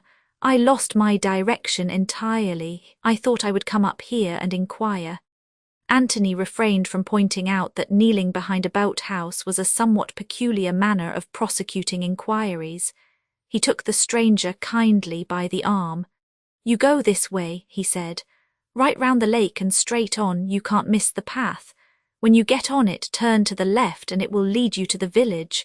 You're staying at the Cricketers, I suppose?" "I am, monsieur, since this morning. Many thanks for your kindness in directing me." "Don't mention it," said Anthony. "I hope you haven't caught cold." "Eh?" said the stranger. "From kneeling on the damp ground, I mean," explained Anthony. "I fancied I heard you sneezing." "I may have sneezed," admitted the other. "Quite so," said Anthony. "But you shouldn't suppress a sneeze, you know. One of the most eminent doctors said so only the other day. It's frightfully dangerous. I don't remember exactly what it does to you, whether it's an inhibition or whether it hardens your arteries, but you must never do it. Good morning." "Good morning, and thank you, monsieur, for setting me on the right road." "Second suspicious stranger from village inn," murmured Anthony to himself as he watched the other's retreating form. "And one that I can't quite place either. Appearance that of a French commercial traveller. I don't quite see him as a comrade of the Red Hand. Does he represent yet a third party in the harassed state of Czechoslovakia? The French governess has the second window from the end. A mysterious Frenchman is found slinking round the grounds, listening to conversations that are not meant for his ears. I'll bet my hat there's something in it." Musing thus, Anthony retraced his steps to the house. On the terrace he encountered Lord Caterham, looking suitably depressed, and two new arrivals. He brightened a little at the sight of Anthony. "Ah, there you are," he remarked. "Let me introduce you to Baron and Captain Andrassy, Mr. Anthony Cade." The Baron stared at Anthony with growing suspicion. "Mr. Cade," he said stiffly, "I think not." "A word alone with you, Baron," said Anthony. "I can explain everything." The Baron bowed and the two men walked down the terrace together. "Baron," said Anthony, "I must throw myself upon your mercy. I have so far strained the honour of an English gentleman as to travel to this country under an assumed name. I represented myself to you as Mr. James Magrath, but you must see for yourself that the deception involved was infinitesimal. You are doubtless acquainted with the works of Shakespeare, and his remarks about the unimportance of the nomenclature of roses. This case is the same. The man you wanted to see was the man in possession of the memoirs. I was that man. As you know only too well, I am no longer in possession of them. A neat trick, Baron, a very neat trick. Who thought of it, you or your principal? His Highness's own idea it was, and for anyone but him to carry it out he would not permit. He did it jolly well, said Anthony with approval. I never took him for anything but an Englishman. The education of an English gentleman did the prince receive, explained the Baron. The custom of Czechoslovakia it is. No professional could have pinched those papers better, said Anthony. May I ask without indiscretion what has become of them? Between gentlemen, began the Baron. You are too kind, Baron, murmured Anthony. I've never been called a gentleman so often as I have in the last 48 hours. I to you say this, I believe them to be burnt. You believe, but you don't know, eh? Is that it? His Highness in his own keeping retained them. His purpose it was to red them and then by the fire to destroy them. I see, said Anthony. All the same, they are not the kind of light literature you'd skim through in half an hour. Among the effects of my martyred master they have not discovered been. It is clear, therefore, that burnt they are. Ahem, said Anthony, I wonder. He was silent for a minute or two and then went on. I have asked you these questions, Baron, because, as you may have heard, I myself have been implicated in the crime. I must clear myself absolutely so that no suspicion attaches to me. Undoubtedly, said the Baron. Your honour demands it. Exactly, said Anthony. You put these things so well, I haven't got the knack of it. To continue, I can only clear myself by discovering the real murderer, and to do that I must have all the facts. This question of the memoirs is very important. It seems to me possible that to gain possession of them might be the motive of the crime. Tell me, Baron, is that a very far-fetched idea? The Baron hesitated for a moment or two. You yourself the memoirs have read? He asked cautiously at length. I think I am answered, said Anthony, smiling. Now, Baron, there's just one thing more. I should like to give you fair warning that it is still my intention to deliver that manuscript to the publishers on Wednesday next, the 13th of October. The Baron stared at him. But you have no longer got it. On Wednesday next, I said. Today is Friday. That gives me 5 days to get hold of it again. But if it is burnt, I don't think it is burnt. I have good reasons for not believing so. As he spoke, they turned the corner of the terrace. A massive figure was advancing towards them. Anthony, who had not yet seen the great Mr. Hermann Isaac Stein, looked at him with considerable interest. Ah, Baron, said Isaac Stein, waving the big black cigar he was smoking, this is a bad business, a very bad business. My good friend, Mr. Isaac Stein, it is indeed, cried the Baron. All our noble edifice in ruins is. Anthony tactfully left the two gentlemen to their lamentations and retraced his steps along the terrace. Suddenly he came to a halt. A thin spiral of smoke was rising into the air apparently from the very centre of the yew hedge. It must be hollow in the middle, reflected Anthony. I've heard of such things before. He looked swiftly to right and left of him. Lord Caterham was at the farther end of the terrace with Captain Andrassy. Their backs were towards him. Anthony bent down and wriggled his way through the massive yew. He had been quite right in his supposition. The yew hedge was really not one but two. A narrow passage divided them. The entrance to this was about halfway up on the side of the house. There was no mystery about it, but no one seeing the yew hedge from the front would have guessed at the probability. Anthony looked down the narrow vista. About halfway down, a man was reclining in a basket chair. A half-smoked cigar rested on the arm of the chair, and the gentleman himself appeared to be asleep. Ahem, said Anthony to himself. Evidently Mr. Hiram Fish prefers sitting in the shade. 16T in the schoolroom. Anthony regained the terrace with the feeling uppermost in his mind that the only safe place for private conversations was the middle of the lake. The resonant boom of a gong sounded from the house, and Treadwell appeared in a stately fashion from a side door. Luncheon is served, my lord. Ah, said Lord Caterham, brisking up a little. Lunch. At that moment 2 children burst out of the house. They were high-spirited young women of 12 and 10, and though their names might be Dulcie and Daisy, as Bundle had affirmed, they appeared to be more generally known as Guggle and Winkle. They executed a kind of war dance, interspersed with shrill whoops till Bundle emerged and quelled them. "Where's Mademoiselle?" she demanded. "She's got the migraine, the migraine, the migraine," chanted Winkle. "Hurrah!" said Guggle, joining in. Lord Caterham had succeeded in shepherding most of his guests into the house. Now he laid a restraining hand on Anthony's arm. "Come to my study," he breathed. "I've got something rather special there." Slinking down the hall far more like a thief than like the master of the house, Lord Caterham gained the shelter of his sanctum. Here he unlocked a cupboard and produced various bottles. "Talking to foreigners always makes me so thirsty," he explained apologetically. "I don't know why it is." There was a knock on the door and Virginia popped her head round the corner of it. "Got a special cocktail for me?" she demanded. "Of course," said Lord Caterham hospitably. "Come in." The next few minutes were taken up with serious rites. "I needed that," said Lord Caterham with a sigh as he replaced his glass on the table. "As I said just now, I find talking to foreigners particularly fatiguing. I think it's because they are so polite. Come along, let's have some lunch." He led the way to the dining room. Virginia put her hand on Anthony's arm and drew him back a little. "I've done my good deed for the day," she whispered. "I got Lord Caterham to take me to see the body." "Well?" demanded Anthony eagerly.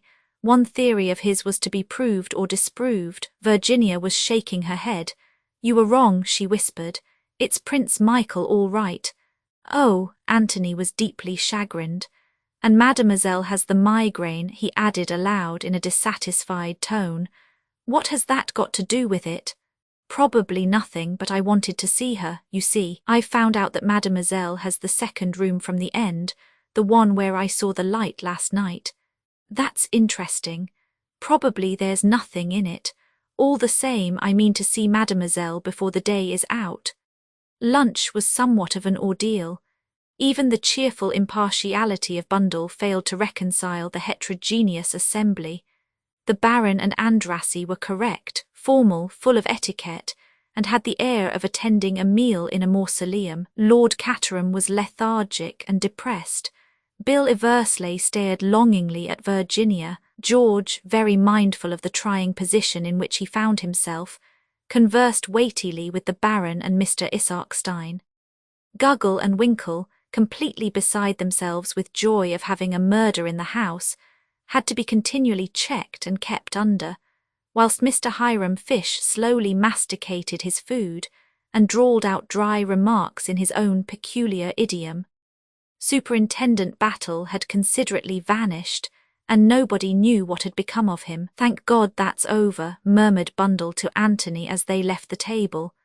"And George is taking the foreign contingent over to the Abbey this afternoon to discuss state secrets. That will possibly relieve the atmosphere," agreed Anthony. "I don't mind the American so much," continued Bundle. "He and Father can talk first editions together quite happily in some secluded spot. Mr. Fish," as the object of their conversation drew near, "I'm planning a peaceful afternoon for you." The American bowed. "That's too kind of you, Lady Eileen. Mr. Fish," said Anthony, "had quite a peaceful morning." Mr. Fish shot a quick glance at him. "Ah, sir, you observed me then in my secluded retreat. There are moments, sir, when far from the madding crowd is the only motto for a man of quiet tastes." Bundle had drifted on, and the American and Anthony were left together. The former dropped his voice a little. "I opine," he said, "that there is considerable mystery about this little dust-up." "Any amount of it," said Anthony. "That guy with the bald head was perhaps a family connection." "Something of the kind. These Central European nations beat the band," declared Mr. Fish. "It's kind of being rumoured around that the deceased gentleman was a Royal Highness. Is that so, do you know?"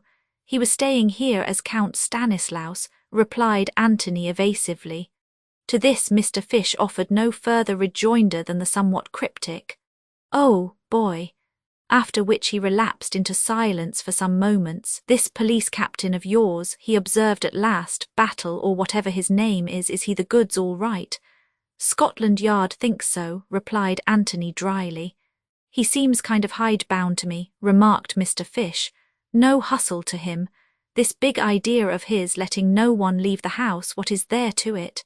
He darted a very sharp look at Anthony as he spoke. "Everyone's got to attend the inquest tomorrow morning, you see.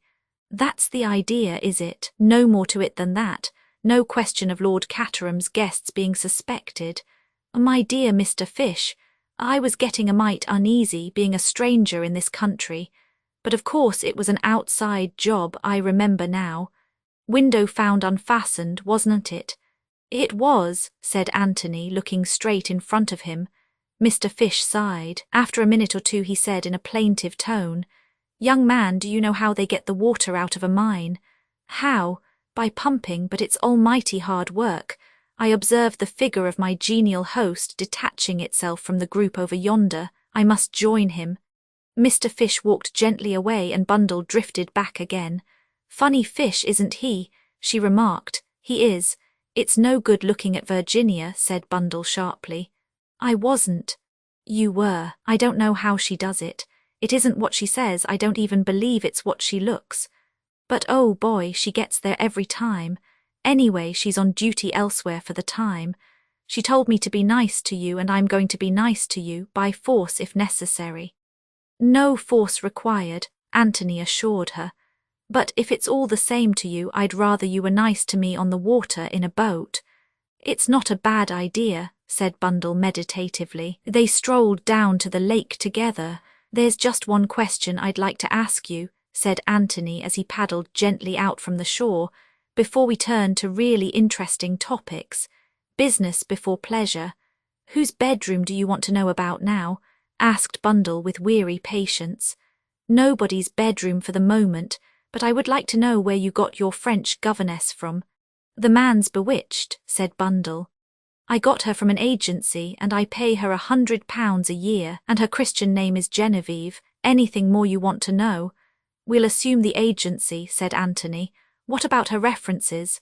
"Oh, glowing. She'd lived for 10 years with the Countess of Whatnot. Whatnot being the Comtesses de Bretuil, Chateau de Bretuil, Dinard. You didn't actually see the Comtesse yourself, it was all done by letter." "Exactly." "Hm," said Anthony. "You intrigue me," said Bundle. "You intrigue me enormously. Is it love or crime?" "Probably sheer idiocy on my part. Let's forget it." "Let's forget it," said he negligently, having extracted all the information he wants. "Mr. Cade, who do you suspect?" "I rather suspect Virginia as being the most unlikely person, or possibly Bill."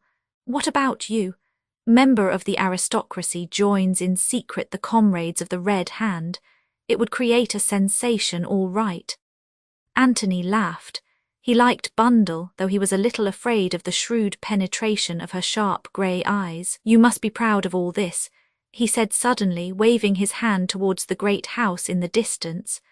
Bundle screwed up her eyes and tilted her head on one side. "Yes, it means something, I suppose, but one's too used to it. Anyway, we're not here very much, too deadly dull. We've been at Cowes and Deauville all the summer after town, and then up to Scotland. Chimneys has been swathed in dust sheets for about 5 months. Once a week they take the dust sheets off, and Charzar banks full of tourists come and gape. And listen to Treadwell. On your right is the portrait of the 4th Marchioness of Caterham, painted by Sir Joshua Reynolds, etc. And Ed or Bert, the humorist of the party, nudges his girl and says, Gladys, they've got 2 pennyworth of pictures here, right enough." And then they go and look at more pictures and yawn and shuffle their feet and wish it was time to go home.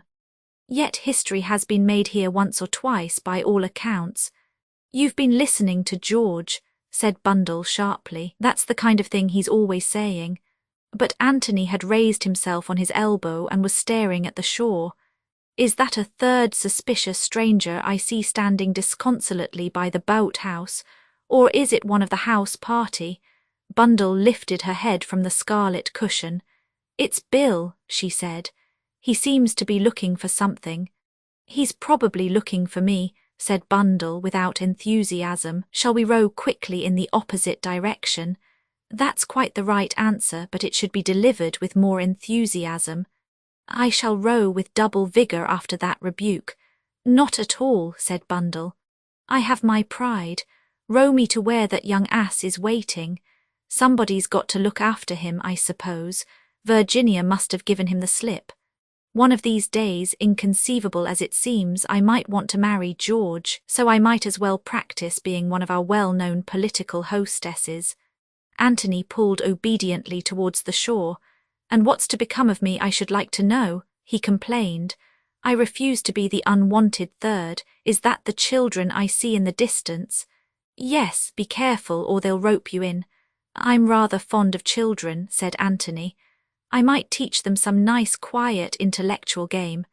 Well, don't say I didn't warn you. Having relinquished Bundle to the care of her gallant captain, Anthony strolled off to where various shrill cries disturbed the peace of the afternoon. He was received with acclamation. Are you any good at playing Red Indians? Asked Guggle sternly. Rather, said Anthony. You should hear the noise I make when I'm being scalped, like this. He illustrated. Not so bad, said Winkle grudgingly. Now do the scalpers yell. Anthony obliged with a blood-curdling noise. In another minute the game of Red Indians was in full swing. About an hour later, Anthony wiped his forehead and ventured to inquire after Mademoiselle's migraine. He was pleased to hear that lady had entirely recovered. So popular had he become that he was urgently invited to come and have tea in the schoolroom. And then you can tell us about the man you saw hung, urged Guggle. Did you say you'd got a bit of the rope with you? Asked Winkle. It's in my suitcase, said Anthony solemnly. You shall each have a piece of it. Winkle immediately let out a wild Indian yell of satisfaction. We'll have to go and get washed, I suppose, said Guggle gloomily. You will come to tea, won't you? You won't forget. Anthony swore solemnly that nothing should prevent his keeping the engagement. Satisfied, the youthful pair beat a retreat towards the house. Anthony stood for a minute looking after them, and as he did so, he became aware of a man leaving the other side of a little copse of trees and hurrying away across the park. He felt almost sure that it was the same black-bearded stranger he had encountered that morning. Whilst he was hesitating whether to go after him or not, the trees just ahead of him were parted, and Mr. Hiram Fish stepped out into the open. He stared slightly when he saw Anthony. "A peaceful afternoon, Mr. Fish?" inquired the latter. "I thank you, yes." Mr. Fish did not look as peaceful as usual, however. His face was flushed, and he was breathing hard as though he had been running. He drew out his watch and consulted it. "I guess," he said softly, "it's just about time for your British institution of afternoon tea." Closing his watch with a snap, Mr. Fish ambled gently away in the direction of the house. Anthony stood in a brown study and awoke with a start to the fact that Superintendent Battle was standing beside him. Not the faintest sound had heralded his approach, and he seemed literally to have materialized from space. "Where did you spring from?" asked Anthony irritably. With a slight jerk of his head, Battle indicated the little copse of trees behind them. "It seems a popular spot this afternoon," remarked Anthony. "You were very lost in thought, Mr. Cade." "I was indeed. Do you know what I was doing, Battle? I was trying to put 2 and 1 and 5 and 3 together so as to make 4.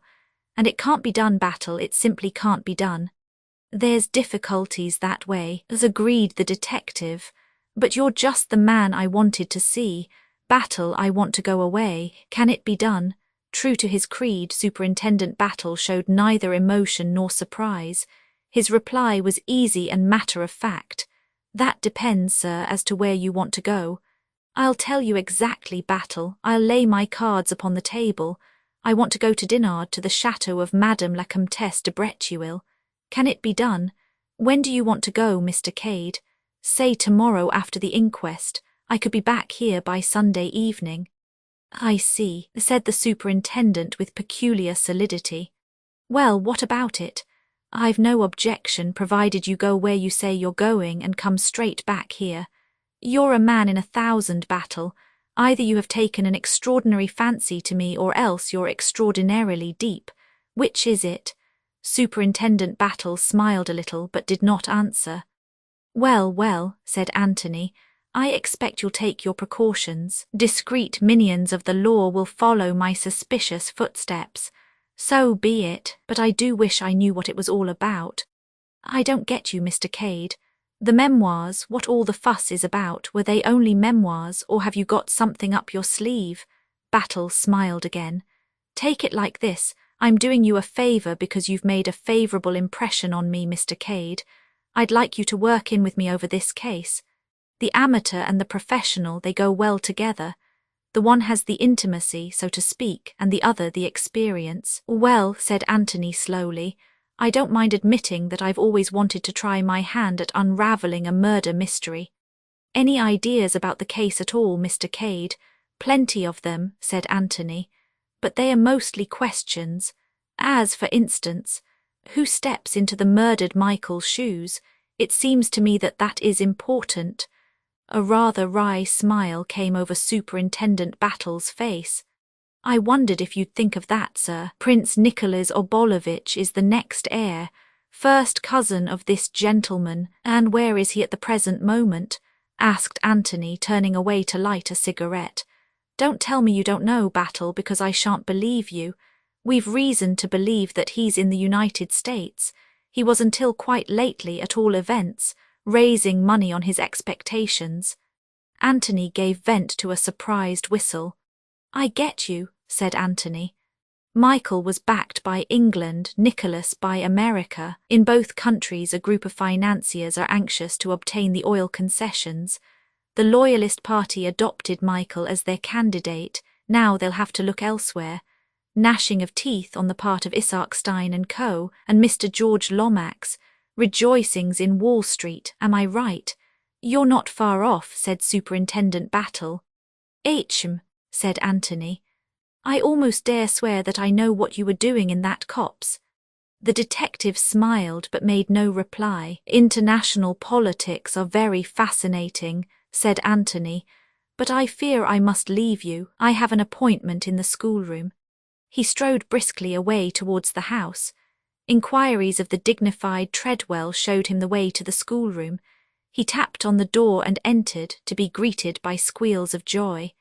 Guggle and Winkle immediately rushed at him and bore him in triumph to be introduced to Mademoiselle. For the first time, Anthony felt a qualm.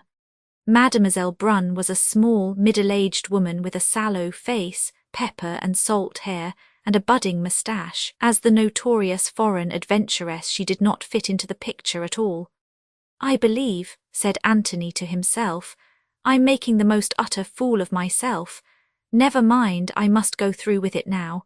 He was extremely pleasant to Mademoiselle, and she on her part was evidently delighted to have a good-looking young man invade her schoolroom. The meal was a great success. But that evening, alone in the charming bedchamber that had been allotted to him, Anthony shook his head several times. I'm wrong, he said to himself. For the second time I'm wrong. Somehow or other I can't get the hang of this thing. He stopped in his pacing of the floor. What the devil? Began Anthony. The door was being softly opened. In another minute a man had slipped into the room and stood deferentially by the door. He was a big fair man, squarely built, with high Slavonic cheekbones and dreamy fanatic eyes. Who the devil are you? Asked Anthony, staring at him. The man replied in perfect English. I am Boris Antchowkov, Prince Michael's servant, eh? That is so, I served my master, he is dead, now I serve you. It's very kind of you, said Anthony, but I don't happen to want a valet. You are my master now, I will serve you faithfully. Yes, but look here, I don't need a valet, I can't afford one. Boris Antchowkov looked at him with a touch of scorn. I do not ask for money, I served my master, so will I serve you to the death. Stepping quickly forward, he dropped on one knee, caught Anthony's hand and placed it on his forehead.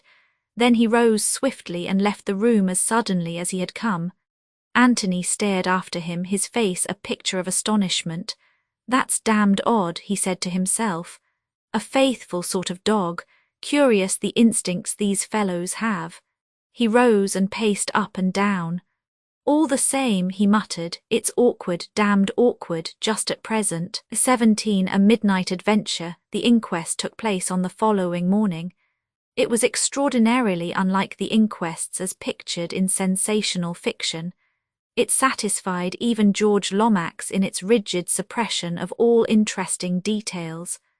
Superintendent Battle and the coroner, working together with the support of the chief constable, had reduced the proceedings to the lowest level of boredom. Immediately after the inquest, Anthony took an unostentatious departure. His departure was the one bright spot in the day for Bill Eversley. George Lomax, obsessed with the fear that something damaging to his department might leak out, had been exceedingly trying. Miss Oscar and Bill had been in constant attendance. Everything useful and interesting had been done by Miss Oscar.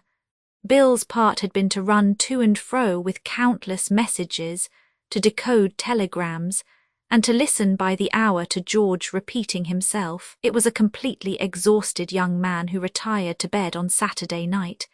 He had had practically no chance to talk to Virginia all day owing to George's exactions, and he felt injured and ill-used. Thank goodness that colonial fellow had taken himself off. He had monopolized far too much of Virginia's society anyway, and of course if George Lomax went on making an ass of himself like this, his mind seething with resentment, Bill fell asleep. And in dreams came consolation, for he dreamt of Virginia. It was an heroic dream, a dream of burning timbers in which he played the part of the gallant rescuer. He brought down Virginia from the topmost story in his arms. She was unconscious. He laid her on the grass. Then he went off to find a packet of sandwiches. It was most important that he should find that packet of sandwiches. George had it, but instead of giving it up to Bill, he began to dictate telegrams. They were now in the vestry of a church, and any minute Virginia might arrive to be married to him. Horror, he was wearing pajamas. He must get home at once and find his proper clothes. He rushed out to the car. The car would not start, no petrol in the tank. He was getting desperate. And then a big general bus drew up and Virginia got out of it on the arm of the bald-headed Baron. She was deliciously cool and exquisitely dressed in grey. She came over to him and shook him by the shoulders playfully. "Bill," she said. "Oh, Bill," she shook him harder. "Bill," she said, "wake up. Oh, do wake up." Very dazed, Bill woke up. He was in his bedroom at Chimneys, but part of the dream was with him still. Virginia was leaning over him and was repeating the same words with variations. "Wake up, Bill. Oh, do wake up, Bill." "Hullo," said Bill, sitting up in bed. "What's the matter?" Virginia gave a sigh of relief. "Thank goodness, I thought you'd never wake up. I've been shaking you and shaking you. Are you properly awake now?" "I think so," said Bill doubtfully. "You great lump," said Virginia. "The trouble I've had, my arms are aching." "These insults are uncalled for," said Bill with dignity. "Let me say, Virginia, that I consider your conduct most unbecoming, not at all that of a pure young widow." "Don't be an idiot, Bill. Things are happening." "What kind of things?" "Queer things in the council chamber. I thought I heard a door bang somewhere and I came down to see, and then saw a light in the council chamber. I crept along the passage and peeped through the crack of the door. I couldn't see much, but what I could see was so extraordinary that I felt I must see more. And then all of a sudden I felt that I should like a nice, big, strong man with me. And you were the nicest and biggest and strongest man I could think of, so I came in and tried to wake you up quietly. But I've been ages doing it." "I see," said Bill. "And what do you want me to do now? Get up and tackle the burglars?" Virginia wrinkled her brows. "I'm not sure that they are burglars, Bill. It's very queer. But don't let's waste time talking. Get up." Bill slipped obediently out of bed. "Wait while I don a pair of boots, the big ones with nails in them. However big and strong I am, I'm not going to tackle hardened criminals with bare feet." "I like your pajamas, Bill," said Virginia dreamily. "Brightness without vulgarity. While we're on the subject," remarked Bill, reaching for his second boot, "I like that thingamabob of yours. It's a pretty shade of green. What do you call it? It's not just a dressing gown, is it?" "It's a négligé," said Virginia. "I'm glad you've led such a pure life, Bill." "I haven't," said Bill indignantly. "You've just betrayed the fact. You're very nice, Bill, and I like you. I dare say that tomorrow morning, say about 10 o'clock, a good safe hour for not unduly exciting the emotions, I might even kiss you." I always think these things are best carried out on the spur of the moment, suggested Bill. We've other fish to fry, said Virginia. If you don't want to put on a gas mask and a shirt of chain mail, shall we start? I'm ready, said Bill. He wriggled into a lurid silk dressing gown and picked up a poker. The orthodox weapon, he observed. Come on, said Virginia, and don't make a noise. They crept out of the room and along the corridor, and then down the wide double staircase. Virginia frowned as they reached the bottom of it. Those boots of yours aren't exactly domes of silence, are they, Bill? Nails will be nails, said Bill. I'm doing my best. You'll have to take them off, said Virginia firmly. Bill groaned. You can carry them in your hand. I want to see if you can make out what's going on in the council chamber. Bill, it's awfully mysterious. Why should burglars take a man in armour to pieces? Well, I suppose they can't take him away whole very well. They disarticulate him and pack him neatly. Virginia shook her head, dissatisfied. What should they want to steal a mouldy old suit of armour for? Why, Chimneys is full of treasures that are much easier to take away. Bill shook his head. How many of them are there? He asked, taking a firmer grip of his poker. I couldn't see properly. You know what a keyhole is, and they only had a flashlight. I expect they've gone by now, said Bill hopefully. He sat down on the bottom stair and drew off his boots. Then, holding them in his hand, he crept along the passage that led to the council chamber, Virginia close behind him. They halted outside the massive oak door. All was silent within, but suddenly Virginia pressed his arm and he nodded. A bright light had shone for a minute through the keyhole. Bill went down on his knees and applied his eye to the orifice. What he saw was confusing in the extreme. The scene of the drama that was being enacted inside was evidently just to the left, out of his line of vision. A subdued chink every now and then seemed to point to the fact that the invaders were still dealing with the figure in armour. There were two of these, Bill remembered. They stood together by the wall just under the Holbein portrait. The light of the electric torch was evidently being directed upon the operations in progress. It left the rest of the room nearly in darkness. Once a figure flitted across Bill's line of vision, but there was not sufficient light to distinguish anything about it. It might have been that of a man or a woman. In a minute or two it flitted back again, and then the subdued chinking sounded again. Presently there came a new sound, a faint tap-tap as of knuckles on wood. Bill sat back on his heels suddenly. "What is it?" whispered Virginia. "Nothing. It's no good going on like this. We can't see anything, and we can't guess what they are up to. I must go in and tackle them." He drew on his boots and stood up. "Now, Virginia, listen to me. We'll open the door as softly as possible. You know where the switch of the electric light is?" "Yes, just by the door." "I don't think there are more than two of them. There may be only one. I want to get well into the room. Then when I say go, I want you to switch on the lights. Do you understand?" "Perfectly. And don't scream or faint or anything. I won't let anyone hurt you, my hero," murmured Virginia.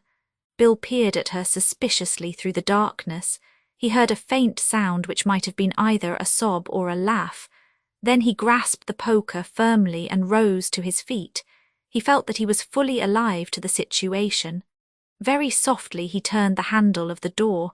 It yielded and swung gently inwards.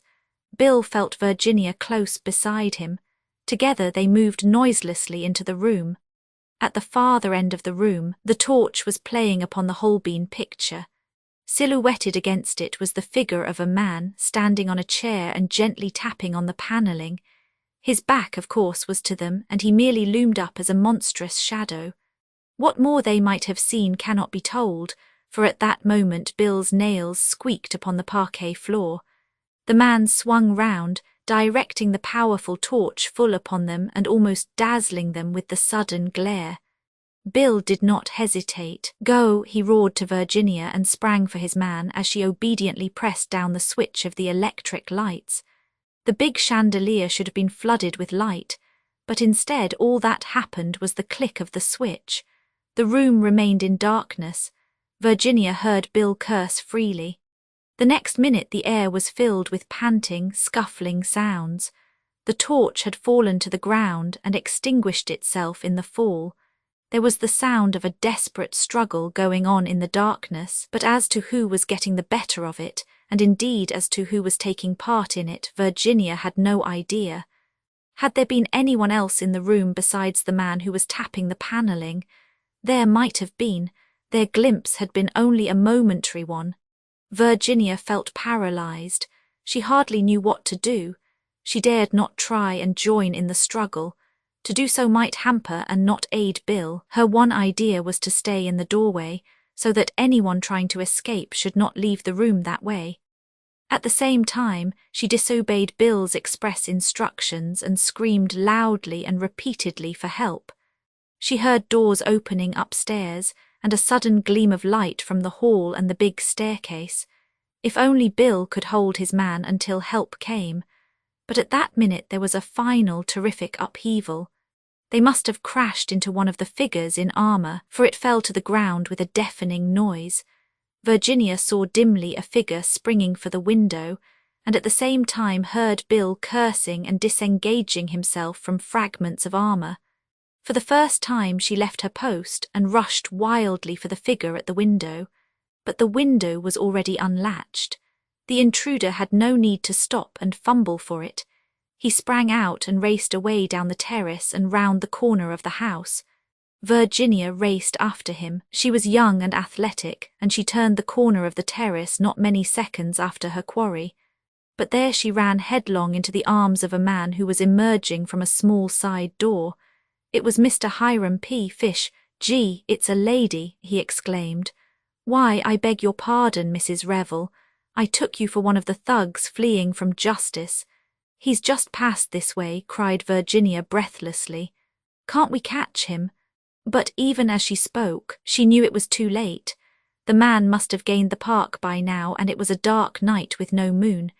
She retraced her steps to the council chamber, Mr. Fish by her side, discoursing in a soothing monotone upon the habits of burglars in general, of which he seemed to have a wide experience. Lord Caterham, Bundle, and various frightened servants were standing in the doorway of the council chamber. "What the devil's the matter?" asked Bundle. "Is it burglars? What are you and Mr. Fish doing, Virginia, taking a midnight stroll?" Virginia explained the events of the evening. "How frightfully exciting," commented Bundle. "You don't usually get a murder and a burglary crowded into one weekend. What's the matter with the lights in here? They are all right everywhere else." That mystery was soon explained. The bulbs had simply been removed and laid in a row against the wall. Mounted on a pair of steps, the dignified Treadwell, dignified even in undress, restored illumination to the stricken apartment. "If I am not mistaken," said Lord Caterham in his sad voice as he looked around him, "this room has recently been the centre of somewhat violent activity." There was some justice in the remark. Everything that could have been knocked over had been knocked over. The floor was littered with splintered chairs, broken china, and fragments of armour. "How many of them were there?" asked Bundle. "It seems to have been a desperate fight." "Only one, I think," said Virginia, but even as she spoke she hesitated a little. Certainly only one person, a man, had passed out through the window, but as she had rushed after him she had had a vague impression of a rustle somewhere close at hand. If so, the second occupant of the room could have escaped through the door. Perhaps, though, the rustle had been an effect of her own imagination. Bill appeared suddenly at the window.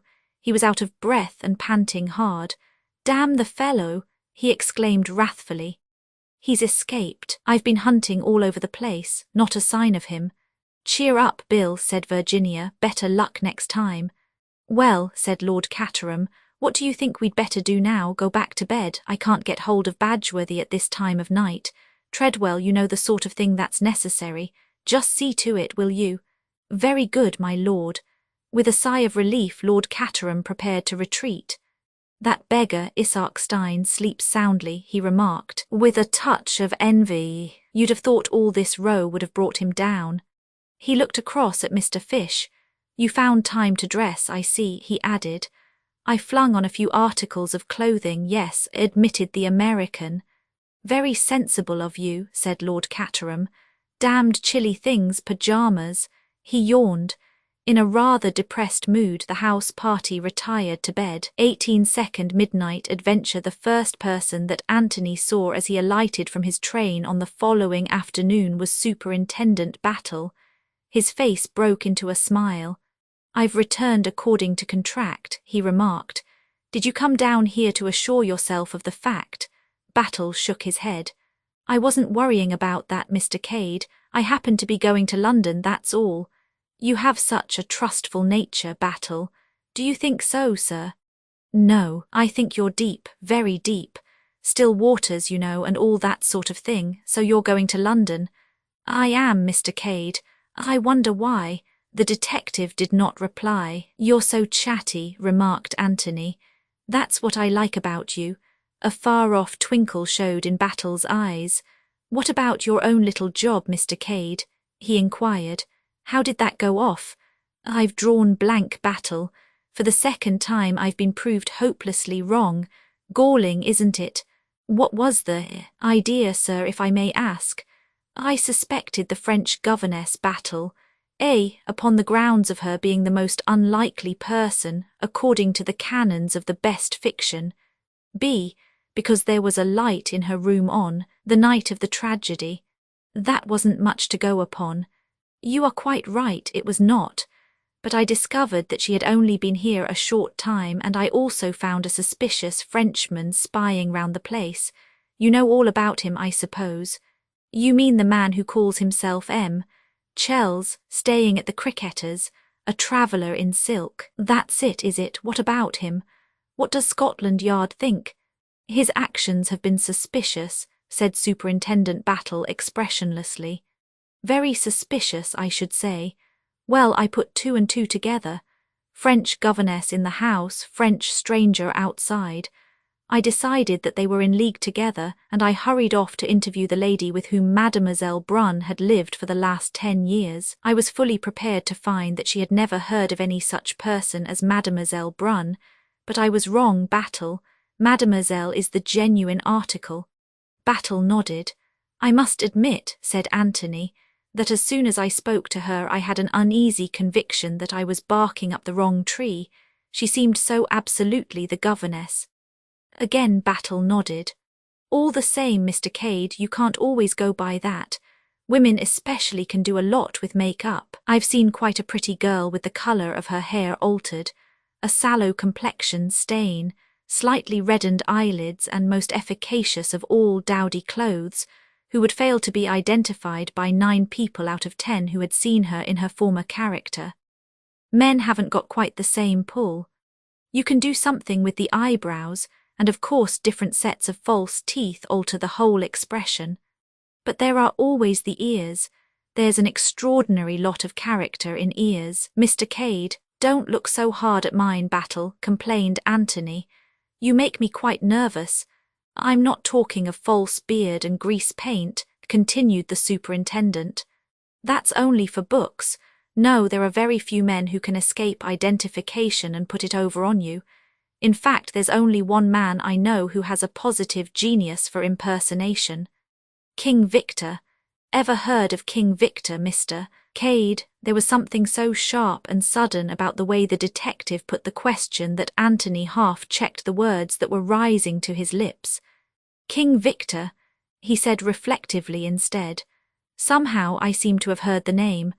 One of the most celebrated jewel thieves in the world, Irish father, French mother, can speak 5 languages at least.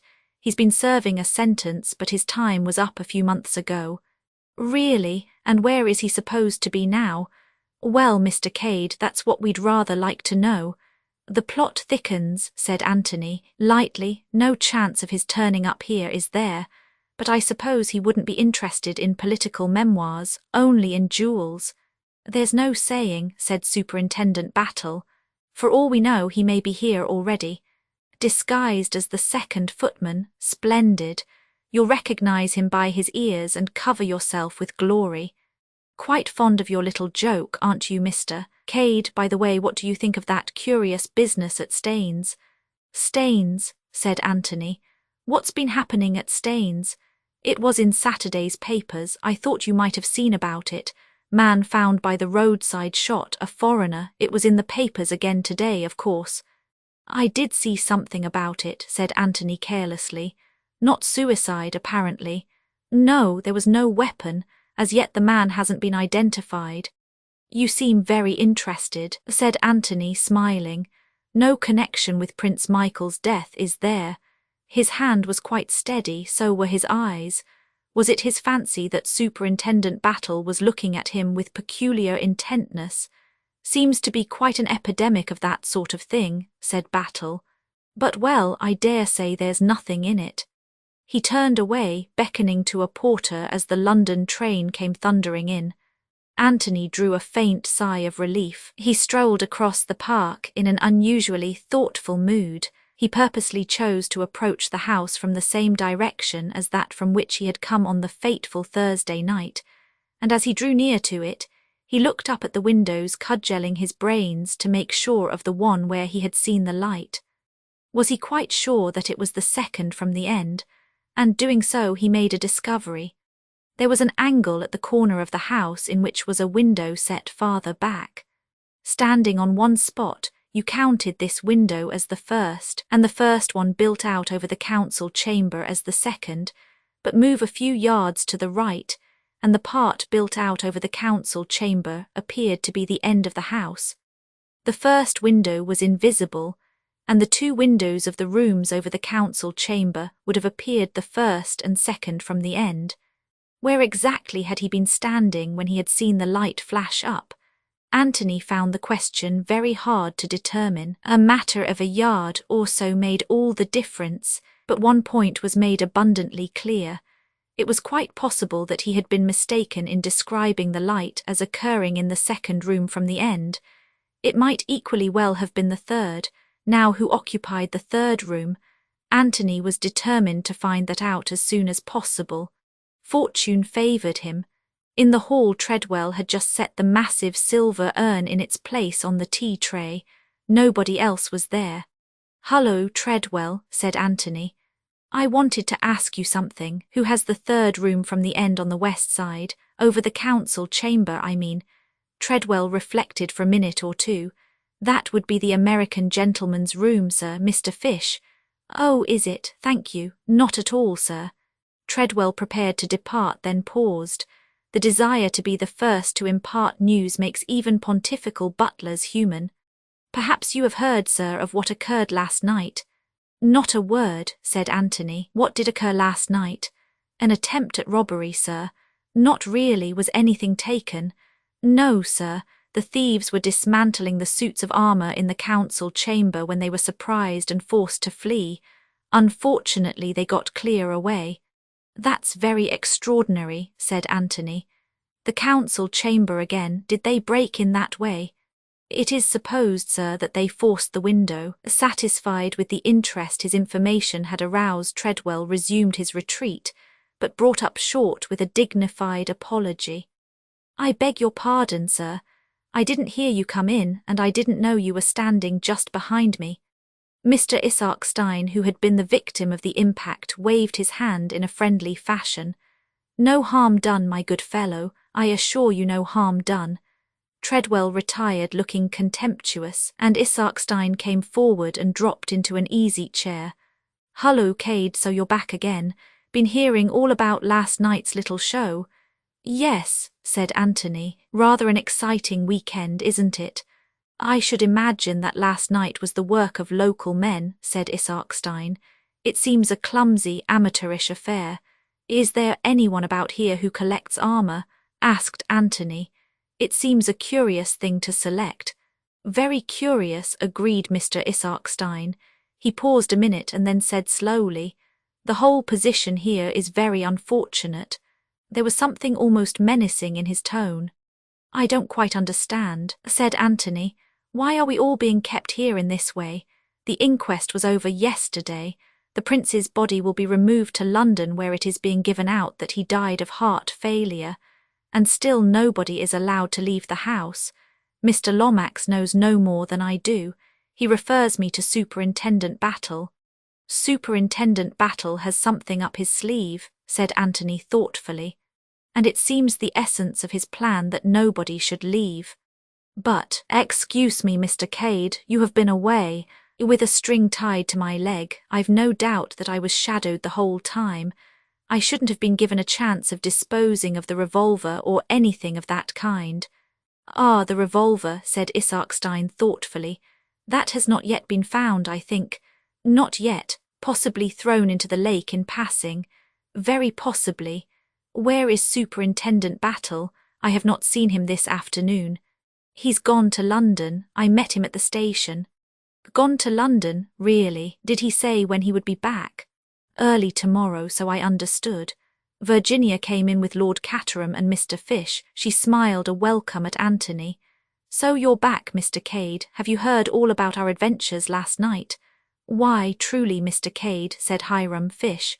It was a night of strenuous excitement. Did you hear that I mistook Mrs. Revel for one of the thugs? And in the meantime, said Anthony, the thug, got clear away, said Mr. Fish mournfully. Do pour out, said Lord Caterham to Virginia. I don't know where Bundle is. Virginia officiated. Then she came and sat down near Anthony. Come to the boathouse after tea, she said in a low voice. Bill and I have got a lot to tell you. Then she joined lightly in the general conversation. The meeting at the boathouse was duly held. Virginia and Bill were bubbling over with their news. They agreed that a boat in the middle of the lake was the only safe place for confidential conversation. Having paddled out a sufficient distance, the full story of last night's adventure was related to Anthony. Bill looked a little sulky. He wished Virginia would not insist on bringing this colonial fellow into it. It's very odd, said Anthony when the story was finished. What do you make of it? He asked Virginia. I think they were looking for something, she returned promptly. The burglar idea is absurd.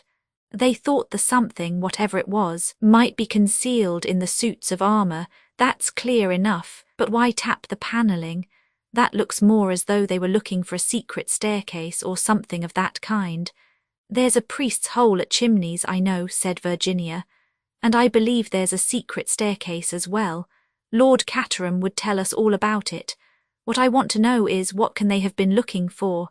It can't be the memoirs, said Anthony. They're a great bulky package. It must have been something small. George knows, I expect, said Virginia. I wonder whether I could get it out of him. All along I've felt there was something behind all this. You say there was only one man, pursued Anthony, but that there might possibly be another, as you thought you heard someone going towards the door as you sprang to the window. The sound was very slight, said Virginia. It might have been just my imagination. That's quite possible, but in case it wasn't your imagination, the second person must have been an inmate of the house. I wonder now, what are you wondering at? Asked Virginia. The thoroughness of Mr. Hiram Fish, who dresses himself completely when he hears screams for help downstairs. There's something in that, agreed Virginia.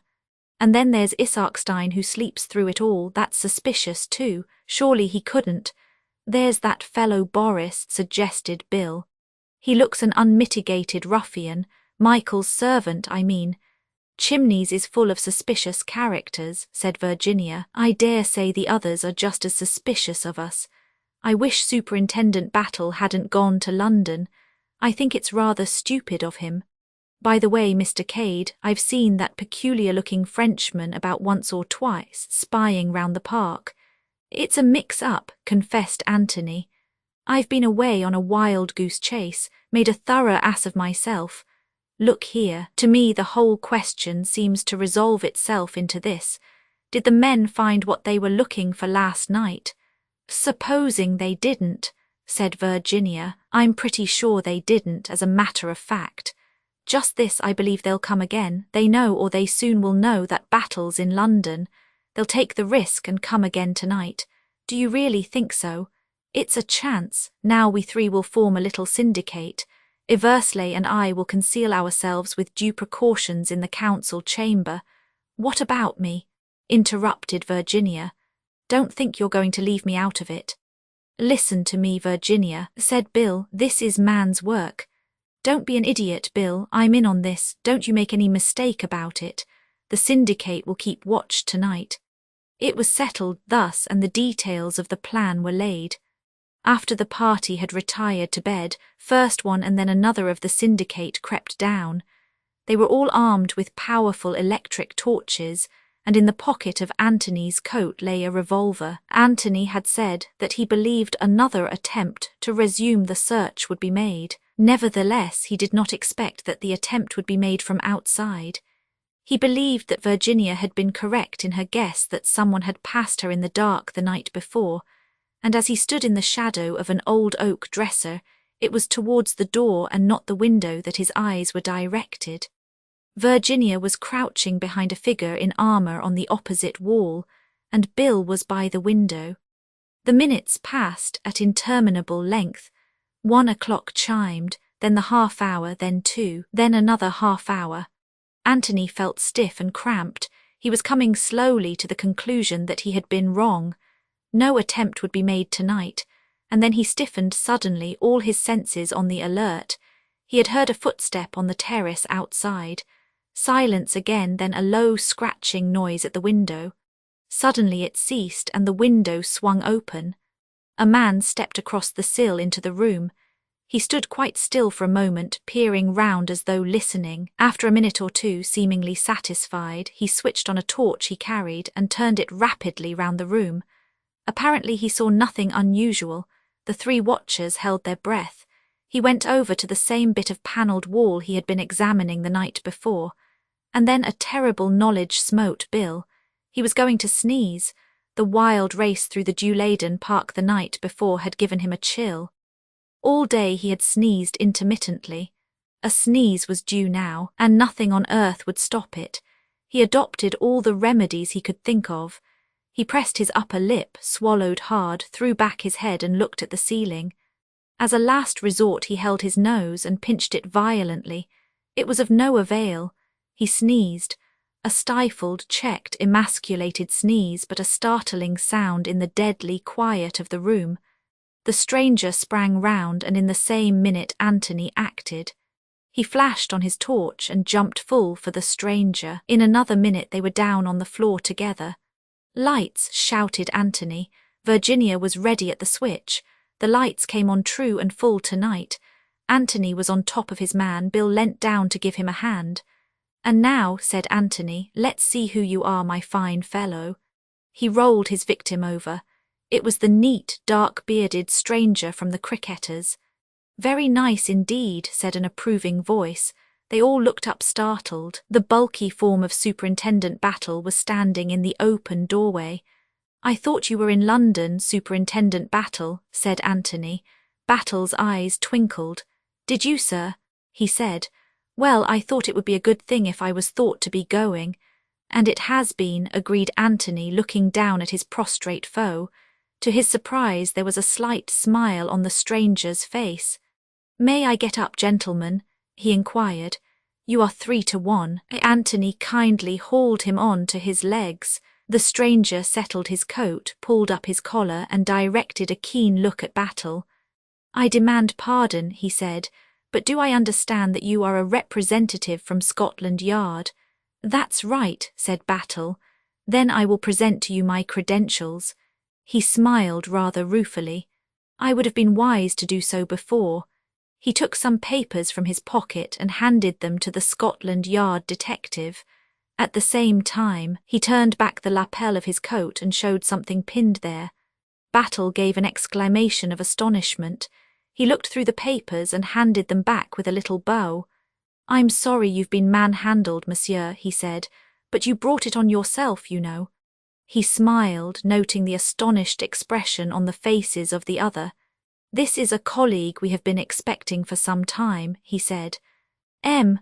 Lemoyne of the Sûreté in Paris, 19 Secret History." They all stared at the French detective, who smiled back at them. "But yes," he said, "it is true." There was a pause for a general readjusting of ideas. Then Virginia turned to Battle. "Do you know what I think, Superintendent Battle? What do you think, Mrs. Revel? I think the time has come to enlighten us a little." "To enlighten you? I don't quite understand, Mrs. Revel. Superintendent Battle, you understand perfectly. I dare say Mr. Lomax has hedged you about with recommendations of secrecy, George would, but surely it's better to tell us than have us stumbling on the secret all by ourselves, and perhaps doing untold harm. Lemoyne, don't you agree with me? Madam, I agree with you entirely. You can't go on keeping things dark forever, said Battle. I've told Mr. Lomax so. Mr. Eversley is Mr. Lomax's secretary. There's no objection to his knowing what there is to know. As for Mr. Cade, he's been brought into the thing willy-nilly, and I consider he's a right to know where he stands. But, Battle paused. I know, said Virginia, women are so indiscreet. I've often heard George say so. Lemoyne had been studying Virginia attentively. Now he turned to the Scotland Yard man. Did I hear you just now address Madam by the name of Revel? That is my name, said Virginia. Your husband was in the diplomatic service, was he not? And you were with him in Czechoslovakia just before the assassination of the late King and Queen. Yes, Lemoyne turned again. I think Madam has a right to hear the story. She is indirectly concerned. Moreover, his eyes twinkled a little. Madam's reputation for discretion stands very high in diplomatic circles. I'm glad they give me a good character, said Virginia, laughing, and I'm glad I'm not going to be left out of it. What about refreshments? Said Anthony. Where does the conference take place here? If you please, sir, said Battle, I've a fancy for not leaving this room until morning. You'll see why when you've heard the story. Then I'll go and forage, said Anthony. Bill went with him and they returned with a tray of glasses, siphons and other necessaries of life. The augmented syndicate established itself comfortably in the corner by the window, being grouped round a long oak table. It's understood, of course, said Battle, that anything that's said here is said in strict confidence. There must be no leakage. I've always felt it would come out one of these days. Gentlemen like Mr. Lomax who want everything hushed up take bigger risks than they think. The start of this business was just over 7 years ago. There was a lot of what they call reconstruction going on, especially in the Near East. There was a good deal going on in England, strictly on the QT, with that old gentleman, Count Styleptich, pulling the strings. All the Balkan states were interested parties, and there were a lot of royal personages in England just then. I'm not going into details, but something disappeared. Disappeared in a way that seemed incredible unless you admitted 2 things, that the thief was a royal personage, and that at the same time it was the work of a high-class professional. Lemoyne here will tell you how that well might be. The Frenchman bowed courteously and took up the tale. It is possible that you in England may not even have heard of our famous and fantastic King Victor. What his real name is no one knows, but he is a man of singular courage and daring, one who speaks 5 languages and is unequalled in the art of disguise.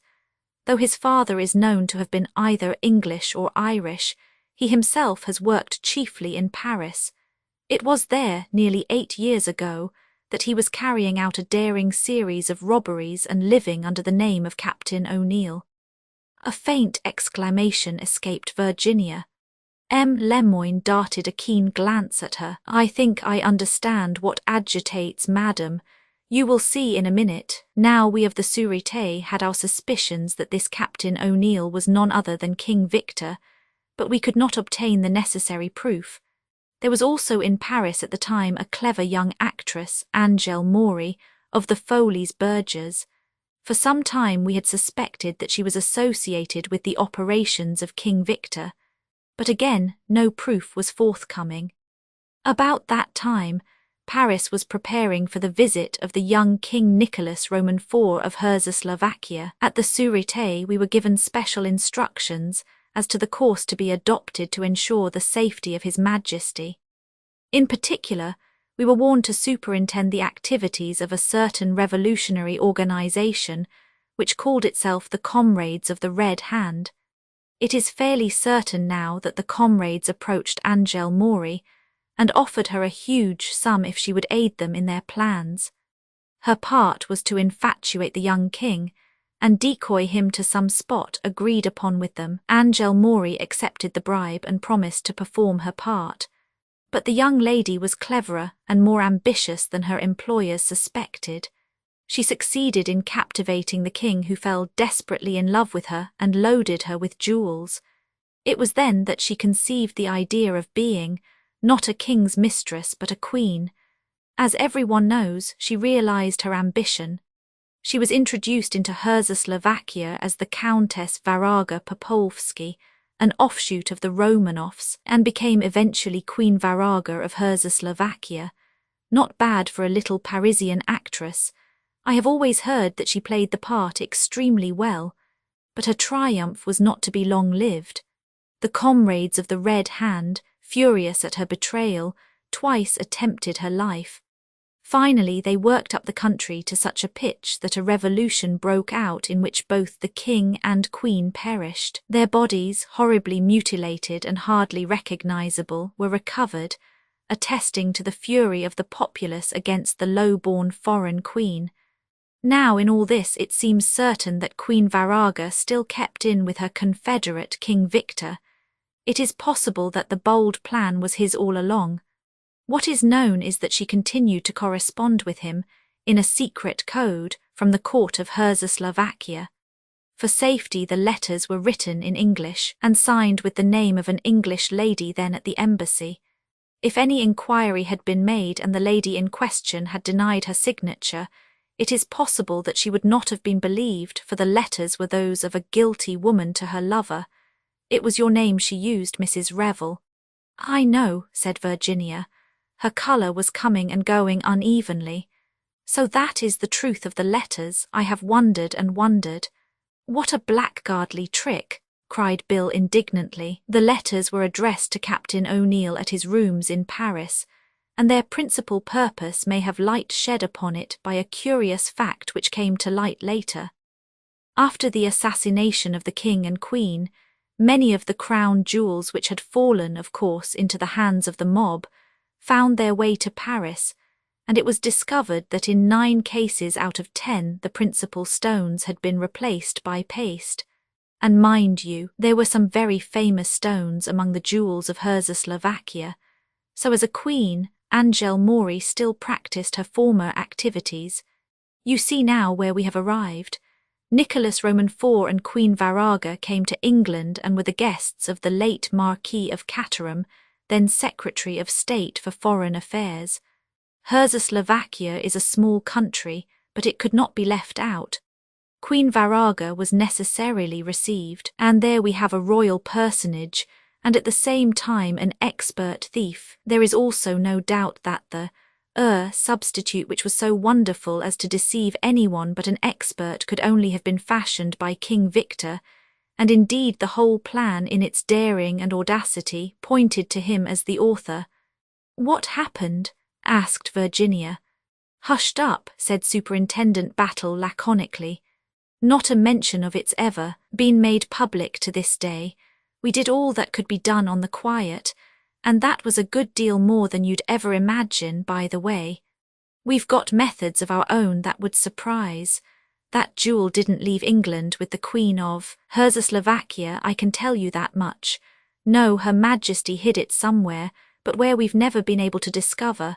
But I shouldn't wonder, Superintendent Battle let his eyes wander gently round, if it wasn't somewhere in this room. Anthony leapt to his feet. What, after all these years? He cried incredulously. Impossible. You do not know the peculiar circumstances, monsieur, said the Frenchman quickly. Only a fortnight later, the revolution in Czechoslovakia broke out, and the king and queen were murdered. Also, Captain O'Neill was arrested in Paris and sentenced on a minor charge.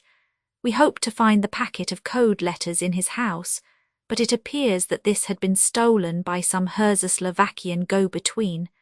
The man turned up in Czechoslovakia just before the revolution and then disappeared completely. He probably went abroad, said Anthony thoughtfully, to Africa as likely as not, and you bet he hung on to that packet. It was as good as a gold mine to him. It's odd how things come about. They probably called him Dutch Pedro or something like that out there. He caught Superintendent Battle's expressionless glance bent upon him and smiled. It's not really clairvoyance, Battle, he said, though it sounds like it. I'll tell you presently. There is one thing you have not explained, said Virginia. Where does this link up with the memoirs? There must be a link, surely. Madam is very quick, said Lemoyne approvingly. Yes, there is a link. Count Styleptich was also staying at Chimneys at the time, so that he might have known about it. Parfaitement. And of course, said Battle, if he's blurted it out in his precious memoirs, the fat will be in the fire, especially after the way the whole thing was hushed up. Anthony lit a cigarette. There's no possibility of there being a clue in the memoirs as to where the stone was hidden? He asked. Very unlikely, said Battle decisively. He was never in with the Queen, opposed the marriage tooth and nail. She's not likely to have taken him into her confidence. I wasn't suggesting such a thing for a minute, said Anthony. But by all accounts he was a cunning old boy. Unknown to her, he may have discovered where she hid the jewel. In that case, what would he have done, do you think? Sat tight, said Battle after a moment's reflection. I agree, said the Frenchman. It was a ticklish moment, you see.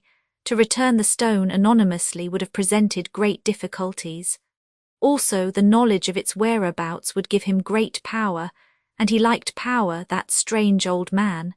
Not only did he hold the Queen in the hollow of his hand, but he had a powerful weapon to negotiate with at any time. It was not the only secret he possessed. Oh, no. He collected secrets like some men collect rare pieces of china. It is said that once or twice before his death, he boasted to people of the things he could make public if the fancy took him. And once at least he declared that he intended to make some startling revelations in his memoirs. Hence, the Frenchman smiled rather dryly. The general anxiety to get hold of them, our own secret police intended to seize them, but the Count took the precaution to have them conveyed away before his death. Still, there's no real reason to believe that he knew this particular secret, said Battle. I beg your pardon, said Anthony quietly. There are his own words. What? Both detectives stared at him as though unable to believe their ears. When Mr. McGrath gave me that manuscript to bring to England, he told me the circumstances of his one meeting with Count Styleptich. It was in Paris. At some considerable risk to himself, Mr. McGrath rescued the Count from a band of Apaches. He was, I understand, shall we say a trifle exhilarated. Being in that condition, he made two rather interesting remarks.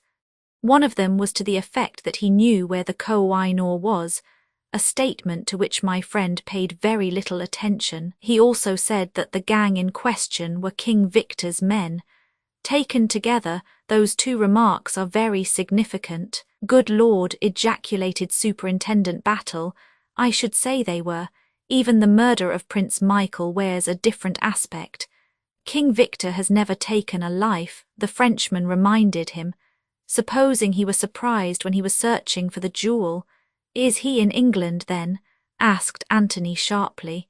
You say that he was released a few months ago. Didn't you keep track of him? A rather rueful smile overspread the French detective's face. We tried to, monsieur, but he is a devil, that man. He gave us the slip at once. We thought, of course, that he would make straight for England. But no, he went, where do you think? Where? Said Anthony. He was staring intently at the Frenchman, and absent-mindedly his fingers played with a box of matches. To America, to the United States. What? There was sheer amazement in Anthony's tone. Yes, and what do you think he called himself? What part do you think he played over there? The part of Prince Nicholas of Czechoslovakia. The matchbox fell from Anthony's hand, but his amazement was fully equalled by that of Battle. Impossible. Not so, my friend, you too will get the news in the morning. It has been the most colossal bluff. As you know, Prince Nicholas was rumoured to have died in the Congo years ago. Our friend King Victor seizes on that, difficult to prove a death of that kind.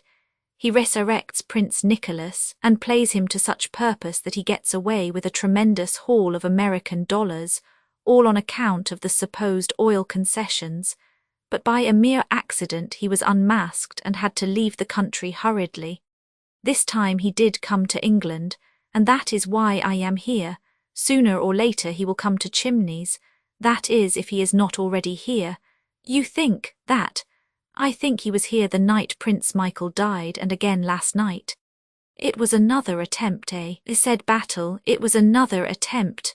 What has bothered me, continued Battle, was wondering what had become of Lemoyne here. I'd had word from Paris that he was on his way over to work with me, and I couldn't make out why he hadn't turned up. I must indeed apologize, said Lemoyne. You see, I arrived on the morning after the murder. It occurred to me at once that it would be as well for me to study things from an unofficial standpoint without appearing officially as your colleague. I thought that great possibilities lay that way.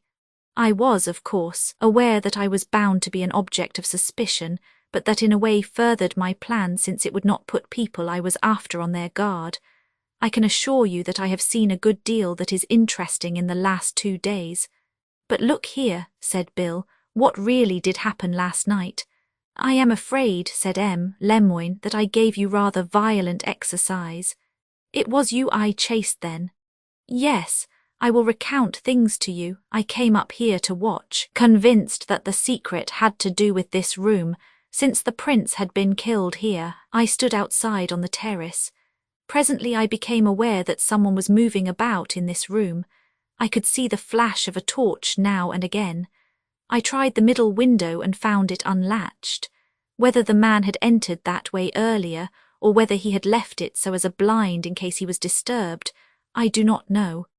Very gently I pushed it back and slipped inside the room. Step by step I felt my way until I was in a spot where I could watch operations without likelihood of being discovered myself. The man himself I could not see clearly. His back was to me, of course, and he was silhouetted against the light of the torch so that his outline only could be seen. But his actions filled me with surprise. He took to pieces first one and then the other of those 2 suits of armour, examining each one piece by piece. When he had convinced himself that what he sought was not there, he began tapping the panelling of the wall under that picture. What he would have done next, I do not know. Interruption came, you burst in. He looked at Bill. Our well-meant interference was really rather a pity, said Virginia thoughtfully. In a sense, madam, it was. The man switched out his torch, and I, who had no wish as yet to be forced to reveal my identity, sprang for the window. I collided with the other 2 in the dark and fell headlong. I sprang up and out through the window. Mr. Eversley, taking me for his assailant, followed. I followed you first, said Virginia. Bill was only second in the race. And the other fellow had the sense to stay still and sneak out through the door. I wonder he didn't meet the rescuing crowd. That would present no difficulties, said Lemoyne. He would be a rescuer in advance of the rest, that was all. Do you really think this Arsène Lupin fellow is actually among the household now? Asked Bill, his eyes sparkling. Why not? Said Lemoyne. He could pass perfectly as a servant. For all we may know, he may be Boris Antschaukoff, the trusted servant of the late Prince Michael. He is an odd-looking bloke, agreed Bill, but Anthony was smiling. That's hardly worthy of you, Lemoyne, he said gently. The Frenchman smiled too. You've taken him on as your valet now, haven't you, Mr. Cade? Asked Superintendent Battle. Battle, I take off my hat to you. You know everything. But just as a matter of detail, he's taken me on, not I him. Why was that, I wonder, Mr. Cade? I don't know, said Anthony lightly. It's a curious taste, but perhaps he may have liked my face. Or he may think I murdered his master and wished to establish himself in a handy position for executing revenge upon me. He rose and went over to the windows, pulling the curtains. Daylight, he said with a slight yawn. There won't be any more excitements now. Lemoyne rose also. I will leave you, he said. We shall perhaps meet again later in the day. With a graceful bow to Virginia, he stepped out of the window. Bed, said Virginia, yawning. It's all been very exciting. Come on, Bill, go to bed like a good little boy. The breakfast table will see us not, I fear. Anthony stayed at the window looking after the retreating form of M. Lemoyne. You wouldn't think it, said Battle behind him, but that's supposed to be the cleverest detective in France. I don't know that I wouldn't, said Anthony thoughtfully. I rather think I would. Well, said Battle, he was right about the excitements of this night being over. By the way, do you remember my telling you about that man they'd found shot near Staines? Yes, why? Nothing, they've identified him, that's all. It seems he was called Giuseppe Manelli. He was a waiter at the Blitz in London. Curious, isn't it? 20 Battle and Anthony confer. Anthony said nothing. He continued to stare out of the window. Superintendent Battle looked for some time at his motionless back. Well, good night, sir, he said at last and moved to the door. Anthony stirred. Wait a minute, Battle. The superintendent halted obediently. Anthony left the window. He drew out a cigarette from his case and lighted it. Then, between 2 puffs of smoke, he said, You seem very interested in this business at Staines. I wouldn't go as far as that, sir. It's unusual, that's all. Do you think the man was shot where he was found, or do you think he was killed elsewhere and the body brought to that particular spot afterwards? I think he was shot somewhere else and the body brought there in a car. I think so too, said Anthony. Something in the emphasis of his tone made the detective look up sharply. Any ideas of your own, sir? Do you know who brought him there? Yes, said Anthony. I did. He was a little annoyed at the absolutely unruffled calm preserved by the other. I must say you take these shocks very well, Battle, he remarked. Never display emotion. That was a rule that was given to me once, and I found it very useful. You live up to it, certainly, said Anthony. I can't say I've ever seen you ruffled. Well, do you want to hear the whole story? If you please, Mr. Cade. Anthony pulled up 2 of the chairs, both men sat down, and Anthony recounted the events of the preceding Thursday night. Battle listened immovably. There was a far-off twinkle in his eyes as Anthony finished. You know, sir, he said, you'll get into trouble one of these days. Then, for the second time, I'm not to be taken into custody. We always like to give a man plenty of rope, said Superintendent Battle. Very delicately put, said Anthony, without unduly stressing the end of the proverb. What I can't quite make out, sir, said Battle, is why you decided to come across with this now. It's rather difficult to explain, said Anthony.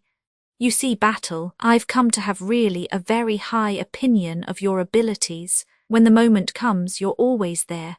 Look at tonight. And it occurred to me that in withholding this knowledge of mine, I was seriously cramping your style. You deserve to have access to all the facts. I've done what I could, and up to now I've made a mess of things. Until tonight I couldn't speak for Mrs. Revell's sake, but now that those letters have been definitely proved to have nothing whatever to do with her, any idea of her complicity becomes absurd. Perhaps I advised her badly in the first place, but it struck me that her statement of having paid this man money to suppress the letters, simply as a whim, might take a bit of believing. It might by a jury, agreed Battle. Juries never have any imagination. But you accept it quite easily, said Anthony, looking curiously at him.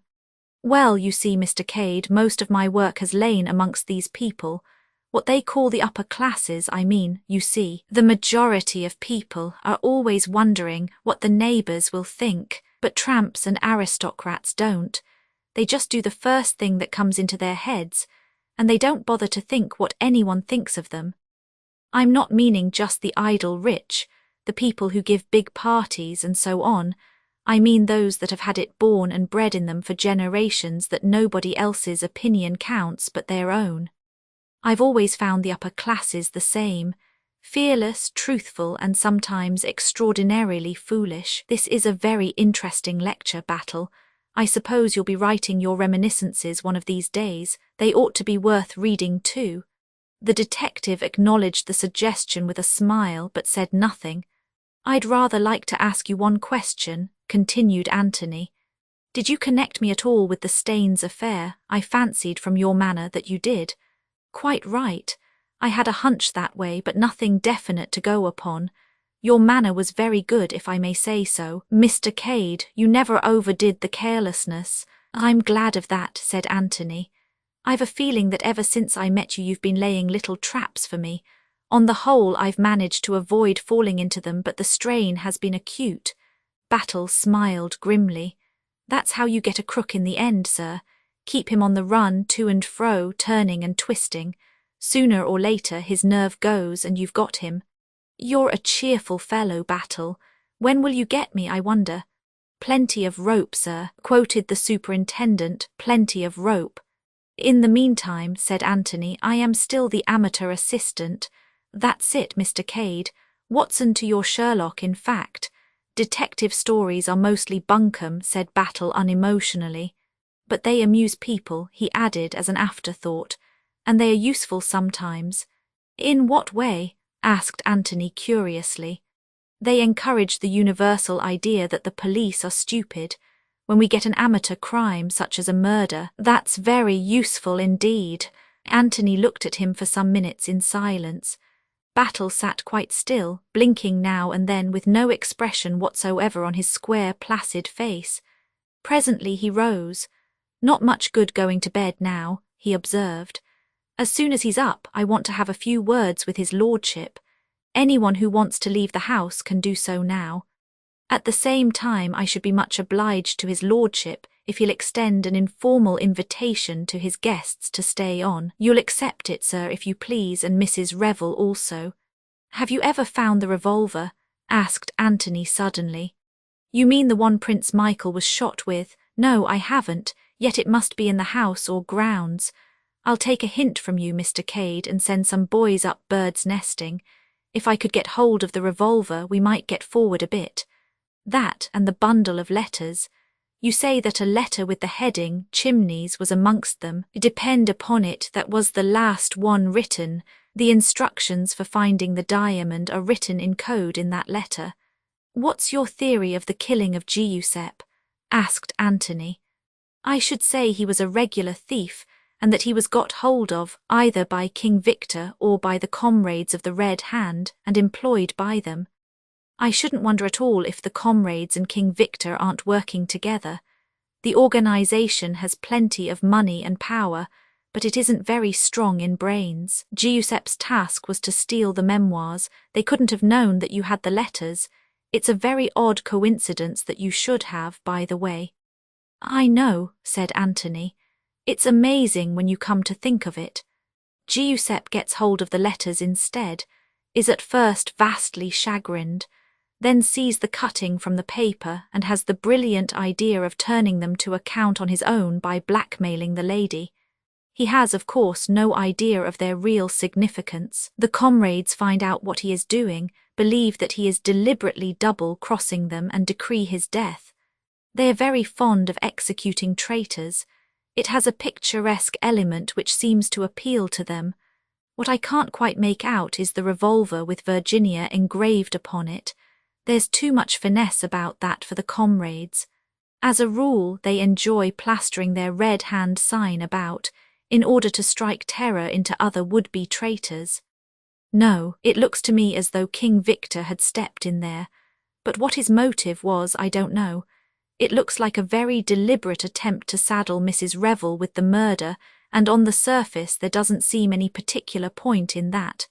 "I had a theory," said Anthony, "but it didn't work out according to plan." He told Battle of Virginia's recognition of Michael. Battle nodded his head. "Oh yes, no doubt as to his identity. By the way, that old baron has a very high opinion of you. He speaks of you in most enthusiastic terms." "That's very kind of him," said Anthony, "especially as I've given him full warning that I mean to do my utmost to get hold of the missing memoirs before Wednesday next." "You'll have a job to do that," said Battle. "Why, ease, you think so? I suppose King Victor and co. have got the letters." Battle nodded. "Pinched them off Giuseppe that day in Pont Street. Prettily planned piece of work, that. Yes, they've got 'em all right, and they've decoded them, and they know where to look." Both men were on the point of passing out of the room. "In here," said Anthony, jerking his head back. Exactly in here, but they haven't found the prize yet and they're going to run a pretty risk trying to get it. I suppose, said Anthony, that you've got a plan in that subtle head of yours. Battle returned no answer. He looked particularly stolid and unintelligent, then very slowly he winked. Want my help? Asked Anthony. I do, and I shall want someone else's. Who is that? Mrs. Revels. You may not have noticed it, Mr. Cade, but she's a lady who has a particularly beguiling way with her. I've noticed it all right, said Anthony. He glanced at his watch. I'm inclined to agree with you about bed, Battle. A dip in the lake and a hearty breakfast will be far more to the point. He ran lightly upstairs to his bedroom. Whistling to himself, he discarded his evening clothes and picked up a dressing gown and a bath towel. Then suddenly he stopped dead in front of the dressing table, staring at the object that reposed demurely in front of the looking-glass. For a moment he could not believe his eyes. He took it up, examined it closely. Yes, there was no mistake. It was the bundle of letters signed Virginia Revel. They were intact, not one was missing. Anthony dropped into a chair, the letters in his hand. My brain must be cracking, he murmured. I can't understand a quarter of what is going on in this house. Why should the letters reappear like a damned conjuring trick? Who put them on my dressing table? Why? And to all these very pertinent questions he could find no satisfactory reply. 21 Mr. Isarkstein's suitcase at 10 o'clock that morning. Lord Caterham and his daughter were breakfasting. Bundle was looking very thoughtful. Father, she said at last. Lord Caterham, absorbed in the Times, did not reply. Father, said Bundle again, more sharply. Lord Caterham, torn from his interested perusal of forthcoming sales of rare books, looked up absent-mindedly. He said, did you speak? Yes, who is it who's had breakfast? She nodded towards a place that had evidently been occupied. The rest were all expectant. Oh, what's his name? Fat Ikey. Bundle and her father had enough sympathy between them to comprehend each other's somewhat misleading observations. That's it. Did I see you talking to the detective this morning before breakfast? Lord Caterham sighed. Yes, he buttonholed me in the hall. I do think the hours before breakfast should be sacred. I shall have to go abroad, the strain on my nerves. Bundle interrupted unceremoniously. What did he say? Said everyone who wanted to could clear out. Well, said Bundle, that's all right, that's what you've been wanting. I know, but he didn't leave it at that. He went on to say that nevertheless he wanted me to ask everyone to stay on. I don't understand, said Bundle, wrinkling her nose. So confusing and contradictory, complained Lord Caterham. And before breakfast too. What did you say? Oh, I agreed, of course, it's never any good arguing with these people. Especially before breakfast, continued Lord Caterham, reverting to his principal grievance. Who have you asked so far? Cade. He was up very early this morning. He's going to stop on. I don't mind that. I can't quite make the fellow out. But I like him. I like him very much. So does Virginia, said Bundle, drawing a pattern on the table with her fork. And so do I, but that doesn't seem to matter. And I asked Isarkstein, continued Lord Caterham. Well, but fortunately he's got to go back to town. Don't forget to order the car for the 10:40, by the way. All right. Now if I can only get rid of Fish too, continued Lord Caterham, his spirits rising. I thought you liked talking to him about your mouldy old books. So I did rather. But it gets monotonous when one finds that one is always doing all the talking. Fish is very interested, but he never volunteers any statements of his own. It's better than doing all the listening, said Bundle. Like one does with George Lomax. Lord Caterham shuddered at the remembrance. George is all very well on platforms, said Bundle. I've clapped him myself, though of course I know all the time that he's talking balderdash, and anyway I'm a socialist. I know, my dear, I know, said Lord Caterham hastily. It's all right, said Bundle. I'm not going to bring politics into the house. That's what George does, public speaking in private life. It ought to be abolished by Act of Parliament. Quite so, said Lord Caterham. What about Virginia? Asked Bundle. Is she to be asked to stop on? Battle, said everybody. Says he firmly, have you asked her to be my stepma yet? I don't think it would be any good, said Lord Caterham mournfully, although she did call me a darling last night, but that's the worst of these attractive young women with affectionate dispositions. They'll say anything and they mean absolutely nothing by it. No, agreed Bundle. It would have been much more hopeful if she'd thrown a boot at you or tried to bite you. You modern young people seem to have such unpleasant ideas about love-making, said Lord Caterham plaintively. It comes from reading the Sheikh, said Bundle. Desert love, throw her about, etc. What is the Sheikh? Asked Lord Caterham simply.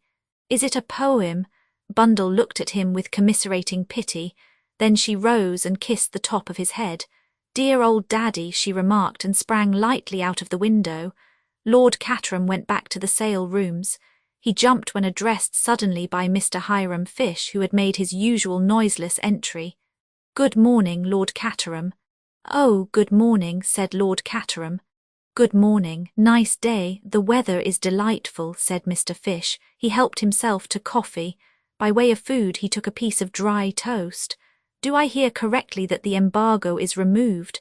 He asked after a minute or two. That we are all free to depart? Yes, said Lord Caterham. As a matter of fact, I mean that I shall be delighted. His conscience drove him on. Only too delighted if you will stay on for a little. Why, Lord Caterham, it's been a beastly visit, I know, Lord Caterham hurried on. Too bad, shan't blame you for wanting to run away. You misjudge me, Lord Caterham. The associations have been painful, no one could deny that point. But the English country life as lived in the mansions of the great has a powerful attraction for me. I am interested in the study of those conditions. It is a thing we lack completely in America. I shall be only too delighted to accept your very kind invitation and stay on. Oh, well, said Lord Caterham, that's that. Absolutely delighted, my dear fellow, absolutely delighted. Spurring himself on to a false geniality of manner, Lord Caterham murmured something about having to see his bailiff and escaped from the room. In the hall he saw Virginia just descending the staircase. Shall I take you into breakfast? Asked Lord Caterham tenderly. I've had it in bed, thank you. I was frightfully sleepy this morning. She yawned. Had a bad night, perhaps. Not exactly a bad night. From one point of view, decidedly a good night. Oh, Lord Caterham. She slipped her hand inside his arm and gave it a squeeze. I am enjoying myself. You were a darling to ask me down. You'll stop on for a bit then, won't you? Battle is lifting the embargo, but I want you to stay particularly. So does Bundle. Of course I'll stay. It's sweet of you to ask me. Ah, said Lord Caterham. He sighed. What is your secret sorrow? Asked Virginia. Has anyone bitten you? That's just it, said Lord Caterham mournfully. Virginia looked puzzled. You don't feel by any chance that you want to throw a boot at me? No, I can see you don't. Oh, well, it's of no consequence. Lord Caterham drifted sadly away, and Virginia passed out through a side door into the garden. She stood there for a moment, breathing in the crisp October air, which was infinitely refreshing to one in her slightly jaded state. She started a little to find Superintendent Battle at her elbow. The man seemed to have an extraordinary knack of appearing out of space without the least warning. Good morning, Mrs. Revel. Not too tired, I hope. Virginia shook her head. It was a most exciting night, she said. Well worth the loss of a little sleep. The only thing is, today seems a little dull after it. There's a nice shady place down under that cedar tree, remarked the superintendent. Shall I take a chair down to it for you, if you think it's the best thing for me to do? Said Virginia solemnly. You're very quick, Mrs. Revel. Yes, it's quite true, I do want a word with you. He picked up a long wicker chair and carried it down the lawn. Virginia followed him with a cushion under her arm. Very dangerous place, that terrace, remarked the detective. That is, if you want to have a private conversation. I'm getting excited again, Superintendent Battle. Oh, it's nothing important. He took out a big watch and glanced at it. 10:30. I'm starting for Wyvern Abbey in 10 minutes to report to Mr. Lomax. Plenty of time. I only wanted to know if you could tell me a little more about Mr. Cade." "About Mr. Cade?" Virginia was startled. "Yes, where you first met him and how long you've known him and so forth." Battle's manner was easy and pleasant enough. He even refrained from looking at her, and the fact that he did so made her vaguely uneasy. "It's more difficult than you think," she said at last. "He did me a great service once." Battle interrupted her. "Before you go any further, Mrs. Revel, I'd just like to say something. Last night, after you and Mr. Eversley had gone to bed, Mr. Cade told me all about the letters and the man who was killed in your house." "He did?" gasped Virginia. "Yes, and very wisely too. It clears up a lot of misunderstanding. There's only one thing he didn't tell me, how long he had known you. Now I've a little idea of my own about that. You shall tell me if I'm right or wrong. I think that the day he came to your house in Pont Street was the first time you had ever seen him." "Ah, I see I'm right, it was so." Virginia said nothing. For the first time she felt afraid of this stolid man with the expressionless face. She understood what Anthony had meant when he said there were no flies on Superintendent Battle. "Has he ever told you anything about his life?" the detective continued. "Before he was in South Africa, I mean. Canada, or before that the Sudan, or about his boyhood." Virginia merely shook her head. "And yet I'd bet he's got something worth telling. You can't mistake the face of a man who's led a life of daring and adventure. He could tell you some interesting tales if he cared to. If you want to know about his past life, why don't you cable to that friend of his, Mr. McGrath?" Virginia asked. "Oh, we have, but it seems he's up country somewhere." "Still, there's no doubt Mr. Cade was in Bulawayo when he said he was, but I wondered what he'd been doing before he came to South Africa. He'd only had that job with Castles about a month." He took out his watch again. "I must be off, the car will be waiting." Virginia watched him retreat to the house, but she did not move from her chair. She hoped that Anthony might appear and join her. Instead came Bill Eversley with a prodigious yawn. "Thank God I've got a chance to speak to you at last, Virginia," he complained. "Well, speak to me very gently, Bill darling, or I shall burst into tears. Has someone been bullying you?" "Not exactly bullying me, getting inside my mind and turning it inside out. I feel as though I'd been jumped on by an elephant." "Not Battle?" "Yes, Battle, he's a terrible man really." "Well, never mind Battle. I say, Virginia, I do love you so awfully." "Not this morning, Bill. I'm not strong enough, anyway. I've always told you the best people don't propose before lunch." "Good Lord," said Bill, "I could propose to you before breakfast." Virginia shuddered. "Bill, be sensible and intelligent for a minute. I want to ask your advice. If you'd once make up your mind to it and say you'd marry me, you'd feel miles better, I'm sure. Happier, you know, and more settled down. Listen to me, Bill. Proposing to me is your idée fixe. All men propose when they are bored and can't think of anything to say. Remember my age and my widowed state, and go and make love to a pure young girl. My darling Virginia, oh blast, here's that French idiot bearing down on us." It was indeed Lemoyne, black-bearded and correct of demeanour as ever. "Good morning, madam. You are not fatigued, I trust?" "Not in the least." "That is excellent. Good morning, Mr. Eversley." "How would it be if we promenaded ourselves a little, the three of us?" suggested the Frenchman. "How about it, Bill?" said Virginia. "Oh, all right," said the unwilling young gentleman by her side. He heaved himself up from the grass, and the three of them walked slowly along. Virginia between the two men. She was sensible at once of a strange undercurrent of excitement in the Frenchman, though she had no clue as to what caused it. Soon, with her usual skill, she was putting him at his ease, asking him questions, listening to his answers, and gradually drawing him out. Presently he was telling them anecdotes of the famous King Victor.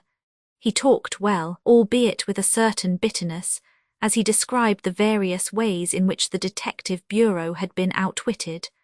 But all the time, despite the real absorption of Lemoyne in his own narrative, Virginia had a feeling that he had some other object in view. Moreover, she judged that Lemoyne, under cover of his story, was deliberately striking out his own course across the park. They were not just strolling idly. He was deliberately guiding them in a certain direction. Suddenly, he broke off his story and looked round. They were standing just where the drive intersected the park before turning an abrupt corner by a clump of trees. Lemoyne was staring at a vehicle approaching them from the direction of the house. Virginia's eyes followed his. "It's the luggage cart," she said, taking Isaac Stein's luggage and his valet to the station. "Is that so?" said Lemoyne. He glanced down at his own watch and started. "1,000 pardons. I have been longer here than I meant, such charming company. Is it possible, do you think, that I might have a lift to the village?"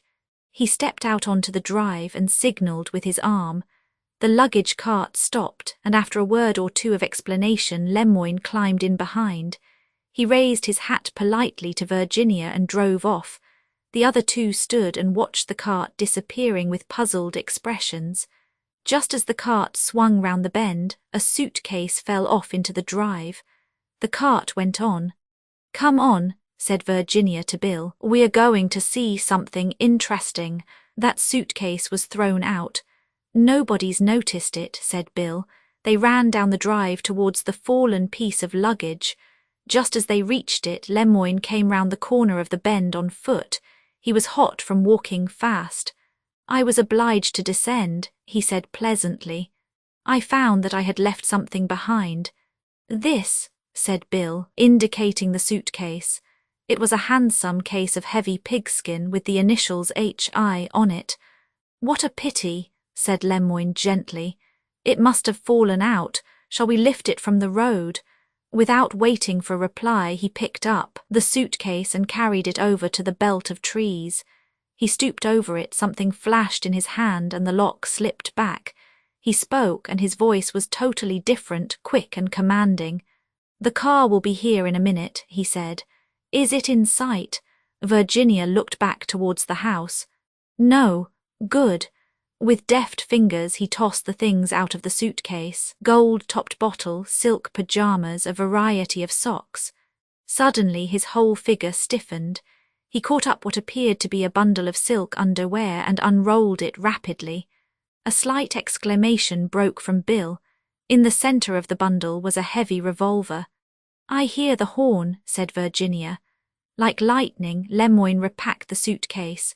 The revolver he wrapped in a silk handkerchief of his own and slipped into his pocket. He snapped the locks of the suitcase and turned quickly to Bill. "Take it, Madam will be with you. Stop the car and explain that it fell off the luggage cart. Do not mention me." Bill stepped quickly down to the drive just as the big Lanchester limousine with Isaac Stein inside it came round the corner. The chauffeur slowed down and Bill swung the suitcase up to him. "Fell off the luggage cart," he explained. "We happened to see it." He caught a momentary glimpse of a startled yellow face as the financier stared at him, and then the car swept on again. They went back to Lemoyne. He was standing with the revolver in his hand and a look of gloating satisfaction in his face. "A long shot," he said. "A very long shot, but it came off." 22 The Red Signal Superintendent Battle was standing in the library at Wyvern Abbey. George Lomax, seated before a desk overflowing with papers, was frowning portentously. Superintendent Battle had opened proceedings by making a brief and business-like report. Since then, the conversation had lain almost entirely with George, and Battle had contented himself with making brief and usually monosyllabic replies to the other's questions.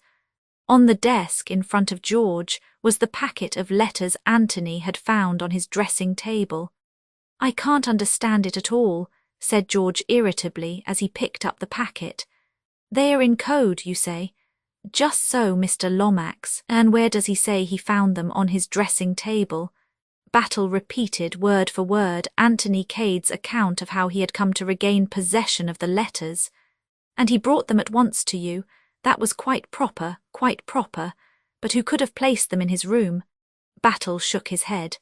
"That's the sort of thing you ought to know," complained George. "It sounds to me very fishy indeed.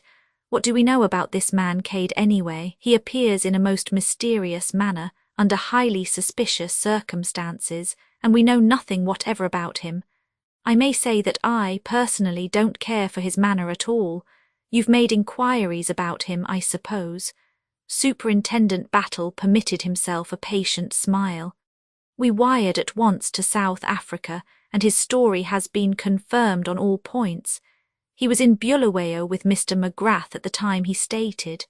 Previous to their meeting, he was employed by Messrs. Castle, the tourist agents." "Just what I should have expected," said George. "He has the kind of cheap assurance that succeeds in a certain type of employment. But about these letters, steps must be taken at once. At once." The great man puffed himself out and swelled importantly. Superintendent Battle opened his mouth, but George forestalled him. "There must be no delay. These letters must be decoded without any loss of time. Let me see who is the man. There is a man connected with the British Museum, knows all there is to know about ciphers, ran the department for us during the war. Where is Miss Oscar? She will know. Name something like Win. Professor Winwood," said Battle. "Exactly, I remember perfectly now. He must be wired to immediately." "I have done so, Mr. Lomax, an hour ago. He will arrive by the 12:10. "Oh, very good, very good. Thank heaven something is off my mind. I shall have to be in town today. You can get along without me, I suppose." "I think so, sir." "Well, do your best, Battle, do your best. I am terribly rushed just at present." "Just so, sir. By the way, why did not Mr. Eversley come over with you?" "He was still asleep, sir. We've been up all night, as I told you." "Oh, quite so. I am frequently up nearly the whole night myself. To do the work of 36 hours in 24, that is my constant task. Send Mr. Eversley over at once when you get back, will you, Battle?" "I will give him your message, sir." "Thank you, Battle. I realize perfectly that you had to repose a certain amount of confidence in him, but do you think it was strictly necessary to take my cousin, Mrs. Revel, into your confidence also?" "In view of the name signed to those letters, I do, Mr. Lomax." "An amazing piece of effrontery," murmured George, his brow darkened as he looked at the bundle of letters. "I remember the late King of Czechoslovakia, a charming fellow, but weak, deplorably weak, a tool in the hands of an unscrupulous woman. Have you any theory as to how these letters came to be restored to Mr. Cade?" "It's my opinion," said Battle, "that if people can't get a thing one way, they try another." "I don't quite follow you," said George. "This crook, this King Victor, he's well aware by now that the council chamber is watched. So he'll let us have the letters and let us do the decoding and let us find the hiding place. And then trouble, but Lemoyne and I between us will attend to that." "You've got a plan, eh?" "I wouldn't go so far as to say I've got a plan, but I've got an idea. It's a very useful thing, sometimes an idea." Thereupon Superintendent Battle took his departure. He had no intention of taking George any further into his confidence. On the way back he passed Anthony on the road and stopped. "Going to give me a lift back to the house?" asked Anthony. "That's good. Where have you been, Mr. Cade?" "Down to the station to inquire about trains." Battle raised his eyebrows. "Thinking of leaving us again?" he inquired. "Not just at present," laughed Anthony. "By the way, what's upset Isarkstein? He arrived in the car just as I left, and he looked as though something had given him a nasty jolt." "Mr. Isarkstein?" "Yes. I can't say, I'm sure. I fancy it would take a good deal to jolt him." "So do I," agreed Anthony. "He's quite one of the strong, silent, yellow men of finance." Suddenly Battle leant forward and touched the chauffeur on the shoulder. "Stop, will you, and wait for me here." He jumped out of the car, much to Anthony's surprise, but in a minute or two the latter perceived Lemoyne advancing to meet the English detective, and gathered that it was a signal from him which had attracted Battle's attention. There was a rapid colloquy between them, and then the superintendent returned to the car and jumped in again, bidding the chauffeur drive on. His expression had completely changed. "They've found the revolver," he said suddenly and curtly. "What?" Anthony gazed at him in great surprise. "Where?" "In Isarkstein's suitcase." "Oh, impossible. Nothing's impossible," said Battle. "I ought to have remembered that. He sat perfectly still, tapping his knee with his hand. Who found it? Battle jerked his head over his shoulder. Lemoyne, clever chap, they think no end of him at the Sûreté. But doesn't this upset all your ideas? No, said Superintendent Battle very slowly. I can't say it does. It was a bit of a surprise, I admit, at first, but it fits in very well with one idea of mine. Which is, but the superintendent branched off on to a totally different subject. I wonder if you'd mind finding Mr. Eversley for me, sir. There's a message for him from Mr. Lomax. He's to go over to the Abbey at once. All right, said Anthony. The car had just drawn up at the great door. He's probably in bed still. I think not, said the detective. If you'll look, you'll see him walking under the trees with Mrs. Revel. Wonderful eyes you have, haven't you, Battle? Said Anthony as he departed on his errand. He delivered the message to Bill, who was duly disgusted. Damn it all, grumbled Bill to himself as he strode off to the house. Why can't codders sometimes leave me alone? And why can't these blasted colonials stay in their colonies? What do they want to come over here for and pick out all the best girls? I'm fed to the teeth with everything. Have you heard about the revolver? Asked Virginia breathlessly as Bill left them. Battle told me. Rather staggering, isn't it? Isaacstein was in a frightful state yesterday to get away, but I thought it was just nerves. He's about the one person I'd have pitched upon as being above suspicion. Can you see any motive for his wanting Prince Michael out of the way? It certainly doesn't fit in, agreed Virginia thoughtfully. Nothing fits in anywhere, said Anthony discontentedly. I rather fancied myself as an amateur detective to begin with, and so far all I've done is to clear the character of the French governess at vast trouble and some little expense.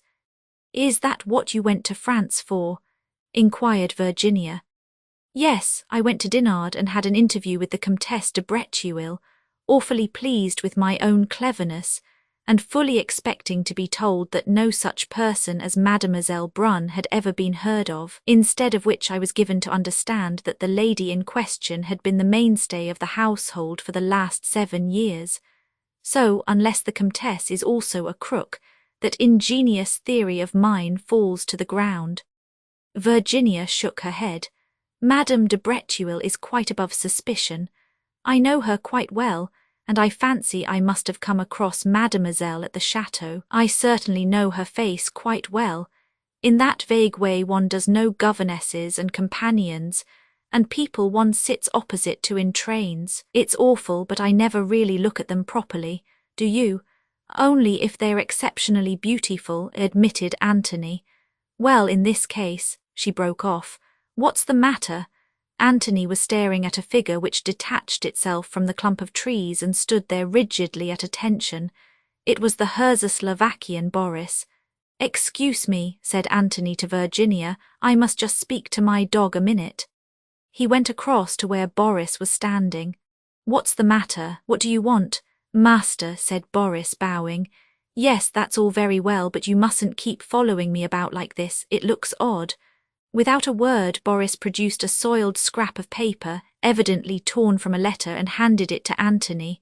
What's this? Said Anthony. There was an address scrawled on the paper, nothing else. He dropped it, said Boris. I bring it to the master. Who dropped it? The foreign gentleman. But why bring it to me? Boris looked at him reproachfully. Well, anyway, go away now, said Anthony. I'm busy. Boris saluted, turned sharply on his heel and marched away. Anthony rejoined Virginia, thrusting the piece of paper into his pocket. What did he want? She asked curiously. And why do you call him your dog? Because he acts like one, said Anthony, answering the last question first. He must have been a retriever in his last incarnation, I think. He's just brought me a piece of a letter which he says the foreign gentleman dropped. I suppose he means Lemoyne. I suppose so, acquiesced Virginia. He's always following me round, continued Anthony. Just like a dog, says next to nothing. Just looks at me with his big round eyes. I can't make him out. Perhaps he meant Isaacstein, suggested Virginia. Isaacstein looks foreign enough, heaven knows. Isaacstein, muttered Anthony impatiently. Where the devil does he come in? Are you ever sorry that you've mixed yourself up in all this? Asked Virginia suddenly. Sorry? Good Lord, no. I love it. I've spent most of my life looking for trouble, you know. Perhaps this time I've got a little more than I bargained for. But you're well out of the wood now, said Virginia, a little surprised by the unusual gravity of his tone. Not quite. They strolled on for a minute or two in silence. There are some people, said Anthony, breaking the silence, who don't conform to the signals. An ordinary, well-regulated locomotive slows down or pulls up when it sees the red light hoisted against it. Perhaps I was born colour blind.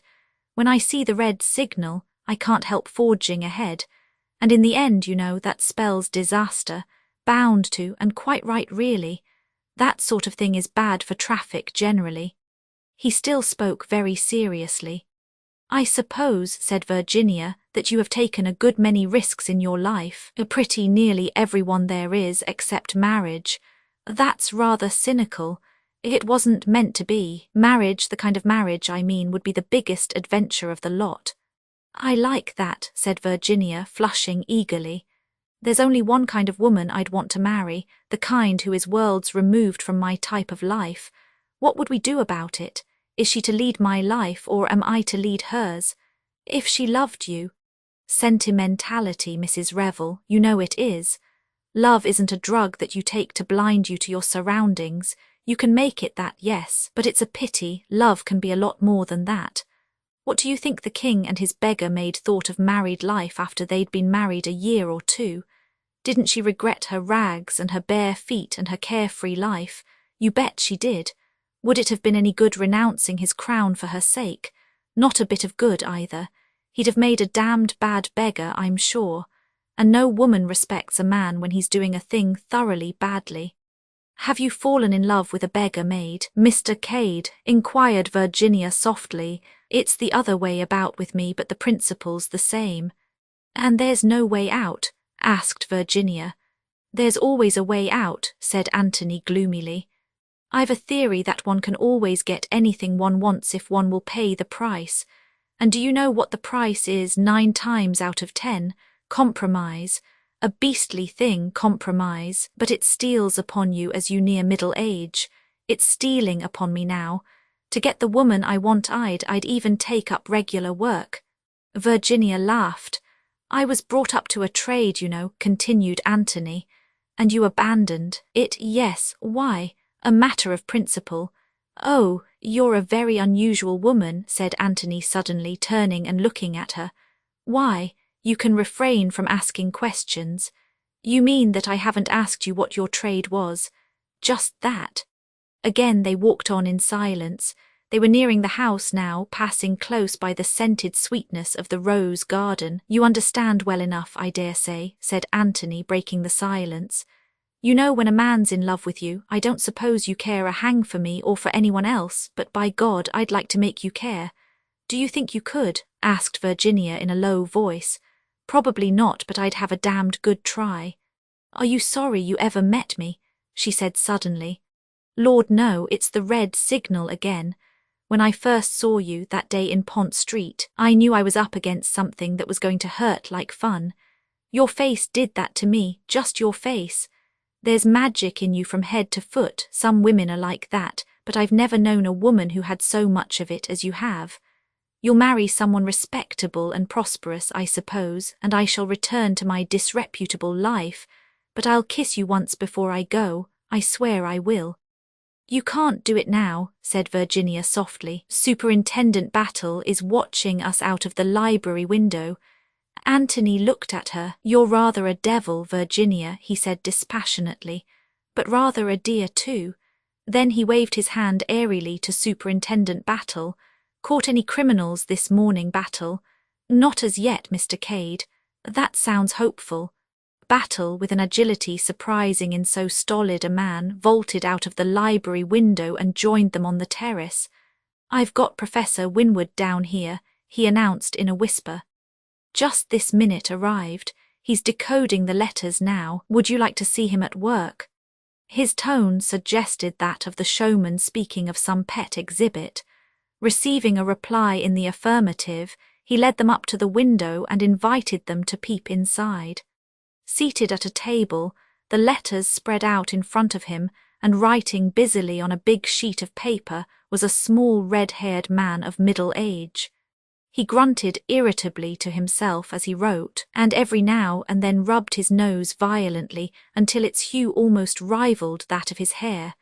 Presently he looked up. "That you, Battle, what you want me down here to unravel this tomfoolery for? A child in arms could do it. A baby of 2 could do it on its head.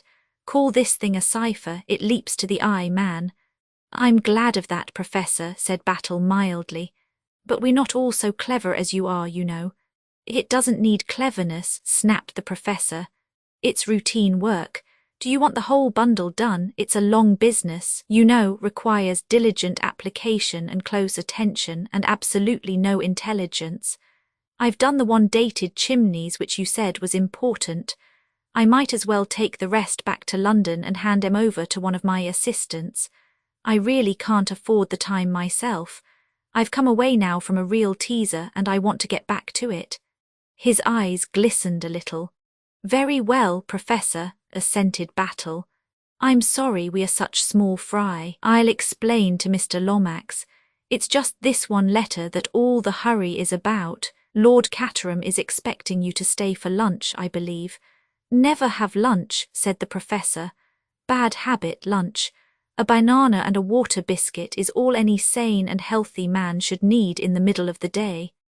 He seized his overcoat, which lay across the back of a chair. Battle went round to the front of the house, and a few minutes later Anthony and Virginia heard the sound of a car driving away. Battle rejoined them, carrying in his hand the half-sheet of paper which the Professor had given him. "He's always like that," said Battle, referring to the departed Professor. "In the very deuce of a hurry. Clever man, though. Well, here's the kernel of Her Majesty's letter. Care to have a look at it?" Virginia stretched out a hand, and Anthony read it over her shoulder.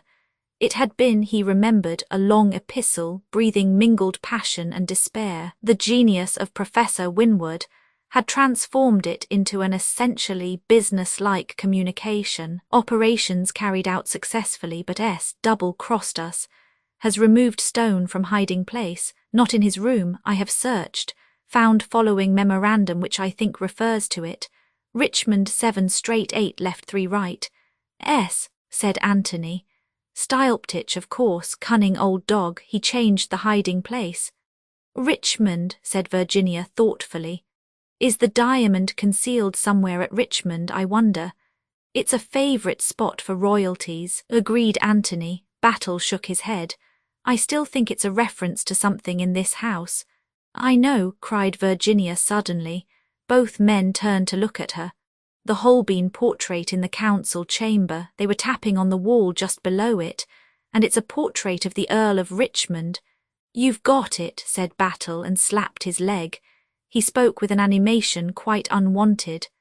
"That's the starting point, the picture, and the crooks know no more than we do what the figures refer to. Those 2 men in armour stand directly underneath the picture, and their first idea was that the diamond was hidden in one of them. The measurements might have been inches.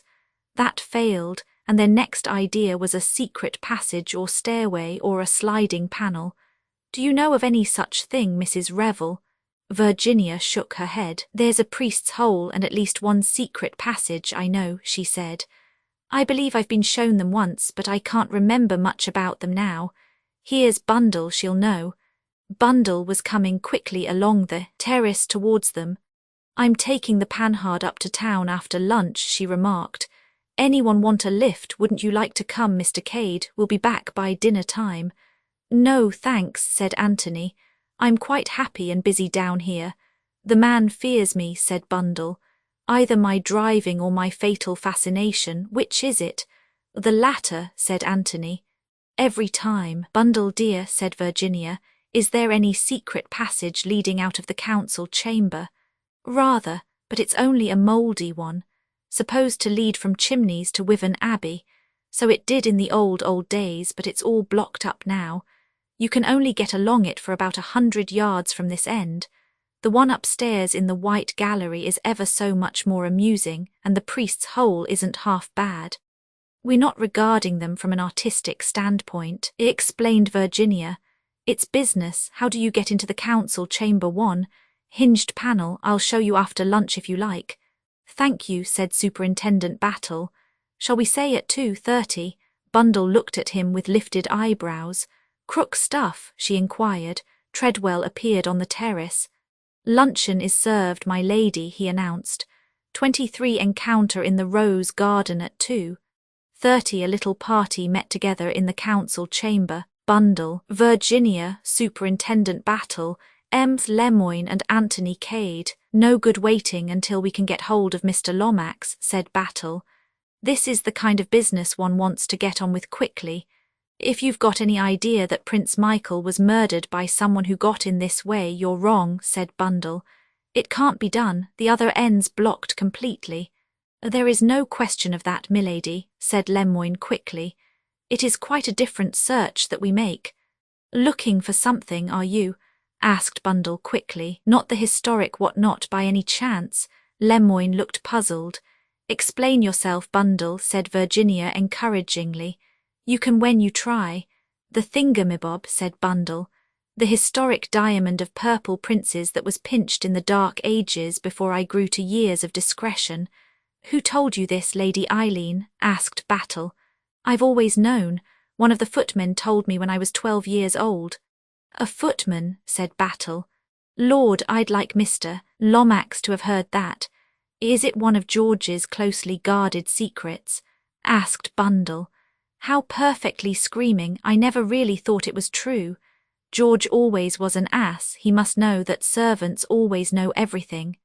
She went across to the Holbein portrait, touched a spring concealed somewhere at the side of it, and immediately, with a creaking noise, a section of the panelling swung inward, revealing a dark opening. Entrez, messieurs et mesdames, said Bundle dramatically. Walk up, dearies. Best show of the season and only a tanner. Both Lemoyne and Battle were provided with torches. They entered the dark aperture first, the others close on their heels. Air's nice and fresh, remarked Battle. Must be ventilated somehow. He walked on ahead. The floor was of rough, uneven stone, but the walls were bricked. As Bundle had said, the passage extended for a bare 100 yards. Then it came to an abrupt end with a fallen heap of masonry. Battle satisfied himself that there was no way of egress beyond, and then spoke over his shoulder. We'll go back, if you please. I wanted just to spy out the land, so to speak. In a few minutes they were back again at the panelled entrance. We'll start from here, said Battle. 7 straight, 8 left, 3 right. Take the first as paces. He paced 7 steps carefully and bending down examined the ground. About right, I should fancy. At one time or another, there's been a chalk mark made here. Now then, 8 left, that's not paces, the passage is only wide enough to go Indian file anyway. Say it in bricks, suggested Anthony. Quite right, Mr. Cade. 8 bricks from the bottom or the top on the left-hand side. Try from the bottom first, it's easier. He counted up 8 bricks. Now 3 to the right of that. 1, 2, 3, hullo, what's this? I shall scream in a minute, said Bundle. I know I shall. What is it? Superintendent Battle was working at the brick with the point of his knife. His practiced eye had quickly seen that this particular brick was different from the rest. A minute or two's work, and he was able to pull it right out. Behind was a small dark cavity. Battle thrust in his hand. Everyone waited in breathless expectancy. Battle drew out his hand again. He uttered an exclamation of surprise and anger. The others crowded round and stared uncomprehendingly at the 3 articles he held. For a moment it seemed as though their eyes must have deceived them. A card of small pearl buttons, a square of coarse knitting, and a piece of paper on which were inscribed a row of capital E's. Well, said Battle, I'm danged. What's the meaning of this? Mon Dieu, muttered the Frenchman. Ça c'est un peu trop fort. But what does it mean? Cried Virginia, bewildered. Mean, said Anthony. There's only one thing it can mean. The late Count Styleptich must have had a sense of humour. This is an example of that humour. I may say that I don't consider it particularly funny myself. Do you mind explaining your meaning a little more clearly, sir? Said Superintendent Battle. Certainly. This was the Count's little joke. He must have suspected that his memorandum had been read. When the crooks came to recover the jewel, they were to find instead this extremely clever conundrum. It's the sort of thing you pin onto yourself at book teas when people have to guess what you are. It has a meaning, then? I should say undoubtedly. If the Count had meant to be merely offensive, he would have put a placard with "sold" on it, or a picture of a donkey or something crude like that. A bit of knitting, some capital E's and a lot of buttons, muttered Battle discontentedly. Say in we, said Lemoyne angrily. Cipher no, too, said Anthony. I wonder whether Professor Winwood would be any good at this one. When was this passage last used, milady? Asked the Frenchman of Bundle. Bundle reflected. I don't believe anyone's been into it for over 2 years. The Priest's Hole is the show exhibit for Americans and tourists generally. Curious, murmured the Frenchman. Why curious? Lemoyne stooped and picked up a small object from the floor. Because of this, he said. This match has not lain here for 2 years, not even for 2 days. Battle looked at the match curiously. It was of pink wood with a yellow head. Any of you ladies or gentlemen drop this by any chance? He asked. He received a negative all round. Well then, said Superintendent Battle, we've seen all there is to see. We might as well get out of here. The proposal was assented to by all. The panel had swung to, but Bundle showed them how it was fastened from the inside. She unlatched it, swung it noiselessly open, and sprang through the opening, alighting in the council chamber with a resounding thud. Damn, said Lord Caterham, springing up from an armchair in which he appeared to have been taking 40 winks. Poor old father, said Bundle. Did I startle you? I can't think, said Lord Caterham, why nobody nowadays ever sits still after a meal. It's a lost art. God knows Chimneys is big enough, but even here there doesn't seem to be a single room where I can be sure of a little peace. Good Lord, how many of you are there? Reminds me of the pantomimes I used to go to as a boy when hordes of demons used to pop up out of trapdoors. Demon no. 7, said Virginia, approaching him and patting him on the head. Don't be cross. We're just exploring secret passages, that's all. There seems to be a positive boom in secret passages today, grumbled Lord Caterham, not yet completely mollified. I've had to show that fellow fish round them all this morning. When was that? Asked Battle quickly. Just before lunch. It seems he'd heard of the one in here. I showed him that and then took him up to the White Gallery and we finished up with the Priest's Hole. But his enthusiasm was waning by that time. He looked bored to death, but I made him go through with it. Lord Caterham chuckled at the remembrance. Anthony put a hand on Lemoyne's arm. Come outside, he said softly. I want to speak to you. The 2 men went out together through the window. When they had gone a sufficient distance from the house, Anthony drew from his pocket the scrap of paper that Boris had given him that morning. Look here, he said. Did you drop this? Lemoyne took it and examined it with some interest. No, he said. I have never seen it before. Why? Quite sure. Absolutely sure, monsieur. That's very odd. He repeated to Lemoyne what Boris had said. The other listened with close attention. No, I did not drop it. You say he found it in that clump of trees. Well, I assumed so, but he did not actually say so. It is just possible that it might have fluttered out of Isarkstein's suitcase. Question Boris again. He handed the paper back to Anthony. After a minute or two he said, What exactly do you know of this man Boris? Anthony shrugged his shoulders. I understood he was the late Prince Michael's trusted servant. It may be so, but make it your business to find out. Ask someone who knows, such as the Baron Lollapretzel. Perhaps this man was engaged but a few weeks ago. For myself, I have believed him honest, but who knows? King Victor is quite capable of making himself into a trusted servant at a moment's notice. Do you really think? Lemoyne interrupted him. I will be quite frank. With me, King Victor is an obsession. I see him everywhere. At this moment even I ask myself, This man who is talking to me, this Cade, is he perhaps King Victor? Good Lord, said Anthony, you have got it badly. What do I care for the diamond, for the discovery of the murderer of Prince Michael? I leave those affairs to my colleague of Scotland Yard whose business it is. Me, I am in England for one purpose and one purpose only, to capture King Victor and to capture him red-handed. Nothing else matters. Think you'll do it? Asked Anthony, lighting a cigarette. How should I know? Said Lemoyne, with sudden despondency. Said Anthony. They had regained the terrace. Superintendent Battle was standing near the French window in a wooden attitude. Look at poor old Battle, said Anthony. Let's go and cheer him up. He paused a minute and said, You know, you're an odd fish in some ways, Lemoyne. In what ways, Cade? Well, said Anthony, in your place I should have been inclined to note down that address that I showed you. It may be of no importance, quite conceivably. On the other hand, it might be very important indeed. Lemoyne looked at him for a minute or two steadily. Then, with a slight smile, he drew back the cuff of his left coat sleeve. Pencilled on the white shirt cuff beneath were the words Hurstmere, Langley Road, Dover.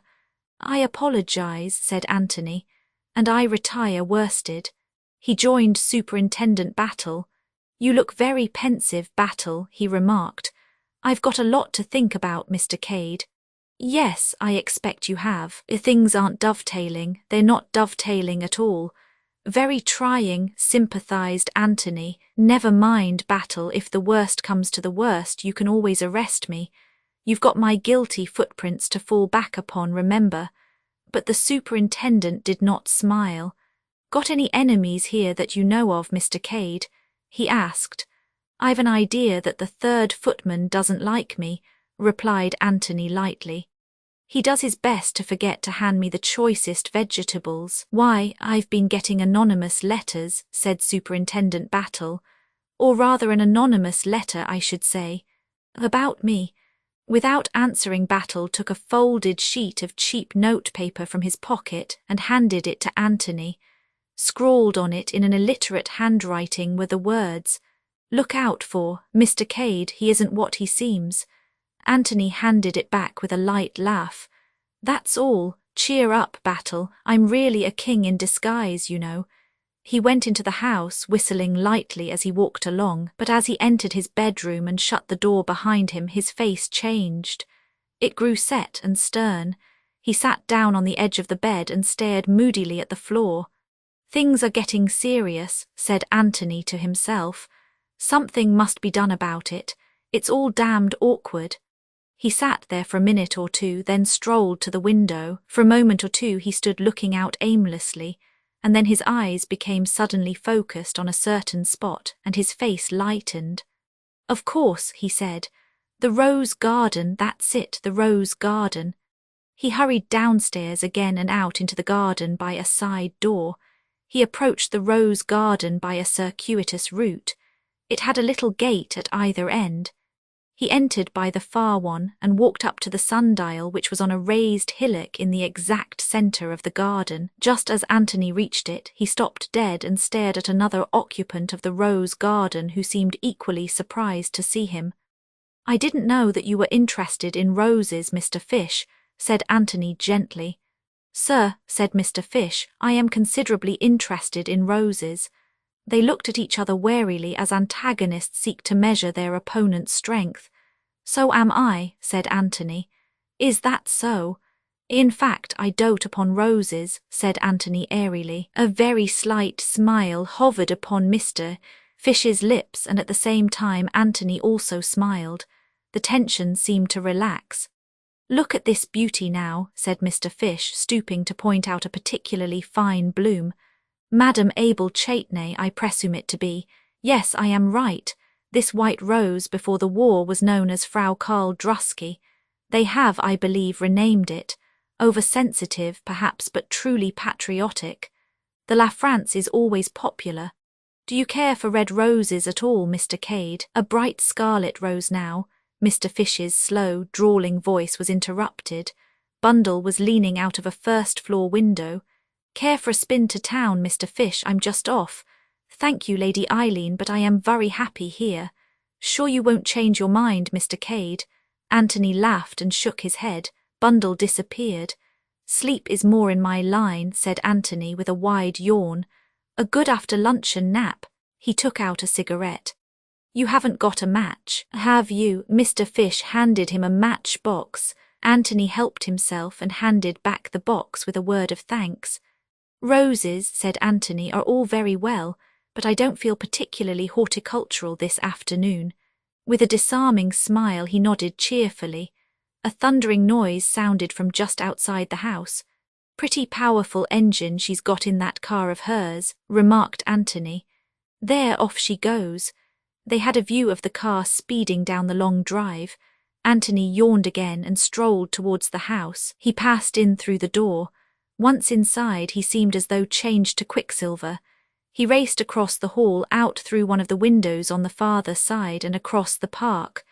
Bundle, he knew, had to make a big detour by the lodge gates and through the village. He ran desperately. It was a race against time. He reached the park wall just as he heard the car outside. He swung himself up and dropped into the road. "Hi!" cried Anthony. In her astonishment, Bundle swerved half across the road. She managed to pull up without accident. Anthony ran after the car, opened the door and jumped in beside Bundle. "I'm coming to London with you," he said. "I meant to all along." "Extraordinary person," said Bundle. "What's that you've got in your hand?" "Only a match," said Anthony. He regarded it thoughtfully. It was pink with a yellow head. He threw away his unlighted cigarette and put the match carefully into his pocket. 24, the house at Dover, you don't mind, I suppose, said Bundle after a minute or two, if I drive rather fast. I started later than I meant to do. It had seemed to Anthony that they were proceeding at a terrific speed already, but he soon saw that that was nothing compared to what Bundle could get out of the Panhard if she tried. Some people, said Bundle as she slowed down momentarily to pass through a village, are terrified of my driving. Poor old father, for instance. Nothing would induce him to come up with me in this old bus. Privately, Anthony thought Lord Caterham was entirely justified. Driving with Bundle was not a sport to be indulged in by nervous, middle-aged gentlemen. But you don't seem nervous a bit, continued Bundle approvingly as she swept round a corner on 2 wheels. I'm in pretty good training, you see, explained Anthony gravely. Also, he added as an afterthought, I'm rather in a hurry myself. Shall I speed her up a bit more? Asked Bundle kindly. Good Lord, no, said Anthony hastily. We are averaging about 50 as it is. I'm burning with curiosity to know the reason of this sudden departure, said Bundle after executing a fanfare upon the klaxon which must temporarily have deafened the neighbourhood. But I suppose I mustn't ask. You're not escaping from justice, are you? I'm not quite sure, said Anthony. I shall know soon. That Scotland Yard man isn't as much of a rabbit as I thought, said Bundle thoughtfully.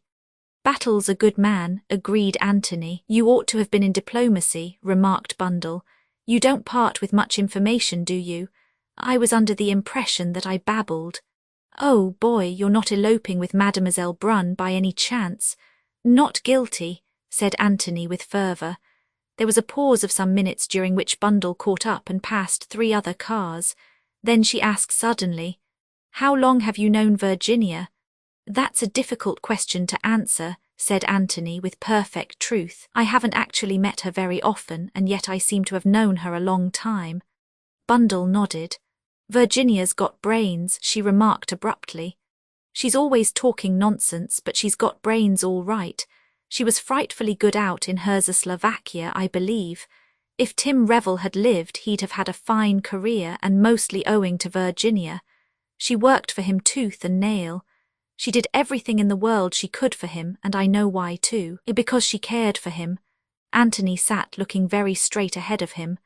No, because she didn't, don't you see? She didn't love him, she never loved him, and so she did everything on earth she could to make up. That's Virginia all over. But don't you make any mistake about it. Virginia was never in love with Tim Revel.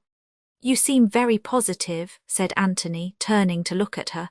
Bundle's little hands were clenched on the steering wheel, and her chin was stuck out in a determined manner. "I know a thing or two. I was only a kid at the time of her marriage, but I heard one or two things, and knowing Virginia I can put them together easily enough. Tim Revel was bowled over by Virginia. He was Irish, you know, and most attractive, with a genius for expressing himself well. Virginia was quite young, 18. She couldn't go anywhere without seeing Tim in a state of picturesque misery, vowing he'd shoot himself or take to drink if she didn't marry him. Girls believe these things, or used to. We've advanced a lot in the last 8 years. Virginia was carried away by the feeling she thought she'd inspired. She married him, and she was an angel to him always. She wouldn't have been half as much of an angel if she'd loved him. There's a lot of the devil in Virginia. But I can tell you one thing, she enjoys her freedom, and anyone will have a hard time persuading her to give it up." "I wonder why you tell me all this," said Anthony slowly. "It's interesting to know about people, isn't it? Some people, that is. I've wanted to know," he acknowledged, "and you'd never have heard from Virginia. But you can trust me for an inside tip from the stables. Virginia's a darling, even women like her because she isn't a bit of a cat. And anyway," Bundle ended somewhat obscurely, "one must be a sport, mustn't one?" "Oh, certainly," Anthony agreed, but he was still puzzled. He had no idea what had prompted Bundle to give him so much information unasked. That he was glad of it he did not deny. "Here are the trams," said Bundle with a sigh. "Now I suppose I shall have to drive carefully." "It might be as well," agreed Anthony. His ideas and Bundle's on the subject of careful driving hardly coincided. Leaving indignant suburbs behind them, they finally emerged into Oxford Street. "Not bad going, eh?" said Bundle, glancing at her wrist watch. Anthony assented fervently. "Where do you want to be dropped?" "Anywhere. Which way are you going?" "Knightsbridge way." "All right, drop me at Hyde Park Corner." "Goodbye," said Bundle as she drew up at the place indicated. "What about the return journey?" "I'll find my own way back, thanks very much." "I have scared him," remarked Bundle. "I shouldn't recommend driving with you as a tonic for nervous old ladies, but personally I've enjoyed it. The last time I was in equal danger was when I was charged by a herd of wild elephants." "I think you're extremely rude," remarked Bundle. "We've not even had one bump today." "I'm sorry if you've been holding yourself in on my account," retorted Anthony. "I don't think men are really very brave," said Bundle. "That's a nasty one," said Anthony. "I retire humiliated." Bundle nodded and drove on. Anthony hailed a passing taxi. "Victoria Station," he said to the driver as he got in. When he got to Victoria, he paid off the taxi and inquired for the next train to Dover. Unfortunately, he had just missed one. Resigning himself to a wait of something over an hour, Anthony paced up and down, his brows knit. Once or twice he shook his head impatiently. The journey to Dover was uneventful. Arrived there, Anthony passed quickly out of the station, and then, as though suddenly remembering, he turned back again. There was a slight smile on his lips as he asked to be directed to Hurstmere, Langley Road. The road in question was a long one, leading right out of the town. According to the porter's instructions, Hurstmere was the last house. Anthony trudged along steadily. The little pucker had reappeared between his eyes. Nevertheless, there was a new elation in his manner, as always when danger was near at hand. Hurstmere was, as the porter had said, the last house in Langley Road. It stood well back, enclosed in its own grounds, which were ragged and overgrown. The place, Anthony judged, must have been empty for many years. A large iron gate swung rustily on its hinges, and the name on the gate-post was half obliterated. "A lonely spot," muttered Anthony to himself, "and a good one to choose." He hesitated a minute or two, glanced quickly up and down the road, which was quite deserted, and then slipped quietly past the creaking gate into the overgrown drive. He walked up it a little way and then stood listening. He was still some distance from the house. Not a sound could be heard anywhere. Some fast yellowing leaves detached themselves from one of the trees overhead and fell with a soft rustling sound that was almost sinister in the stillness. Anthony started, then smiled. Nerves, he murmured to himself. Never knew I had such things before. He went on up the drive. Presently, as the drive curved, he slipped into the shrubbery and so continued his way unseen from the house. Suddenly he stood still, peering out through the leaves. Some distance away a dog was barking, but it was a sound nearer at hand that had attracted Anthony's attention. His keen hearing had not been mistaken.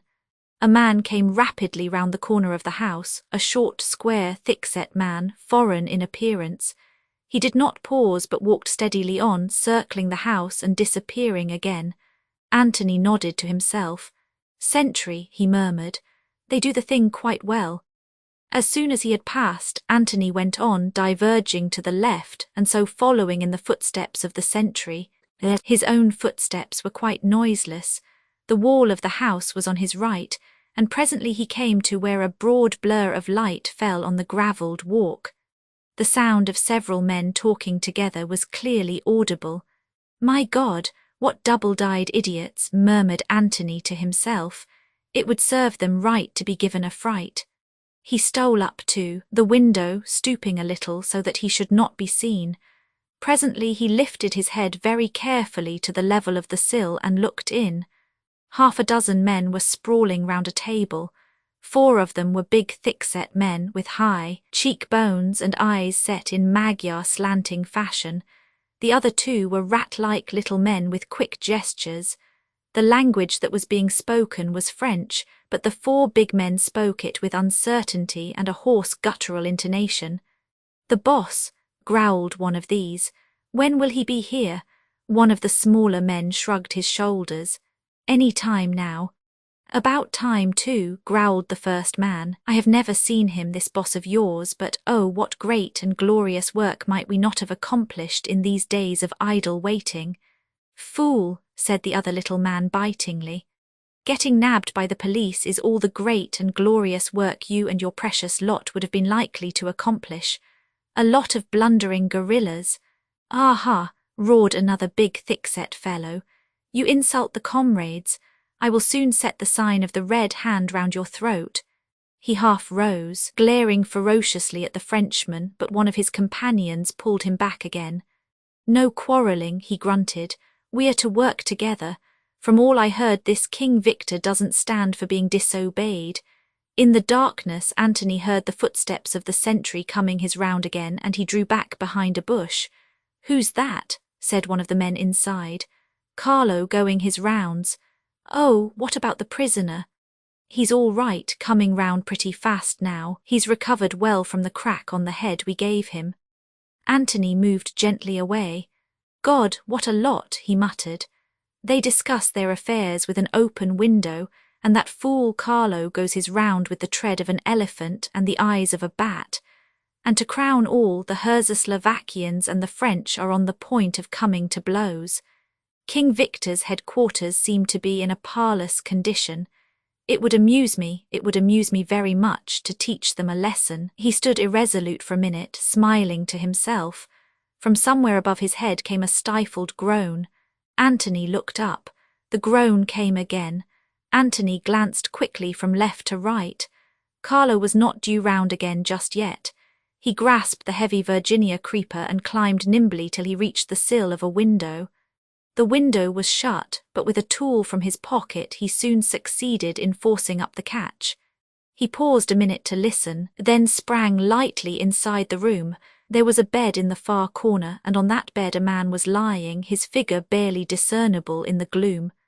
Anthony went over to the bed and flashed his pocket torch on the man's face. It was a foreign face, pale and emaciated, and the head was swathed in heavy bandages. The man was bound hand and foot. He stared up at Anthony like one dazed. Anthony bent over him, and as he did so he heard a sound behind him and swung round, his hand travelling to his coat pocket, but a sharp command arrested him. "Hands up, Sonny. You didn't expect to see me here, but I happened to catch the same train as you at Victoria." It was Mr. Hiram Fish who was standing in the doorway. He was smiling, and in his hand was a big blue automatic.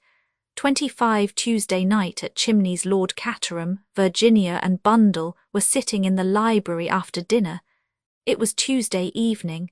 Some 30 hours had elapsed since Anthony's rather dramatic departure. For at least the 7th time Bundle repeated Anthony's parting words as spoken at Hyde Park Corner. "I'll find my own way back," repeated Virginia thoughtfully. "That doesn't look as though he expected to be away as long as this, and he's left all his things here. He didn't tell you where he was going?" "No," said Virginia, looking straight in front of her. "He told me nothing." After this there was a silence for a minute or two. Lord Caterham was the first to break it. "On the whole," he said, "keeping an hotel has some advantages over keeping a country house." "Meaning?" "That little notice they always hang up in your room. Visitors intending departure must give notice before 12 o'clock. Virginia smiled. "I dare say," he continued, "that I am old-fashioned and unreasonable. It's the fashion, I know, to pop in and out of a house. Same idea as an hotel, perfect freedom of action and no bill at the end." "You are an old grouser," said Bundle. "You've had Virginia and me. What more do you want?" Nothing more, Lord Caterham assured them hastily. "That's not it at all. It's the principle of the thing. It gives one such a restless feeling. I'm quite willing to admit that it's been an almost ideal 24 hours. Peace, perfect peace. No burglaries or other crimes of violence, no detectives, no Americans. What I complain of is that I should have enjoyed it all so much more if I'd felt really secure. As it is, all the time I've been saying to myself one or other of them is bound to turn up in a minute. And that spoilt the whole thing." "Well, nobody has turned up," said Bundle. "We've been left severely alone, neglected in fact. It's odd the way Fish disappeared. Didn't he say anything?" "Not a word. Last time I saw him he was pacing up and down the rose garden yesterday afternoon, smoking one of those unpleasant cigars of his. After that he seems to have just melted into the landscape. Somebody must have kidnapped him," said Bundle hopefully. "In another day or two I expect we shall have Scotland Yard dragging the lake to find his dead body," said her father gloomily. "It serves me right. At my time of life I ought to have gone quietly abroad and taken care of my health and not allowed myself to be drawn into George Lomax's wildcat schemes." He was interrupted by Treadwell. "Well," said Lord Caterham irritably, "what is it?" "The French detective is here, my lord, and would be glad if you could spare him a few minutes." "What did I tell you?" said Lord Caterham. "I knew it was too good to last. Depend upon it, they found Fish's dead body doubled up in the goldfish pond." Treadwell, in a strictly respectful manner, steered him back to the point of issue. "Am I to say that you will see him, my lord?" Yes, bring him in here." Treadwell departed. He returned a minute or two later, announcing in a lugubrious voice, "Monsieur Lemoyne." The Frenchman came in with a quick, light step. His walk, more than his face, betrayed the fact that he was excited about something. "Good evening, Lemoyne," said Lord Caterham. "Have a drink, won't you?" "I thank you, no." He bowed punctiliously to the ladies. "At last I make progress. As things are, I felt that you should be acquainted with the discoveries, the very grave discoveries that I have made in the course of the last 24 hours. I thought there must be something important going on somewhere," said Lord Caterham. "My lord, yesterday afternoon one of your guests left this house in a curious manner. From the beginning, I must tell you, I have had my suspicions. Here is a man who comes from the wilds. 2 months ago he was in South Africa. Before that, where?" Virginia drew a sharp breath. For a moment the Frenchman's eyes rested on her doubtfully. Then he went on, "Before that, where none can say. And he is just such a one as the man I am looking for, gay, audacious, reckless, one who would dare anything. I send cable after cable, but I can get no word as to his past life. 10 years ago he was in Canada, yes, but since then, silence. My suspicions grow stronger. Then I picked up one day a scrap of paper where he has lately passed along. It bears an address, the address of a house in Dover. Later, as though by chance, I drop that same piece of paper. Out of the tail of my eye, I see this Boris, this Slovakian, pick it up and take it to his master. All along I have been sure that this Boris is an emissary of the comrades of the Red Hand. We know that the comrades are working in with King Victor over this affair. If Boris recognized his chief in Mr. Anthony Cade, would he not do just what he has done, transferred his allegiance? Why should he attach himself otherwise to an insignificant stranger? It was suspicious, I tell you, very suspicious. But almost I am disarmed, for Anthony Cade brings this same paper to me at once, and asks me if I have dropped it. As I say, almost I am disarmed, but not quite, for it may mean that he is innocent, or it may mean that he is very, very clever. I deny, of course, that it is mine or that I dropped it, but in the meantime I have set inquiries on foot. Only today I have news. The house at Dover has been precipitately abandoned, but up till yesterday afternoon it was occupied by a body of foreigners. Not a doubt but that it was King Victor's headquarters. Now see the significance of these points. Yesterday afternoon Mr. Cade clears out from here precipitately. Ever since he dropped that paper, he must know that the game is up. He reaches Dover, and immediately the gang is disbanded. What the next move will be, I do not know. What is quite certain is that Mr. Anthony Cade will not return here. But knowing King Victor, as I do, I am certain that he will not abandon the game without having one more try for the jewel, and that is when I shall get him. Virginia stood up suddenly. She walked across to the mantelpiece and spoke in a voice that rang cold like steel. "You are leaving one thing out of account, I think, Lemoyne," she said. "Mr. Cade is not the only guest who disappeared yesterday in a suspicious manner." "You mean, madam, that all you have said applies equally well to another person. What about Mr. Hiram Fish?" "Oh, Mr. Fish." "Yes, Mr. Fish. Did you not tell us that first night that King Victor had lately come to England from America? So has Mr. Fish come to England from America. It is true that he brought a letter of introduction from a very well-known man, but surely that would be a simple thing for a man like King Victor to manage. He is certainly not what he pretends to be. Lord Caterham has commented on the fact that when it is a question of the first editions, he is supposed to have come here to see he is always the listener, never the talker. And there are several suspicious facts against him. There was a light in his window the night of the murder. Then take that evening in the council chamber.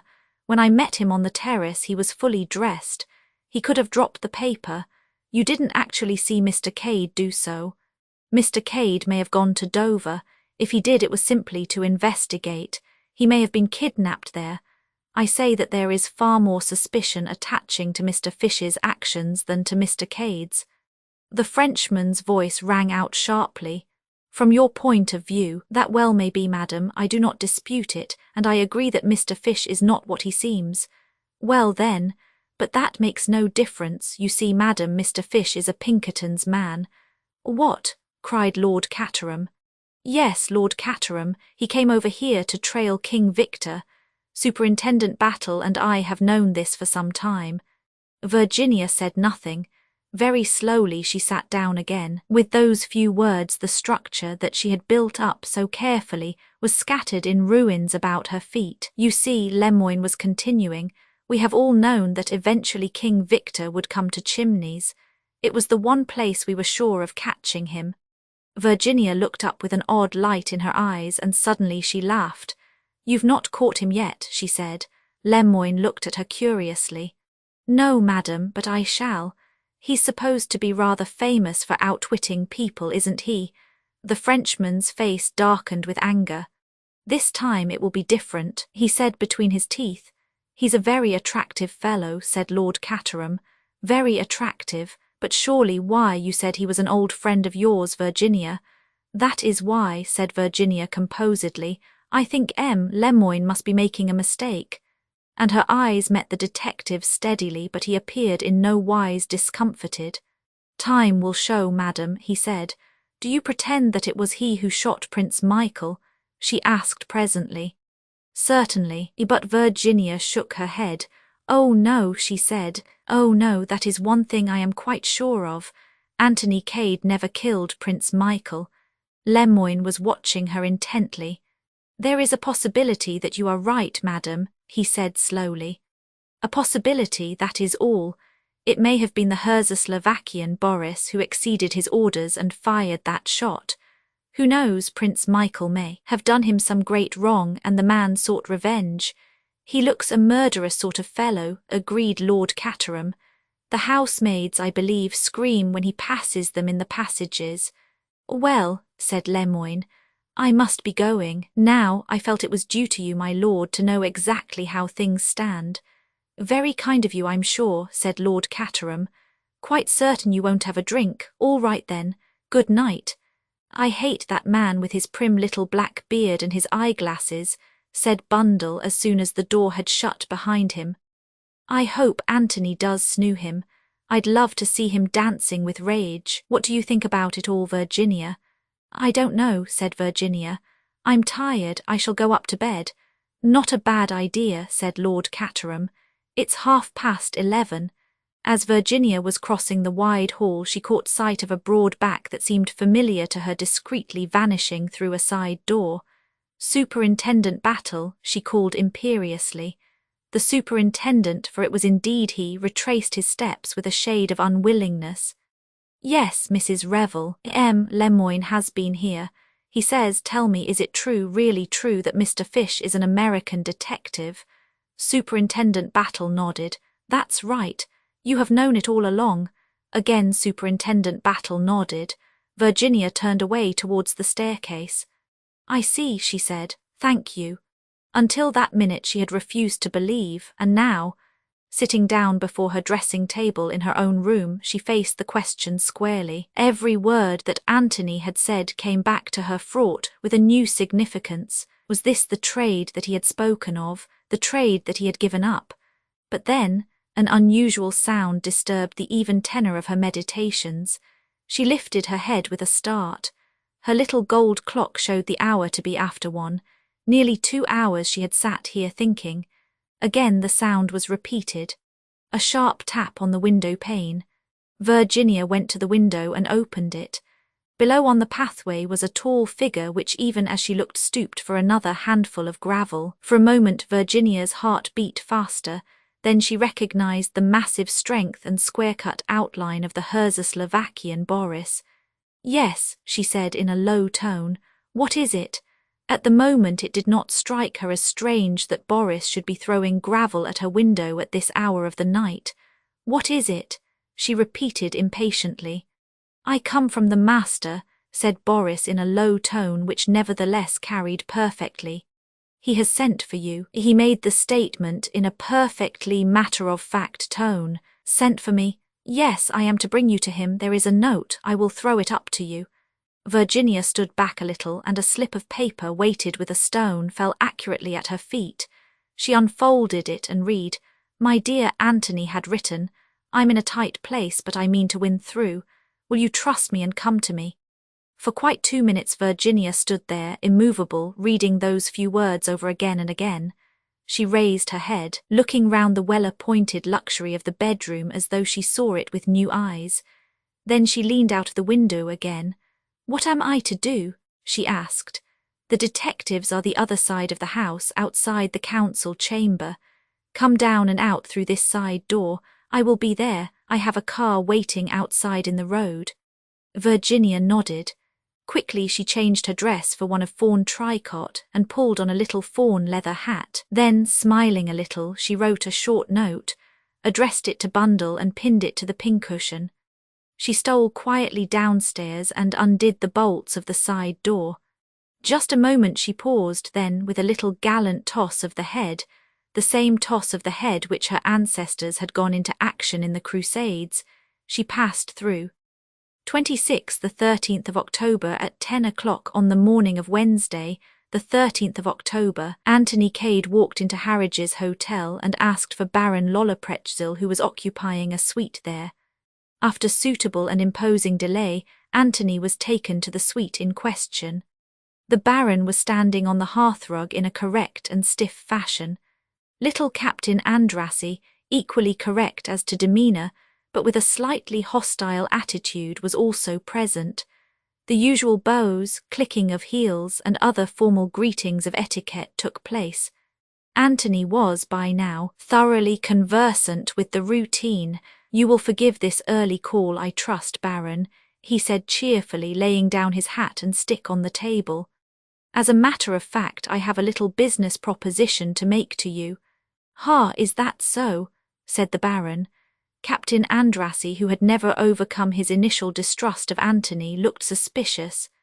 "Business," said Anthony, "is based on the well-known principle of supply and demand. You want something, the other man has it. The only thing left to settle is the price." The Baron looked at him attentively but said nothing. "Between a Czechoslovakian nobleman and an English gentleman the terms should be easily arranged," said Anthony rapidly. He blushed a little as he said it. Such words do not rise easily to an Englishman's lips, but he had observed on previous occasions the enormous effect of such phraseology upon the Baron's mentality. True enough, the charm worked. "That is so," said the Baron approvingly, nodding his head. "That is entirely so." Even Captain Andrassy appeared to unbend a little and nodded his head also. "Very good," said Anthony. "I won't beat about the bush any more." "What is that, you say?" interrupted the Baron. "To beat about the bush I do not comprehend." "A mere figure of speech, Baron. To speak in plain English, you want the goods, we have them. The ship is all very well, but it lacks a figurehead. By the ship I mean the loyalist party of Czechoslovakia. At the present minute you lack the principal plank of your political programme. You are minus a prince, now supposing, only supposing, that I could supply you with a prince." The Baron stared. "I do not comprehend you in the least," he declared. "Sir," said Captain Andrassy, twirling his moustache fiercely, "you are insulting." "Not at all," said Anthony. "I'm trying to be helpful. Supply and demand, you understand. It's all perfectly fair and square. No princes supplied unless genuine. See trademark. If we come to terms, you'll find it's quite all right. I'm offering you the real genuine article out of the bottom drawer." "Not in the least," the Baron declared again. "Do I comprehend you?" "It doesn't really matter," said Anthony kindly. "I just want you to get used to the idea. To put it vulgarly, I've got something up my sleeve. Just get hold of this. You want a prince. Under certain conditions, I will undertake to supply you with one." The Baron and Andrassy stared at him. Anthony took up his hat and stick again and prepared to depart. "Just think it over. Now, Baron, there is one thing further. You must come down to Chimneys this evening, Captain Andrassy also. Several very curious things are likely to happen there. Shall we make an appointment? Say in the council chamber at 9 o'clock. Thank you, gentlemen, I may rely upon you to be there." The Baron took a step forward and looked searchingly in Anthony's face. "Mr. Cade," he said, not without dignity, "it is not, I hope, that you wish to make fun of me." Anthony returned his gaze steadily. "Baron," he said, and there was a curious note in his voice, "when this evening is over, I think you will be the first to admit that there is more earnest than jest about this business." Bowing to both the men, he left the room. His next call was in the city, where he sent in his card to Mr. Hermann Isarkstein. After some delay, Anthony was received by a pale and exquisitely dressed underling with an engaging manner and a military title. "You wanted to see Mr. Isarkstein, didn't you?" said the young man. "I'm afraid he's most awfully busy this morning, board meetings and all that sort of thing, you know. Is it anything that I can do?" "I must see him personally," said Anthony, and added carelessly, "I've just come up from Chimneys."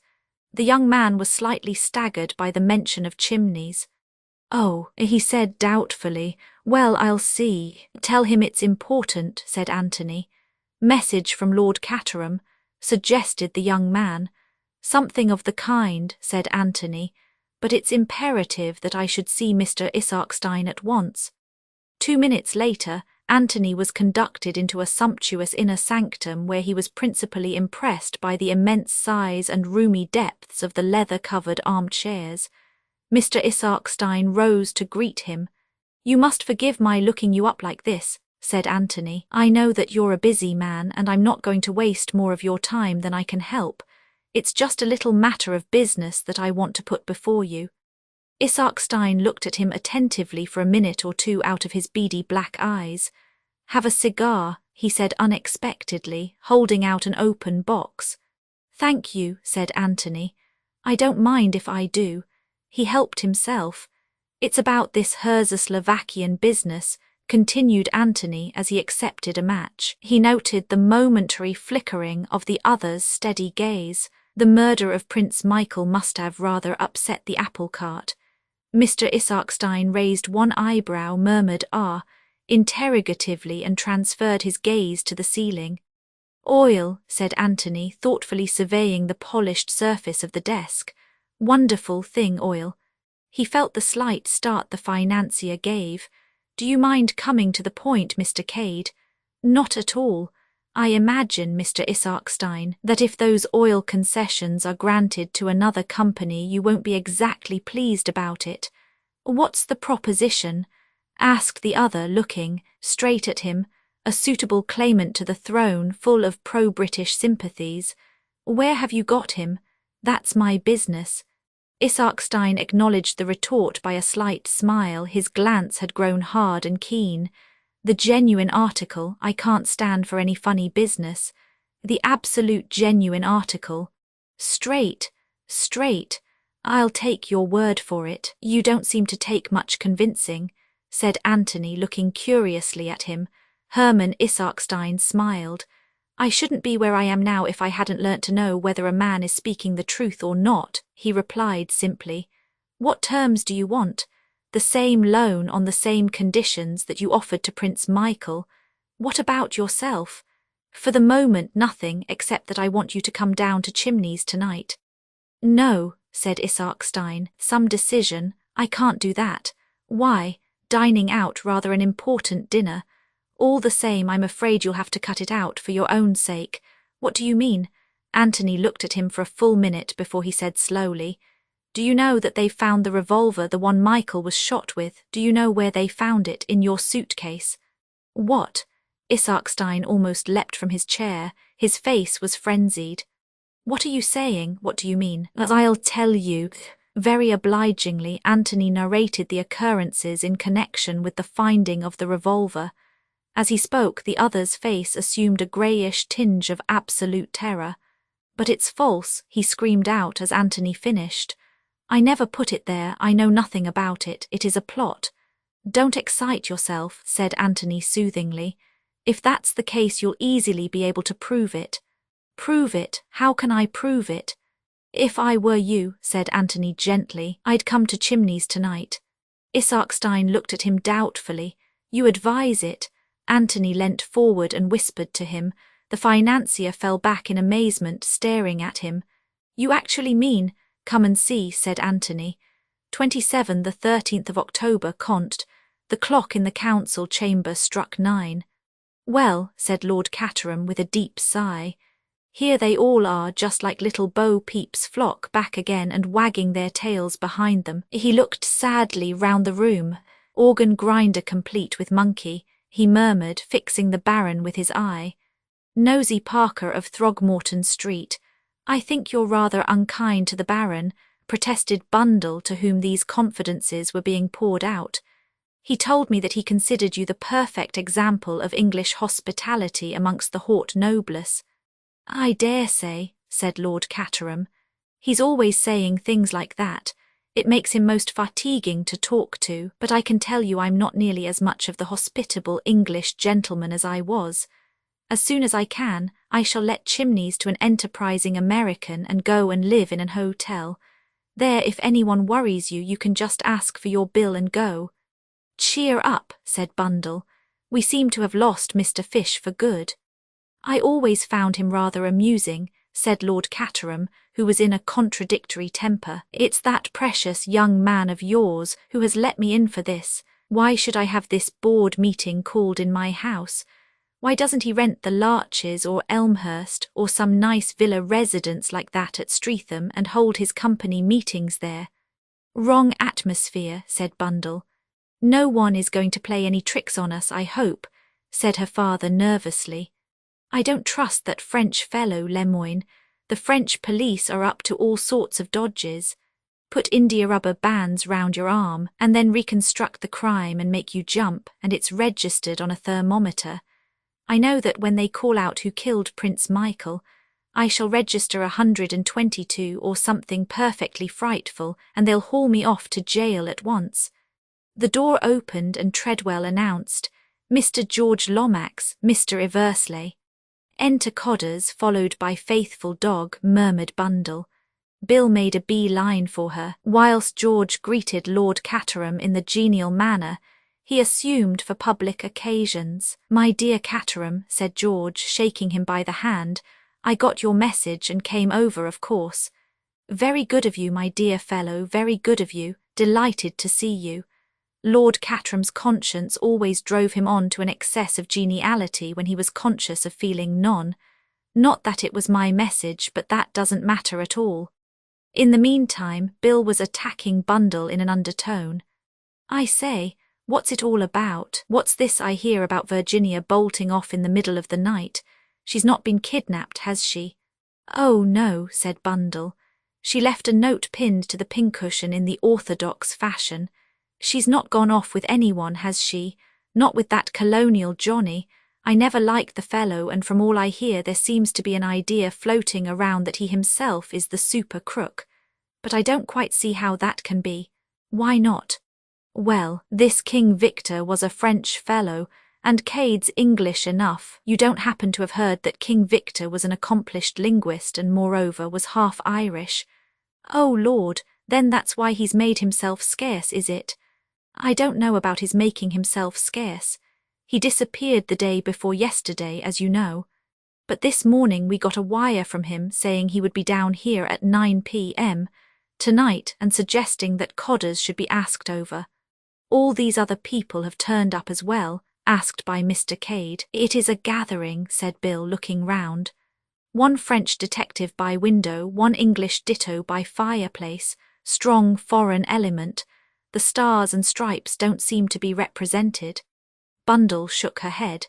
Mr. Fish has disappeared into the blue. Virginia's not here either. But everyone else is assembled, and I have a feeling in my bones, Bill, that we are drawing very near to the moment when somebody says James, the footman, and everything is revealed. We're only waiting now for Anthony Cade to arrive. He'll never show up, said Bill. Then why call this company meeting, as father calls it? Ah, there's some deep idea behind that, depend upon it. Wants us all here while he's somewhere else, you know the sort of thing. You don't think he'll come, then? No fear. Run his head into the lion's mouth. Why, the room's bristling with detectives and high officials. You don't know much about King Victor if you think that would deter him. By all accounts, it's the kind of situation he loves above all, and he always manages to come out on top. Mr. Eversley shook his head doubtfully. That would take some doing, with the dice loaded against him. He'll never— The door opened again and Treadwell announced, Mr. Cade. Anthony came straight across to his host. Lord Caterham, he said, I'm giving you a frightful lot of trouble, and I'm awfully sorry about it, but I really do think that tonight will see the clearing up of the mystery. Lord Caterham looked mollified. He had always had a secret liking for Anthony. No trouble at all, he said heartily. It's very kind of you, said Anthony. We're all here, I see, then I can get on with the good work. I don't understand, said George Lomax weightily. I don't understand in the least. This is all very irregular. Mr. Cade has no standing whatever. The position is a very difficult and delicate one. I am strongly of the opinion— George's flood of eloquence was arrested. Moving unobtrusively to the great man's side, Superintendent Battle whispered a few words in his ear. George looked perplexed and baffled. Very well, if you say so, he remarked grudgingly. Then added in a louder tone, I'm sure we are all willing to listen to what Mr. Cade has to say. Anthony ignored the palpable condescension of the other's tone. It's just a little idea of mine, that's all, he said cheerfully. Probably all of you know that we got hold of a certain message in cipher the other day. There was a reference to Richmond and some numbers. He paused. Well, we had a shot at solving it and we failed.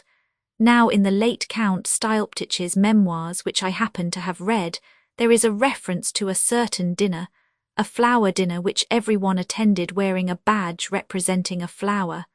The Count himself wore the exact duplicate of that curious device we found in the cavity in the secret passage.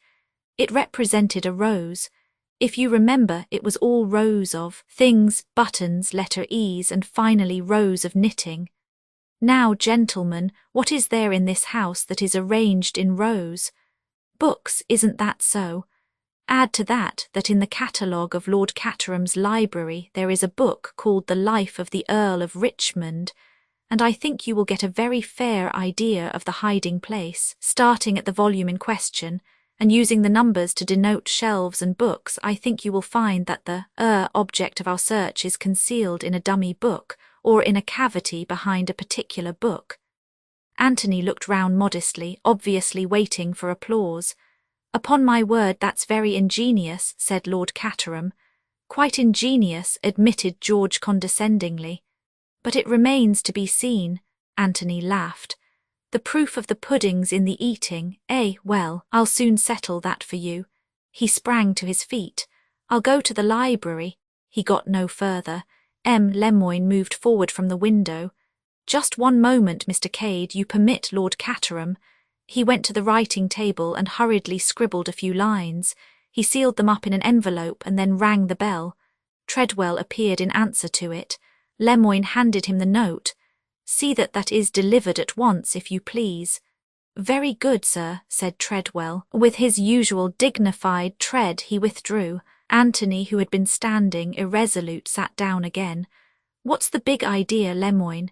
He asked gently. There was a sudden sense of strain in the atmosphere. If the jewel is where you say it is, well, it has been there for over 7 years. A quarter of an hour more does not matter. Go on, said Anthony. That wasn't all you wanted to say. No, it was not.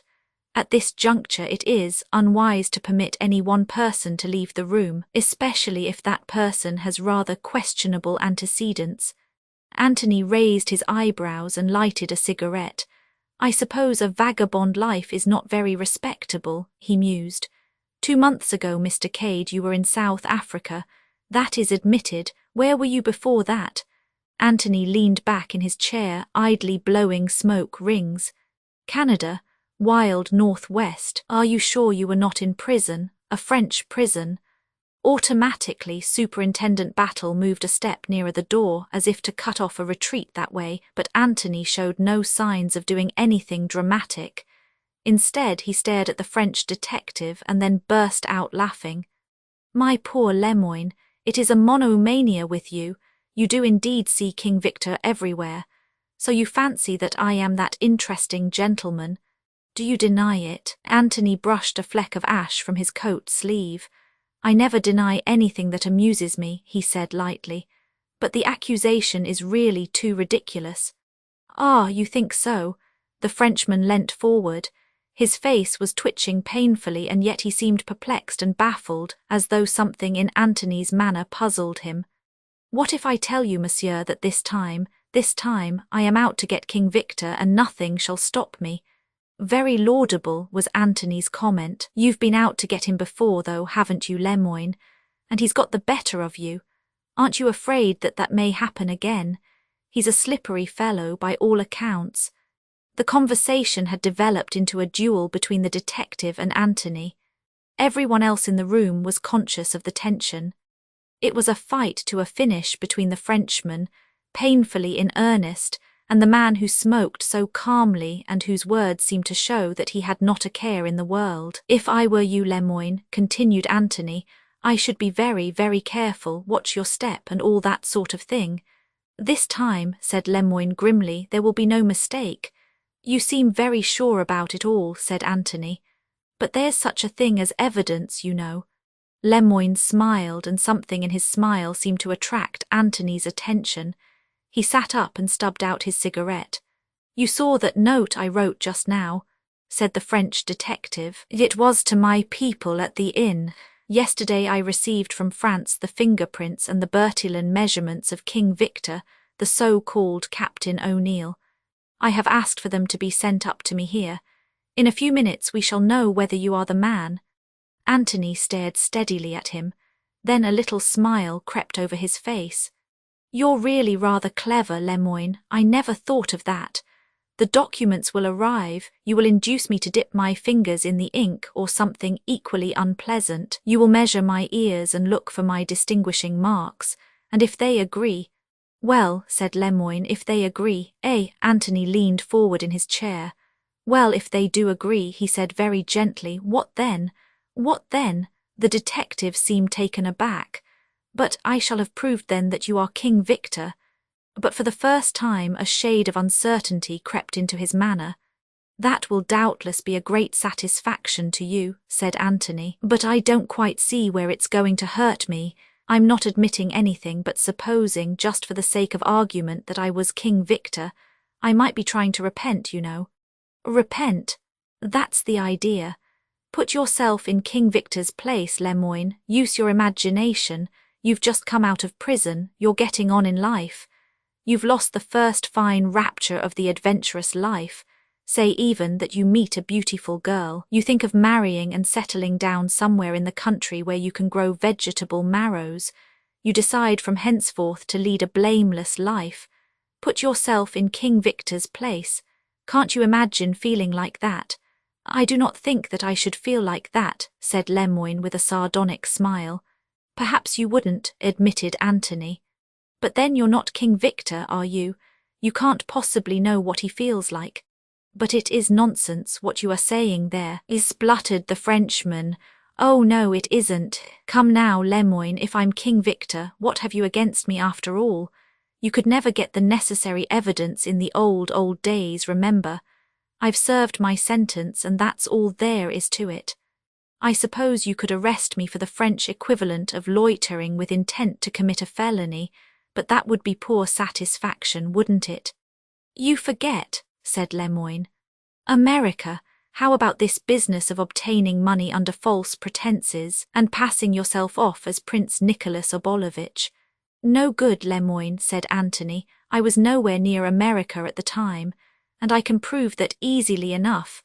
If King Victor impersonated Prince Nicholas in America, then I'm not King Victor.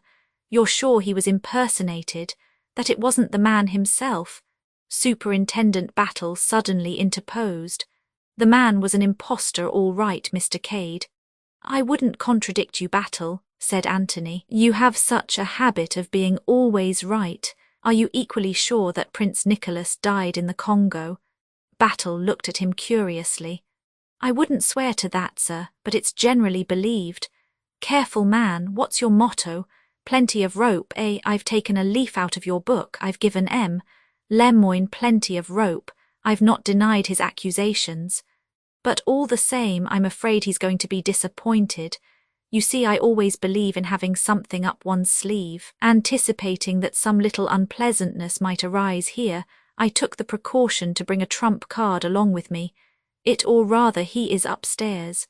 Upstairs, said Lord Caterham, very interested. Yes, he's been having rather a trying time of it lately, poor fellow. Got a nasty bump on the head from someone. I've been looking after him. Suddenly the deep voice of Mr. Isarkstein broke in. Can we guess who he is? If you like, said Anthony, but Lemoyne interrupted with sudden ferocity. All this is foolery. You think to outwit me yet again. It may be true what you say, that you were not in America. You are too clever to say it if it were not true. But there is something else. Murder, yes, murder, the murder of Prince Michael. He interfered with you that night as you were looking for the jewel. Lemoyne, have you ever known King Victor to do murder? Anthony's voice rang out sharply. You know as well, better than I do, that he has never shed blood. Who else but you could have murdered him? Cried Lemoyne. Tell me that. The last word died on his lips as a shrill whistle sounded from the terrace outside. Anthony sprang up, all his assumed nonchalance laid aside. You ask me who murdered Prince Michael? He cried. I won't tell you, I'll show you. That whistle was the signal I've been waiting for. The murderer of Prince Michael is in the library now." He sprang out through the window, and the others followed him as he led the way round the terrace until they came to the library window. He pushed the window, and it yielded to his touch. Very softly he held aside the thick velvet curtain so that they could look into the room. Standing by the bookcase was a dark figure, hurriedly pulling out and replacing volumes, so absorbed in the task that no outside sound was heeded. And then, as they stood watching, trying to recognize the figure that was vaguely silhouetted against the light of the electric torch it carried, someone sprang past them with a sound like the roar of a wild beast. The torch fell to the ground, was extinguished, and the sounds of a terrific struggle filled the room. Lord Caterham groped his way to the lights and switched them on. Two figures were swaying together, and as they looked the end came. The short, sharp crack of a pistol shot, and the smaller figure crumpled up and fell. The other figure turned and faced them. It was Boris, his eyes alight with rage. "She killed my master," he growled. "Now she tries to shoot me. I would have taken the pistol from her and shot her, but it went off in the struggle. St. Michael directed it. The evil woman is dead." "A woman?" cried George Lomax. They drew nearer. On the floor, the pistol still clasped in her hand and an expression of deadly malignity on her face, lay Mademoiselle Brunn. 28 King Victor, I suspected her from the first, explained Anthony. There was a light in her room on the night of the murder. Afterwards I wavered. I made inquiries about her in Brittany, and came back satisfied that she was what she represented herself to be. I was a fool. Because the Comtesse de Bretuil had employed a Mademoiselle Brunn and spoke highly of her, it never occurred to me that the real Mademoiselle Brunn might have been kidnapped on her way to her new post, and that it might be a substitute taking her place. Instead, I shifted my suspicions to Mr. Fish. It was not until he had followed me to Dover, and we had had a mutual explanation, that I began to see clearly. Once I knew that he was a Pinkerton's man, trailing King Victor, my suspicions swung back again to their original object. The thing that worried me most was that Mrs. Revel had definitely recognized the woman.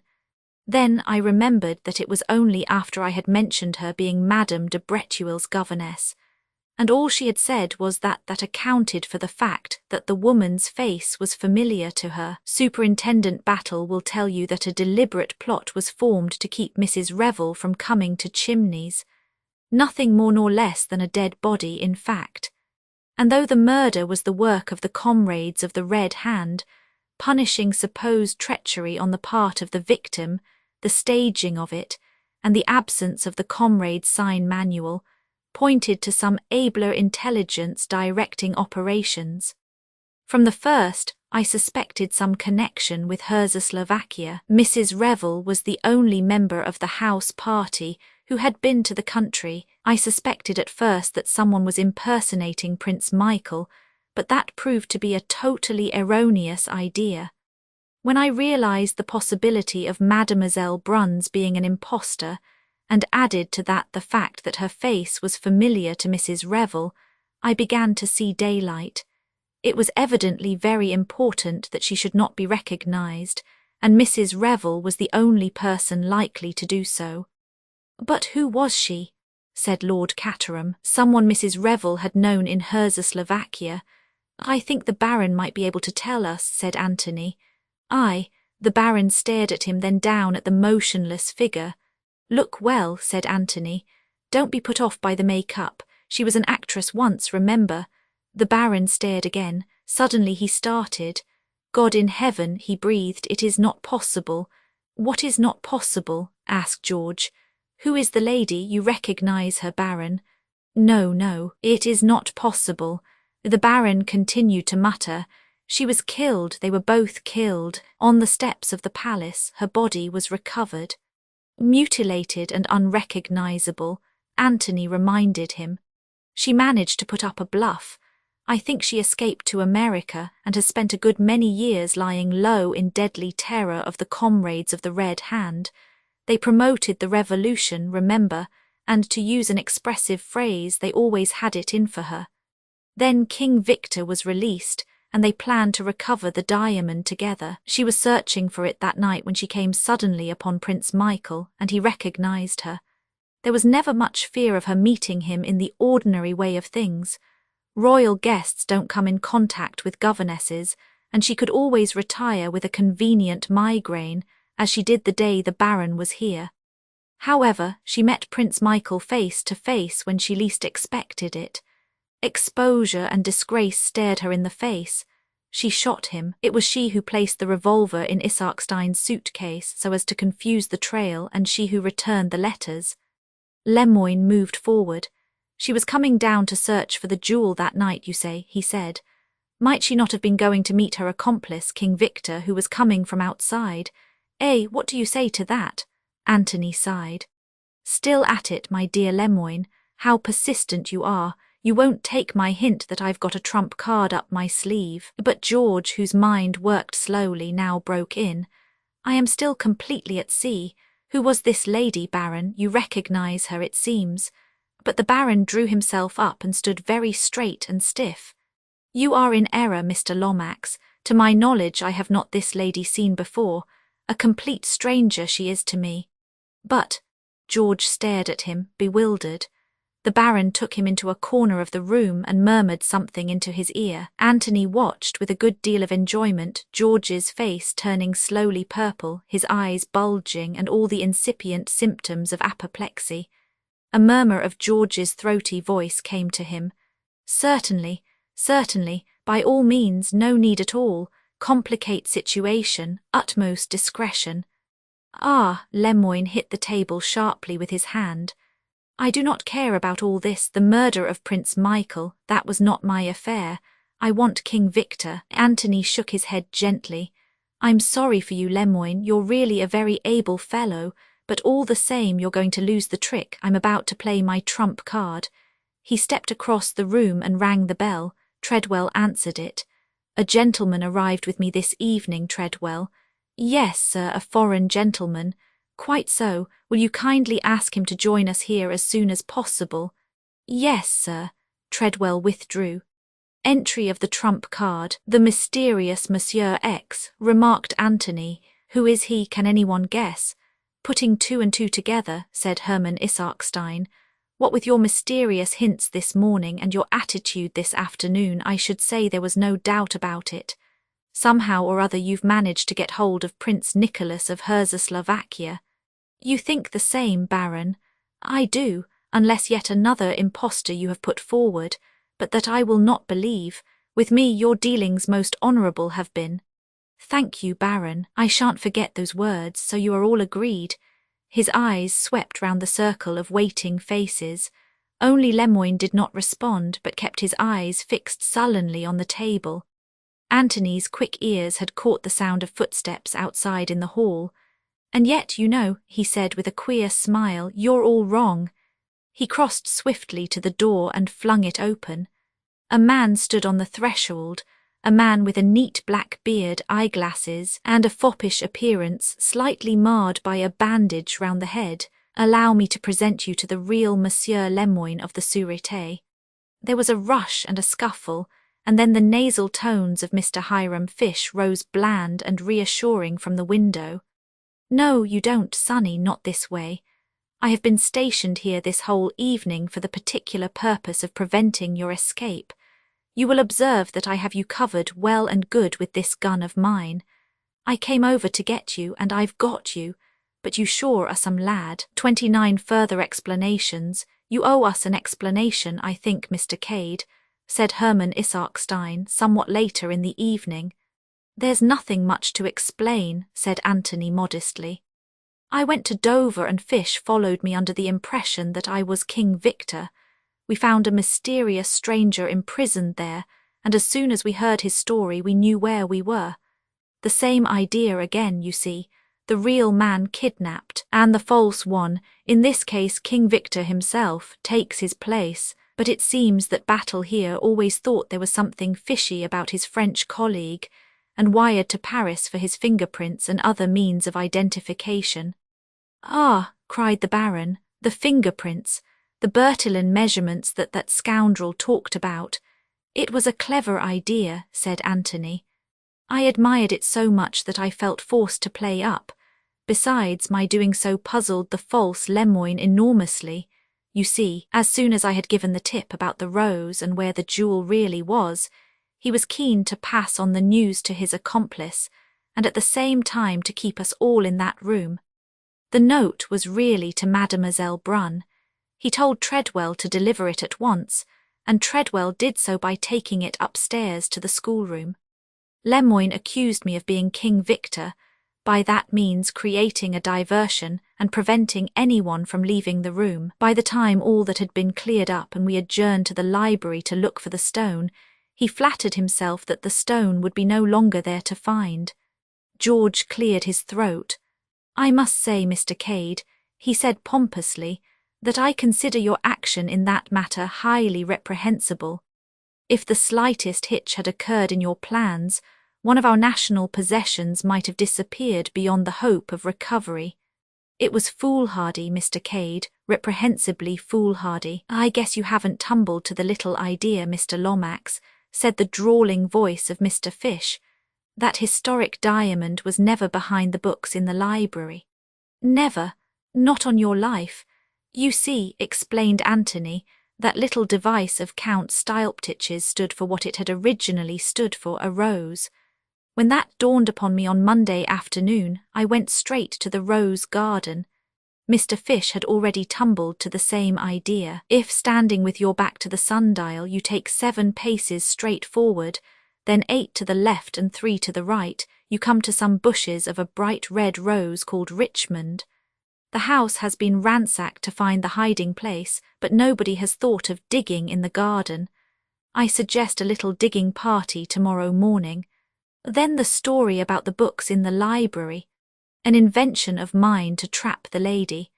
Mr. Fish kept watch on the terrace and whistled when the psychological moment had arrived. I may say that Mr. Fish and I established martial law at the Dover House and prevented the comrades from communicating with the false Lemoyne. He sent them an order to clear out, and word was conveyed to him that this had been done, so he went happily ahead with his plans for denouncing me. Well, well, said Lord Caterham cheerfully, everything seems to have been cleared up most satisfactorily. Everything but one thing, he said. Mr. Isaacstein. What is that? The great financier looked steadily at Anthony. What did you get me down here for? Just to assist at a dramatic scene as an interested onlooker? Anthony shook his head. No, Mr. Isaacstein, you are a busy man whose time is money. Why did you come down here originally? To negotiate a loan. With whom? Prince Michael of Herzoslovakia. Exactly. Prince Michael is dead. Are you prepared to offer the same loan on the same terms to his cousin Nicholas? Can you produce him? I thought he was killed in the Congo. He was killed all right. I killed him. Oh no, I'm not a murderer. When I say I killed him, I mean that I spread the report of his death. I promised you a prince, Mr. Isaacstein. Will I do? You? Yes, I'm the man, Nicholas Sergius Alexander Ferdinand Obolovich. Rather long for the kind of life I proposed to live, so I emerged from the Congo as plain Anthony Cade. Little Captain Andrassy sprang up. But this is incredible, incredible, he spluttered. Have a care, sir, what you say. I can give you plenty of proofs, said Anthony quietly. I think I shall be able to convince the Baron here. The Baron lifted his hand. Your proofs I will examine, yes, but of them for me there is no need. Your word alone sufficient for me is. Besides, your English mother you much resemble. All along have I said, this young man on one side or the other most highly born is. You have always trusted my word, Baron, said Anthony. I can assure you that in the days to come I shall not forget. Then he looked over at Superintendent Battle, whose face had remained perfectly expressionless. You can understand, said Anthony with a smile, that my position has been extremely precarious. Of all those in the house, I might be supposed to have the best reason for wishing Michael Obolovich out of the way, since I was the next heir to the throne. I've been extraordinarily afraid of Battle all along. I always felt that he suspected me, but that he was held up by lack of motive. I never believed for a minute that you'd shot him, sir, said Superintendent Battle. We've got a feeling in such matters, but I knew that you were afraid of something and you puzzled me. If I'd known sooner who you really were, I dare say I'd have yielded to the evidence and arrested you. I'm glad I managed to keep one guilty secret from you. You wormed everything else out of me all right. You're a damned good man at your job, Battle. I shall always think of Scotland Yard with respect. Most amazing, muttered George. Most amazing story I ever heard. I can really hardly believe it. You are quite sure, Baron, that— My dear Mr. Lomax, said Anthony with a slight hardness in his tone, I have no intention of asking the British Foreign Office to support my claim without bringing forward the most convincing documentary evidence. I suggest that we adjourn now and that you, the Baron, Mr. Isarkstein and myself discuss the terms of the proposed loan. The Baron rose to his feet and clicked his heels together. It will be the proudest moment of my life, sir, he said solemnly, when I see you King of Slovakia. Oh, by the way, Baron, said Anthony carelessly, slipping his hand through the other's arm, I forgot to tell you, there's a string tied to this. I'm married, you know. The Baron retreated a step or two. Dismay overspread his countenance. Something wrong I knew there would be, he boomed. Merciful God in heaven, he has married a black woman in Africa. Come, it's not so bad as all that, said Anthony, laughing. She's white enough, white all through, bless her. Good, a respectable morganatic affair it can be then. Not a bit of it, she's to play queen to my king, it's no use shaking your head. She's fully qualified for the post. She's the daughter of an English peer who dates back to the time of the Conqueror. It's very fashionable just now for royalties to marry into the aristocracy, and she knows something of Slovakia. My God, cried George Lomax, startled out of his usual careful speech. Not Virginia Revel. Yes, said Anthony, Virginia Revel. My dear fellow, cried Lord Caterham, I mean, sir, I congratulate you, I do indeed, a delightful creature. Thank you, Lord Caterham, said Anthony. She's all you say and more, but Mr. Isarkstein was regarding him curiously. You'll excuse my asking, your highness, but when did this marriage take place? Anthony smiled back at him. As a matter of fact, he said, I married her this morning. 30 Anthony signs on for a new job. If you will go on, gentlemen, I will follow you in a minute, said Anthony. He waited whilst the others filed out, and then turned to where Superintendent Battle was standing apparently absorbed in examining the panelling. Well, Battle, want to ask me something, don't you? Well, I do, sir, though I don't know how you knew I did. But I always marked you out as being specially quick in the uptake. I take it that the lady who is dead was the late Queen Varaga. Quite right, Battle. It'll be hushed up, I hope. You can understand what I feel about family skeletons. Trust Mr. Lomax for that, sir. No one will ever know. That is, a lot of people will know, but it won't get about. Was that what you wanted to ask me about? No, sir, that was only in passing. I was curious to know just what made you drop your own name, if I'm not taking too much of a liberty. Not a bit, I'll tell you. I killed myself from the purest motives, Battle. My mother was English, I'd been educated in England, and I was far more interested in England than in Slovakia, and I felt an absolute fool knocking about the world with a comic opera title tacked onto me. You see, when I was very young, I had democratic ideas, believed in the purity of ideals and the equality of all men. I especially disbelieved in kings and princes. And since then, asked Battle shrewdly. Oh, since then I've travelled and seen the world. There's damned little equality going about. Mind you, I still believe in democracy. But you've got to force it on people with a strong hand, ram it down their throats. Men don't want to be brothers, they may some day, but they don't now. My final belief in the brotherhood of man died the day I arrived in London last week, when I observed the people standing in a tube train resolutely refuse to move up and make room for those who entered. You won't turn people into angels by appealing to their better natures just yet a while, but by judicious force you can coerce them into behaving more or less decently to one another to go on with. I still believe in the brotherhood of man, but it's not coming yet a while. Say another 10,000 years or so. It's no good being impatient. Evolution is a slow process. I'm very interested in these views of yours, sir, said Battle with a twinkle. And if you'll allow me to say so, I'm sure you'll make a very fine king out there. Thank you, Battle, said Anthony with a sigh. You don't seem very happy about it, sir. Oh, I don't know, I dare say it will be rather fun, but it's tying oneself down to regular work. I've always avoided that before, but you consider it your duty, I suppose, sir. Good Lord, no, what an idea. It's a woman, it's always a woman, Battle. I'd do more than be a king for her sake. Quite so, sir. I've arranged it so that the Baron and Isarkstein can't kick. The one wants a king and the other wants oil. They'll both get what they want, and I've got— Oh, Lord Battle, have you ever been in love? I am much attached to Mrs. Battle, sir. Much attached to Mrs. Oh, you don't know what I'm talking about. It's entirely different. Excuse me, sir, that man of yours is waiting outside the window. Boris, so he is. He's a wonderful fellow. It's a mercy that pistol went off in the struggle and killed the lady.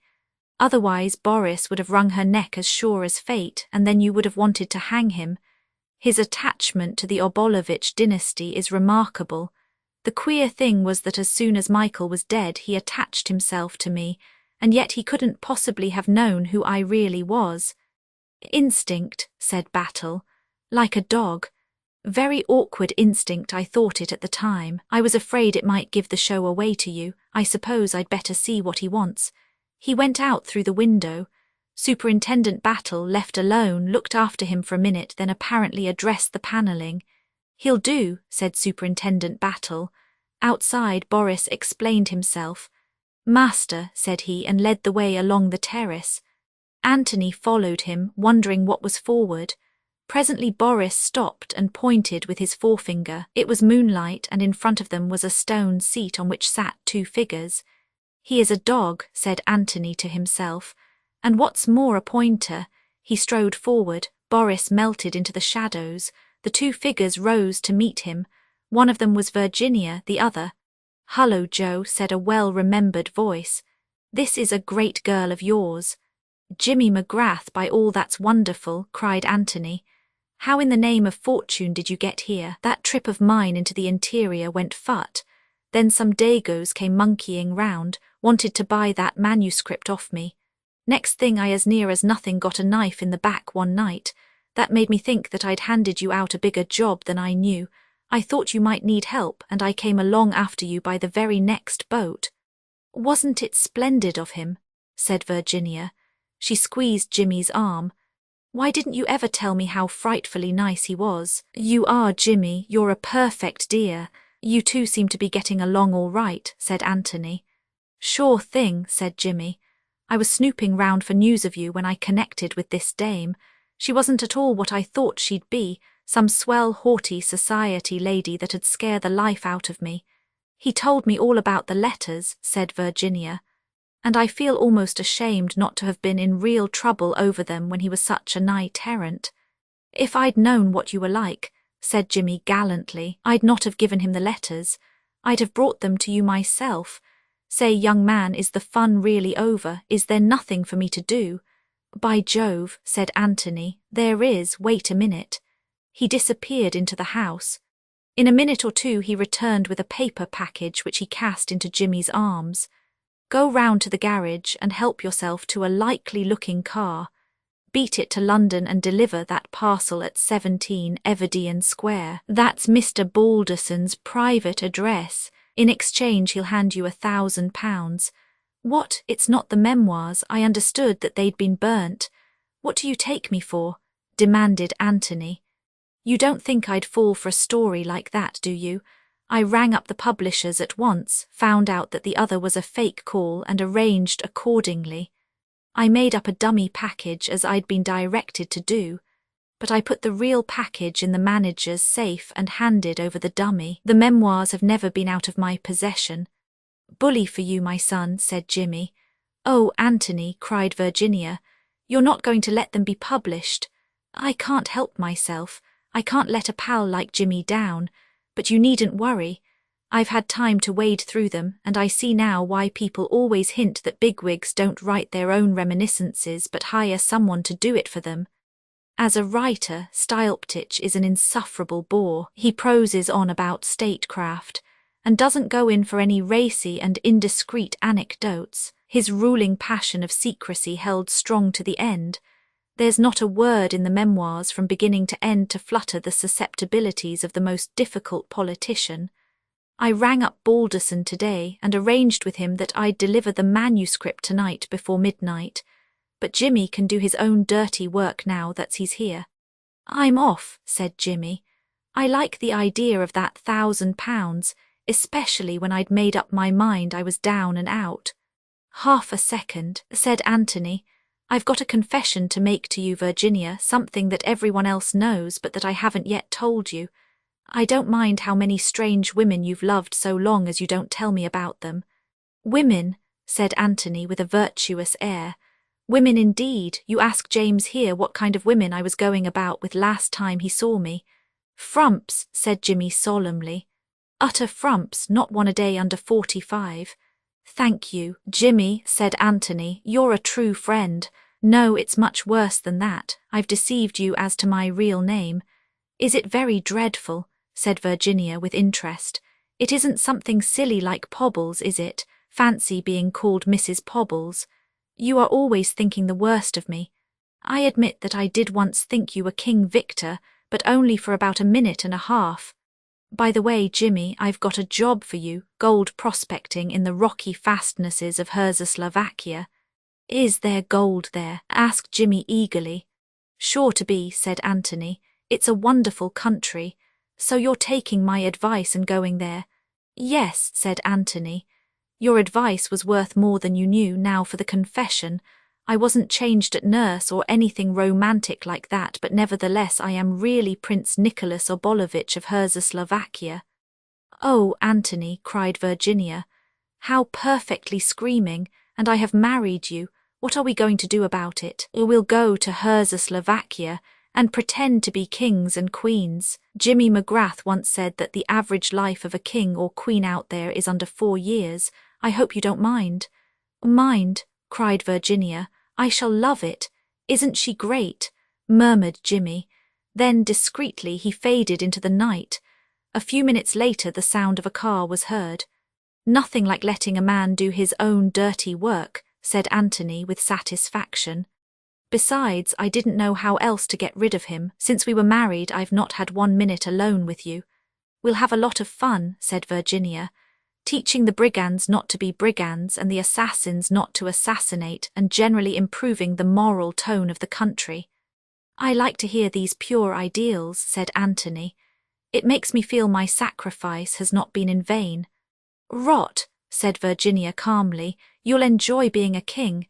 It's in your blood, you know. You were brought up to the trade of royalty, and you've got a natural aptitude for it, just like plumbers have a natural bent for plumbing. I never think they have, said Anthony. But damn it all, don't let's waste time talking about plumbers. Do you know that at this very minute I'm supposed to be deep in conference with Isaac Stein and old Lollipop? They want to talk about oil.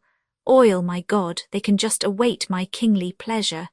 Virginia, do you remember my telling you once that I'd have a damned good try to make you care for me? I remember, said Virginia softly, but Superintendent Battle was looking out of the window. Well, he isn't now, said Anthony. He caught her suddenly to him, kissing her eyelids, her lips, the green gold of her hair. I do love you so, Virginia, he whispered. I do love you so, do you love me? He looked down at her, sure of the answer. Her head rested against his shoulder, and very low, in a sweet shaken voice, she answered, Not a bit, you little devil, cried Anthony, kissing her again. Now I know for certain that I shall love you until I die. 31 Sundry Details Scene, Chimneys, 11 a.m. Thursday morning. Johnson, the police constable, with his coat off, digging. Something in the nature of a funeral feeling seems to be in the air. The friends and relations stand round the grave that Johnson is digging. George Lomax has the air of the principal beneficiary under the will of the deceased. Superintendent Battle, with his immovable face, seems pleased that the funeral arrangements have gone so nicely. As the undertaker, it reflects credit upon him. Lord Caterham has that solemn and shocked look which Englishmen assume when a religious ceremony is in progress. Mr. Fish does not fit into the picture so well. He is not sufficiently grave. Johnson bends to his task. Suddenly he straightens up. A little stir of excitement passes round. "That'll do, Sonny," says Mr. Fish. "We shall do nicely now." One perceives at once that he is really the family physician. Johnson retires. Mr. Fish, with due solemnity, stoops over the excavation. The surgeon is about to operate. He brings out a small canvas package. With much ceremony he hands it to Superintendent Battle. The latter, in his turn, hands it to George Lomax. The etiquette of the situation has now been fully complied with. George Lomax unwraps the package, slits up the oil silk inside it, burrows into further wrapping. For a moment he holds something on the palm of his hand, then quickly shrouds it once more in cotton wool. He clears his throat. At this auspicious minute, he begins with the clear delivery of the practised speaker. Lord Caterham beats a precipitate retreat. On the terrace he finds his daughter. "Bundle, is that car of yours in order?" "Yes, why?" "Then take me up to town in it immediately. I'm going abroad at once today." "But father—" "Don't argue with me, Bundle. George Lomax told me when he arrived this morning that he was anxious to have a few words with me privately on a matter of the utmost delicacy. He added that the King of Timbuktu was arriving in London shortly. I won't go through it again, Bundle, do you hear? Not for 50 George Lomaxes. If Chimneys is so valuable to the nation, let the nation buy it. Otherwise I shall sell it to a syndicate and they can turn it into an hotel. Where is Codders now?" Bundle is rising to the situation. "At the present minute," replied Lord Caterham, looking at his watch. "He is good for at least 15 minutes about the Empire." Another picture. Mr. Bill Eversley not invited to be present at the graveside ceremony at the telephone. "No, really, I mean it. I say, don't be huffy. Well, you will have supper tonight anyway." "No, I haven't. I've been kept to it with my nose at the grindstone. You've no idea what Codders is like. I say, Dolly, you know jolly well what I think about you. You know I've never cared for anyone but you." "Yes, I'll come to the show first. How does the old wheeze go?" And the little girl tries hooks and eyes, unearthly sounds, Mr. Eversley trying to hum the refrain in question, and now George's peroration draws to a close. The lasting peace and prosperity of the British Empire. "I guess," said Mr. Hiram Fish sotto voce to himself and the world at large, "that this has been a great little old week." Transcriber's notes. Obvious typographical errors have been corrected.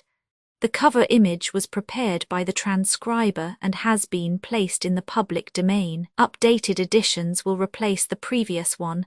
The old editions will be renamed. Creating the works from print editions not protected by U.S. Copyright law means that no one owns a United States copyright in these works, so the Foundation and you can copy and distribute it in the United States without permission and without paying copyright royalties. Special rules, set forth in the general terms of use part of this license, apply to copying and distributing project, and may not be used if you charge for an e-book, except by following the terms of the trademark license, including paying royalties for use copies of this e-book. Complying with the trademark license is very easy. You may use this e-book for nearly any purpose such as creation of derivative works, reports, performances and research. Project Gutenberg e-books may be modified and printed and given away. You may do practically anything in the United States with e-books not protected by U.S. copyright law. Redistribution is subject to the trademark license, especially commercial redistribution. Start. Full license. Please read this before you distribute or use this work. Distribution of electronic works. By using or distributing this work, or any other work associated in any way with the phrase Project Gutenberg, you agree to comply with all the terms of the full www. Gutenberg.org/license. Electronic works. Electronic work. You indicate that you have read, understand, agree to and accept all the terms of this license and intellectual property, trademark/copyright agreement. If you do not agree to abide by all the terms of this agreement, you must cease using and return or possession. If you paid a fee for obtaining a copy of or access to by the terms of this agreement, you may obtain a refund from the person or entity to whom you paid the fee as set forth in paragraph 1. 8. Used on or associated in any way with an electronic work by people who agree to be bound by the terms of this agreement. There are a few even without complying with the full terms of this agreement. See paragraph 1. See below. There are a lot of things you can do with Project Gutenberg electronic works if you follow the terms of this electronic works. See paragraph 1. Below. Foundation or PGLAF owns a compilation copyright in the collection. Works in the collection are in the public domain in the United States. If an individual work is unprotected by copyright law in the United States, and you are located in the United States, we do not claim a right to prevent you from copying, distributing, performing, displaying, or creating derivative works based on the work as long as works in compliance with the terms of this agreement, for keeping the comply with the terms of this agreement, by keeping this work in the you share it without charge with others. 1. D. The copyright laws of the place where you are located also govern what you can do with this work. Copyright laws in most countries are in a constant state of change. If you are outside the United States, check the laws of your country in addition to the terms of this agreement before downloading, copying, displaying, performing, distributing, or creating derivative works based on this work, or any representations concerning the copyright status of any work in any country other than the United States. 1. 1. The following sentence with active links to or other performed, viewed, copied or distributed. This e-book is for the use of anyone anywhere in the United States and most other parts of the world at no cost and with almost no restrictions whatsoever. You may copy it, give it away or reuse it under the terms at www.gutenberg.org. If you are not located in the United States, you will have to check the laws of the country where you are located before using this e-book. Derived from texts not protected by U.S. copyright law does not contain a notice indicating that it is posted with permission of the copyright holder. The work can be copied and distributed to anyone in the United States without paying any fees or charges.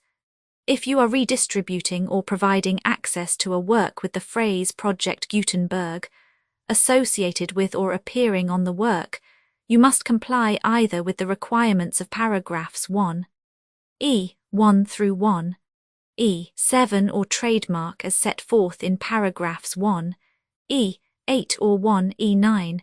With the permission of the copyright holder, your use and distribution must comply with both paragraphs 1, 1 through 1, 7 and any additional terms imposed by the copyright holder.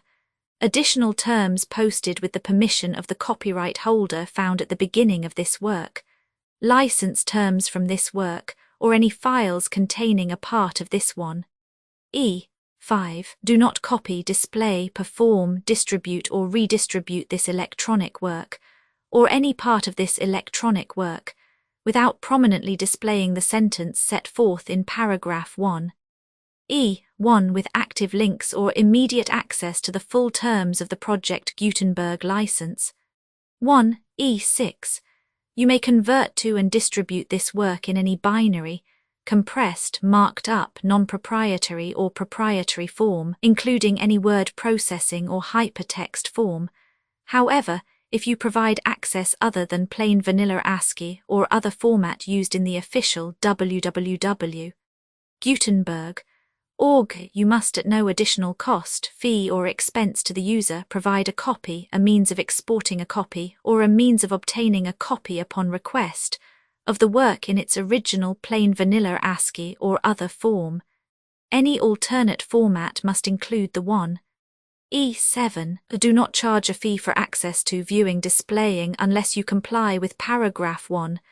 E8 or 1, E9, 1, E8. You may charge a reasonable fee for copies of or provided that you pay a royalty fee of 20% of the gross profits you derive from you, already used to calculate your applicable taxes. The fee is owed agreed to donate royalties under this paragraph to the Project Gutenberg Literary Archive Foundation. Royalty payments must be paid within 60 days following each date on which you prepare, or are legally required to prepare, your periodic tax returns. Royalty payments should be clearly marked as such and sent to the Project Gutenberg Literary Archive Foundation at the address specified in Literary Archive Foundation. You provide a full refund of any money paid by a user who notifies you in writing or by email within 30 days of receipt that S/he license. You must require such a user to return or destroy all copies of the works possessed in a physical medium and discontinue works. You provide, in accordance with paragraph 1. F3. A full refund of any money paid for a work or a replacement copy, if a defect in the electronic work is discovered and reported to you within 90 days of receipt of the work. You comply with all other terms of this agreement for free one. E9. If you wish to charge a fee or distribute a Project Gutenberg trademark electronic work or group of works on different terms than are set forth in this agreement, you must obtain permission in writing forth in section 3 below. 1. F. Effort to identify, do copyright research on, transcribe and proofread works not protected by U.S. copyright law in creating the project electronic works, and the medium on which they may be stored, may contain defects, such as but not limited to incomplete, inaccurate or corrupt data, transcription errors, a copyright or other intellectual property infringement, a defective or damaged disk or other medium, a computer virus or computer codes that damage or cannot be read by your equipment. 1. F2. Limited warranty, disclaimer of damages except for the right of replacement or refund, described in paragraph 1. F3. The Project Gutenberg Literary Archive Foundation, the owner of the Project Gutenberg trademark, and any other party distributing a Project Gutenberg trademark electronic work under this agreement, disclaim all liability to you for damages, costs and expenses, including legal fees. You agree that you have no remedies for negligence, strict liability, breach of warranty or breach of contract, except those provided in paragraph 1. F3. You agree that the foundation, the trademark owner, and any distributor under this agreement will not be liable to you for actual, direct, indirect, consequential, punitive, or incidental damages, even if you give notice of the possibility of such damage. 1. F3. Limited right of replacement or refund, if you discover a defect in this electronic work within 90 days of receiving it, you can receive a refund of the money, if any, you paid for it by sending a written explanation to the person you received the work from. If you received the work on a physical medium, you must return the medium with your written explanation. The person or entity that provided you with the defective work may elect to provide a replacement copy in lieu of a refund. If you received the work electronically, the person or entity providing it to you may choose to give you a second opportunity to receive the work electronically in lieu of a refund. If the second copy is also defective, you may demand a refund in writing without further opportunities to fix the problem. 1. F4. Except for the limited right of replacement or refund set forth in paragraph 1. F3. This work is provided to you as is, with no other warranties of any kind, express or implied, including but not limited to warranties of merchantability or fitness for any purpose. 1. F5. Some states do not allow disclaimers of certain implied warranties or the exclusion or limitation of certain types of damages. If any disclaimer or limitation set forth in this agreement violates the law of the state applicable to this agreement, the agreement shall be interpreted to make the maximum disclaimer or limitation permitted by the applicable state law. The invalidity or unenforceability of any provision of this agreement shall not void the remaining provisions. 1. F6. Indemnity. You agree to indemnify and hold the foundation, the trademark owner, any agent or employee of the foundation, anyone accordance with this agreement, and any volunteers associated with the electronic works, harmless from all liability, costs and expenses, including legal fees, that arise directly or indirectly from any of the following which you do or cause to occur.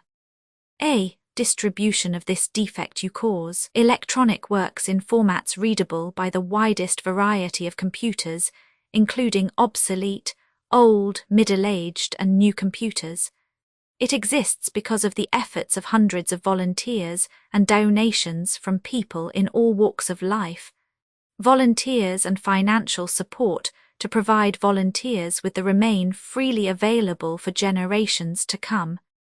In 2001, the Project Gutenberg Literary Archive Foundation was created to provide a secure archive foundation and how your efforts and donations can help. See sections 3 and 4 and the foundation information page at www.gutenberg.org 501. C. 3. Educational corporation organized under the laws of the state of Mississippi and granted tax-exempt status by the Internal Revenue Service. The Foundation's EIN, or Federal Tax Identification Archive Foundation, are tax-deductible to the full extent permitted by U.S. federal laws and your state's laws.